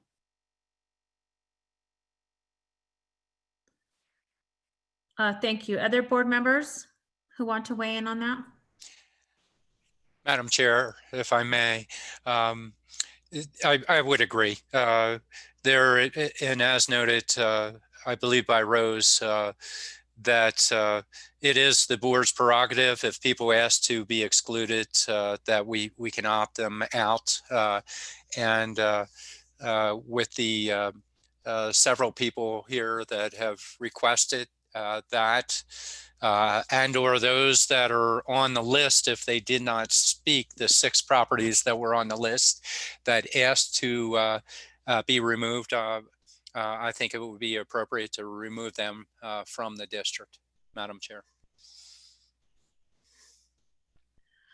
Thank you. And then I just so we understand the full implications of this, if a person after tonight, if we remove a person tonight and then they decide later on they want to be included, what is the process for that? And I'm going to pose that to Mr. Ween. Can you restate that one more time, please? Sure. If we remove somebody tonight who says they don't want to be in the district, and we remove them from the district, if they decide at a later date that they do want to be in the district, what is the process? Oh, absolutely. Thank you, Chairman Archuleta. They simply do the same. They petition to come in. So if they want to come into the district, they have to send a written letter that states that they would like to join the district. It's relatively simple. I have petition forms. Anybody who does this for a living has, the petition forms that we probably just send that to them, have them sign it, and then at the next board meeting, the board would, hear their petition to come in. It won't be as long as this hearing, but it's relatively quick. It's the same process. Yeah, you publicly notice it. You have the description of the land, and then the board decides if they want to come, if they're allowed to come in or not. But I mean, typically, I've never seen somebody excluded.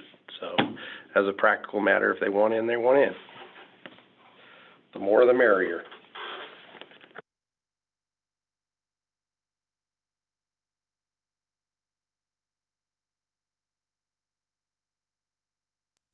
Sorry, I was on mute.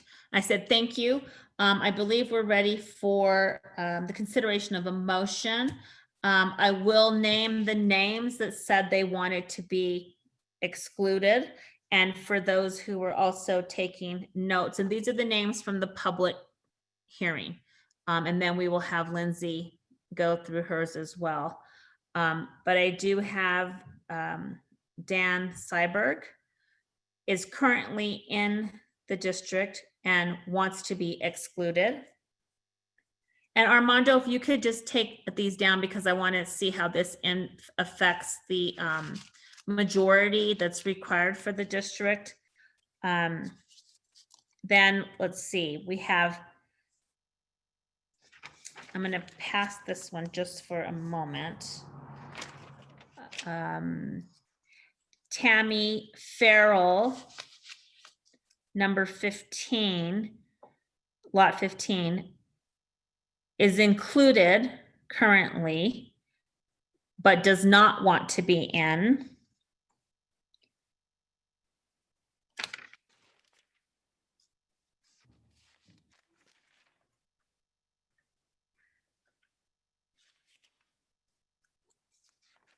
Give me a moment. I just want to go through my notes to make sure I don't miss anybody.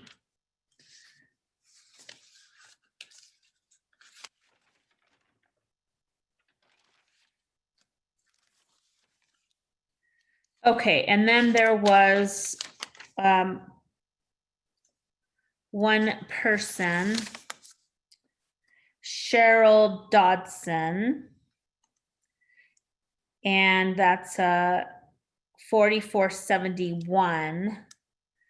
They are in the district, but said they needed more information to decide whether they wanted to opt in or opt out. So there wasn't clear direction from them. So clearly, two people that want to be out.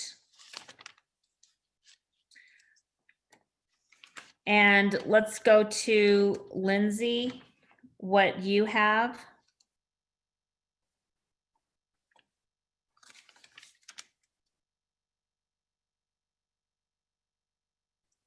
Lindsay Daly is the clerk of the board. Chair Archuleta, thank you. This is Lindsay. I also have Cheryl Dotson on my list who emailed that was opposed, and she actually emailed today. So, and I have her at 2471 Blackfoot Circle, and she did not sign the petition. Well, I have her in the district. Correct. She is included in the district. Okay, but she indicated to you she wants to be out? That's correct, that she does not support the district. And we checked the petition list and she did not sign a petition to be in the district. Okay, and then tonight she testified that she needed more information on the district so that she could decide whether to opt in or opt out. But you have an email that says she wants out. But she did not support it, correct? Or does she not support it? Okay. Okay, what else do you have? The other, I do have Tammy and Stephen Farrell, and they testified, they provided testimony tonight, not supporting the district, and they are included in the district. And then I have Gerber, and Todd Gerber sent email on June 5th, and so he is included in the district and expressed opposition to the district, but was not at the hearing tonight.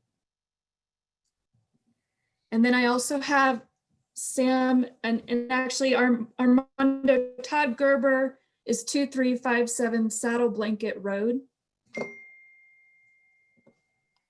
And then I have Sam and France Hurt, and they expressed back in March 9th, they sent a letter opposed to the district. And their address is 4813 Juniper Drive. They did sign the petition though, but that was prior to the letter that they sent in opposed to it. So Lindsay, just before 4813 Juniper Drive, can you name the other individual before that again? Yes, Todd Gerber. Okay, and is he currently in the district? Yes, he's currently in the district per my check with the assessor's office when we received his email of opposition. Okay, he's currently in. And he did not sign a petition, so he's not on our list of those that signed a petition. Okay, currently in, but has written you about opposition. Correct. Okay. And then can you name the person from the 4813 Juniper Drive? Yes, that's Sam and France Hurt, H-U-R-T. Uh-huh. And they sent a letter of opposition to the proposed district, yet they signed the petition. And they are currently included in the district, but had expressed their opposition since then. Okay. Anybody else? Yes, the other one I have is Patricia Nolan, N-O-L-A-N. And she sent an email of opposition to the district on June 4th. She's currently included in the district, but did not sign the petition. And I don't have an address for her, but that was checked by Scott Sweeby with the assessor's office to verify that she is included in the district. Okay. And then Dan Seiberg and Denise Schomburg, they did their testimony tonight in opposition.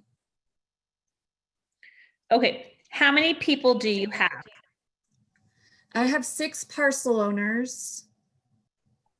And of the 6, 3 of them provided testimony tonight in opposition to it. And those 6 are all that I listed are all included in the district currently that have expressed opposition to the district.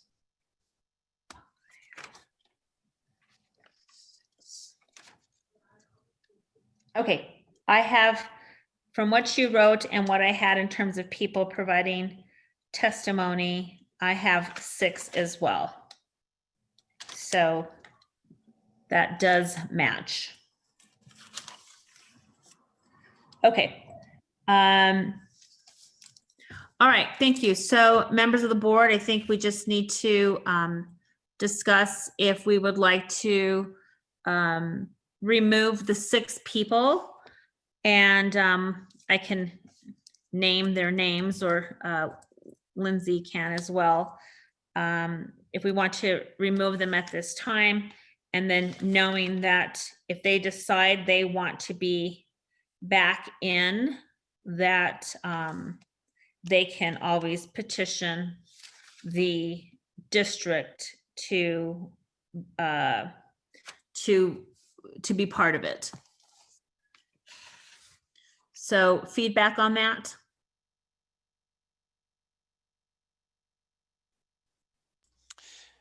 Supervisor Parks?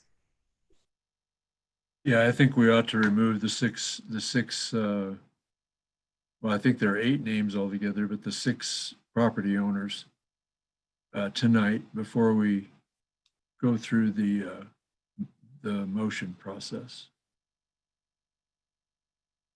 Well, let's just reconcile the 8 because I'm not, you're saying 8 like like 2 names on a parcel, or I just want to make sure how many parcels we're talking about. Yeah, Stefan and Tammy Farrell, Dan Seiberg and Denise, I forget her last name. Then Mr. Hurt, Mr. Gruber, and Ms. Nolan.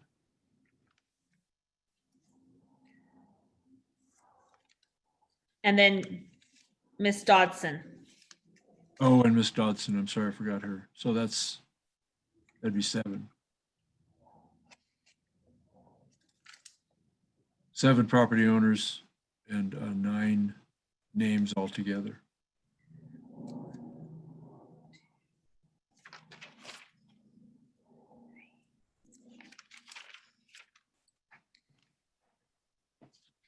Hold on 1 minute.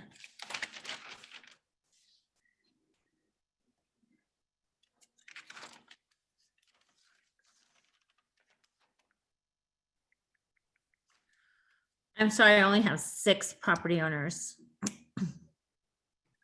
Okay, so going down the list, the Farrells, Dan Seiberg, Mr. Hurt, Mr. Gerber, Ms. Nolan, Ms. Dodson. Who did am I wrong on one of those?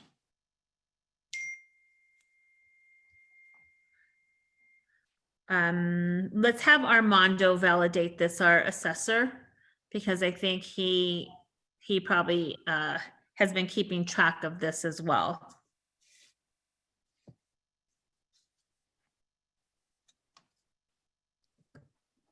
Assessor Reese, can you help us out here, maybe between you and Lindsay? Because I just want to, I don't want to exclude anybody who has said they want to be included.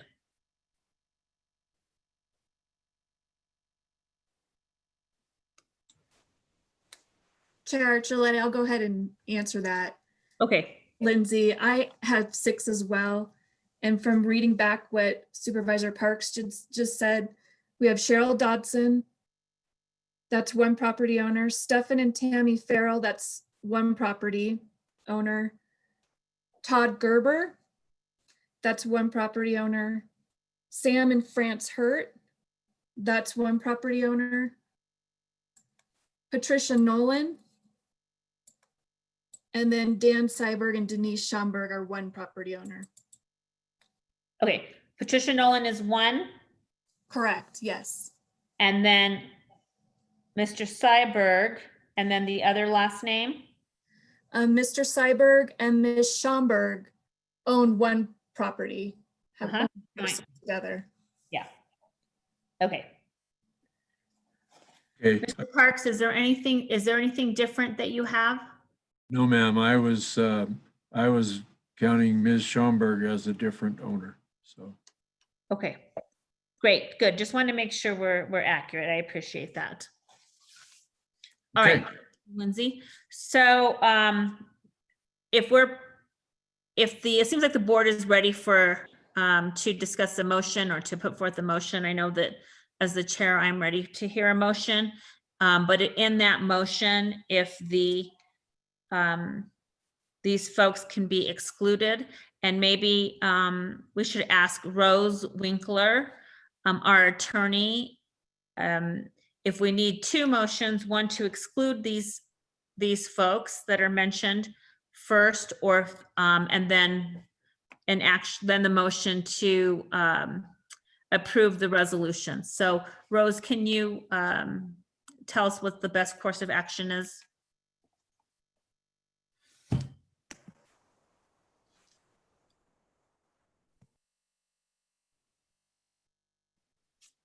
And we can't hear you. You were on, you need to unmute. There you go. Nope. No? Okay, now, okay, great.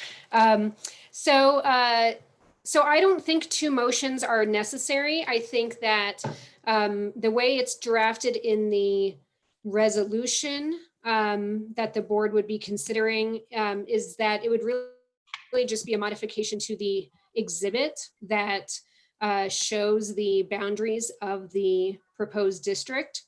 So I think the motion could be to approve the formation of the district with the boundaries modified to exclude those property owners who objected to the formation of the district tonight. And so that would allow us to then revise the map and attach a revised Exhibit A to the resolution. Okay, so Rose, do you, should we go to point 5 of the resolution?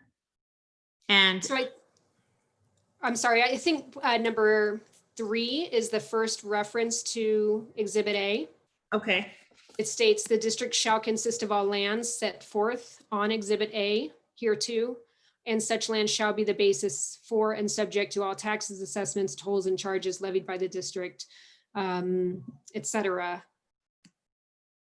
And so I would say it ultimately it's I think the board can approve the formation of the district in the motion, with the revision to Exhibit A to exclude those properties, discussed in the meeting in which those owners objected to the district and sought to be removed.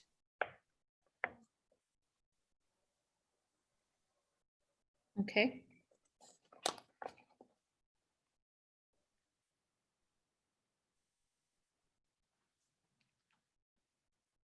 Madam Chair, do you want me to make the motion? Do you? Please go ahead. The resolution first, the entire resolution, or you want me to just make a motion?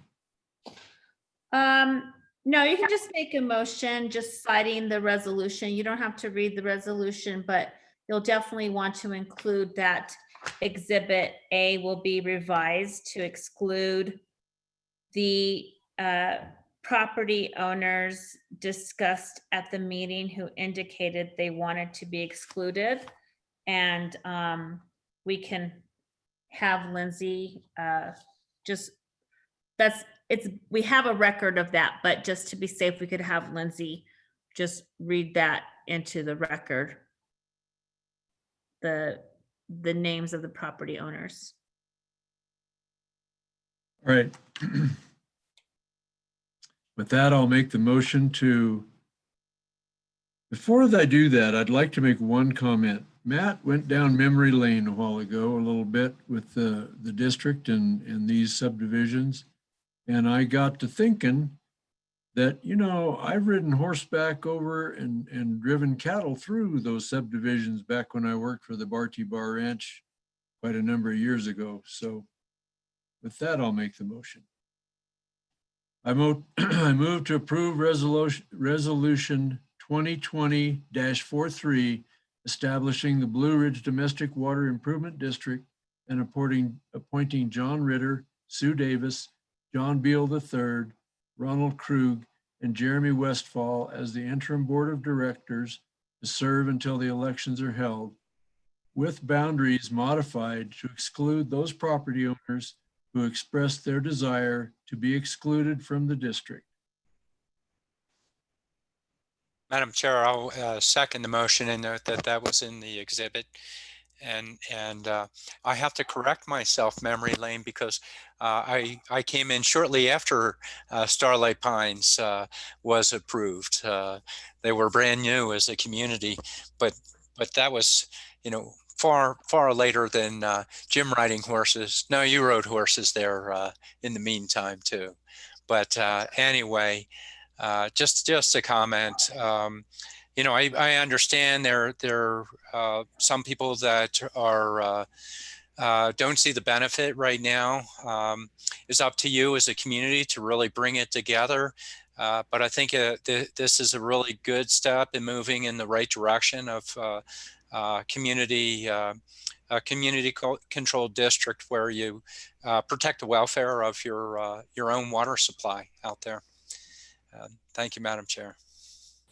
Thank you. We have a motion and a second, and I am going to call for discussion because one of the property owners that indicated that they would like to be, wrote an email that they would like to be excluded, wanted to know if, and this is an important question, is does that, if we are excluded, does that mean we will lose our water if we are removed? So basically, does that mean that we will lose our water if we are removed? And so, Mr. Ween, I just do want to have this as part of the public record. Would you please answer that question?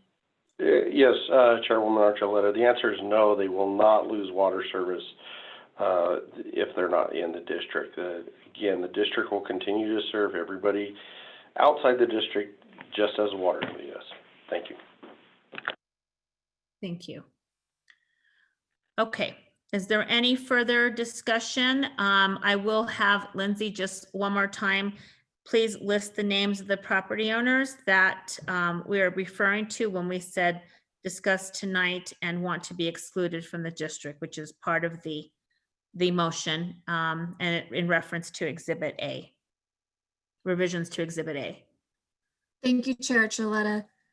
The list is property owner Cheryl Dodson, property owners Stefan and Tammy Farrell, property owner Todd Gerber, property owner Sam and France Hurt, Patricia Nolan, and property owners Denise Schomburg and Dan Seiberg, who own a property together. Thank you. Thank you. And it is indicated throughout the meeting during our discussion as well, those names. All right, thank you. So now I will call for the vote. All in favor of the motion, please say aye. Aye. Aye. All opposed to the motion, please say nay. Hearing none opposed, the motion passes unanimously.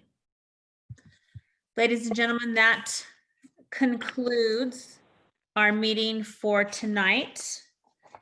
We are adjourned. Thank you. Thank you. Thank you, Madam.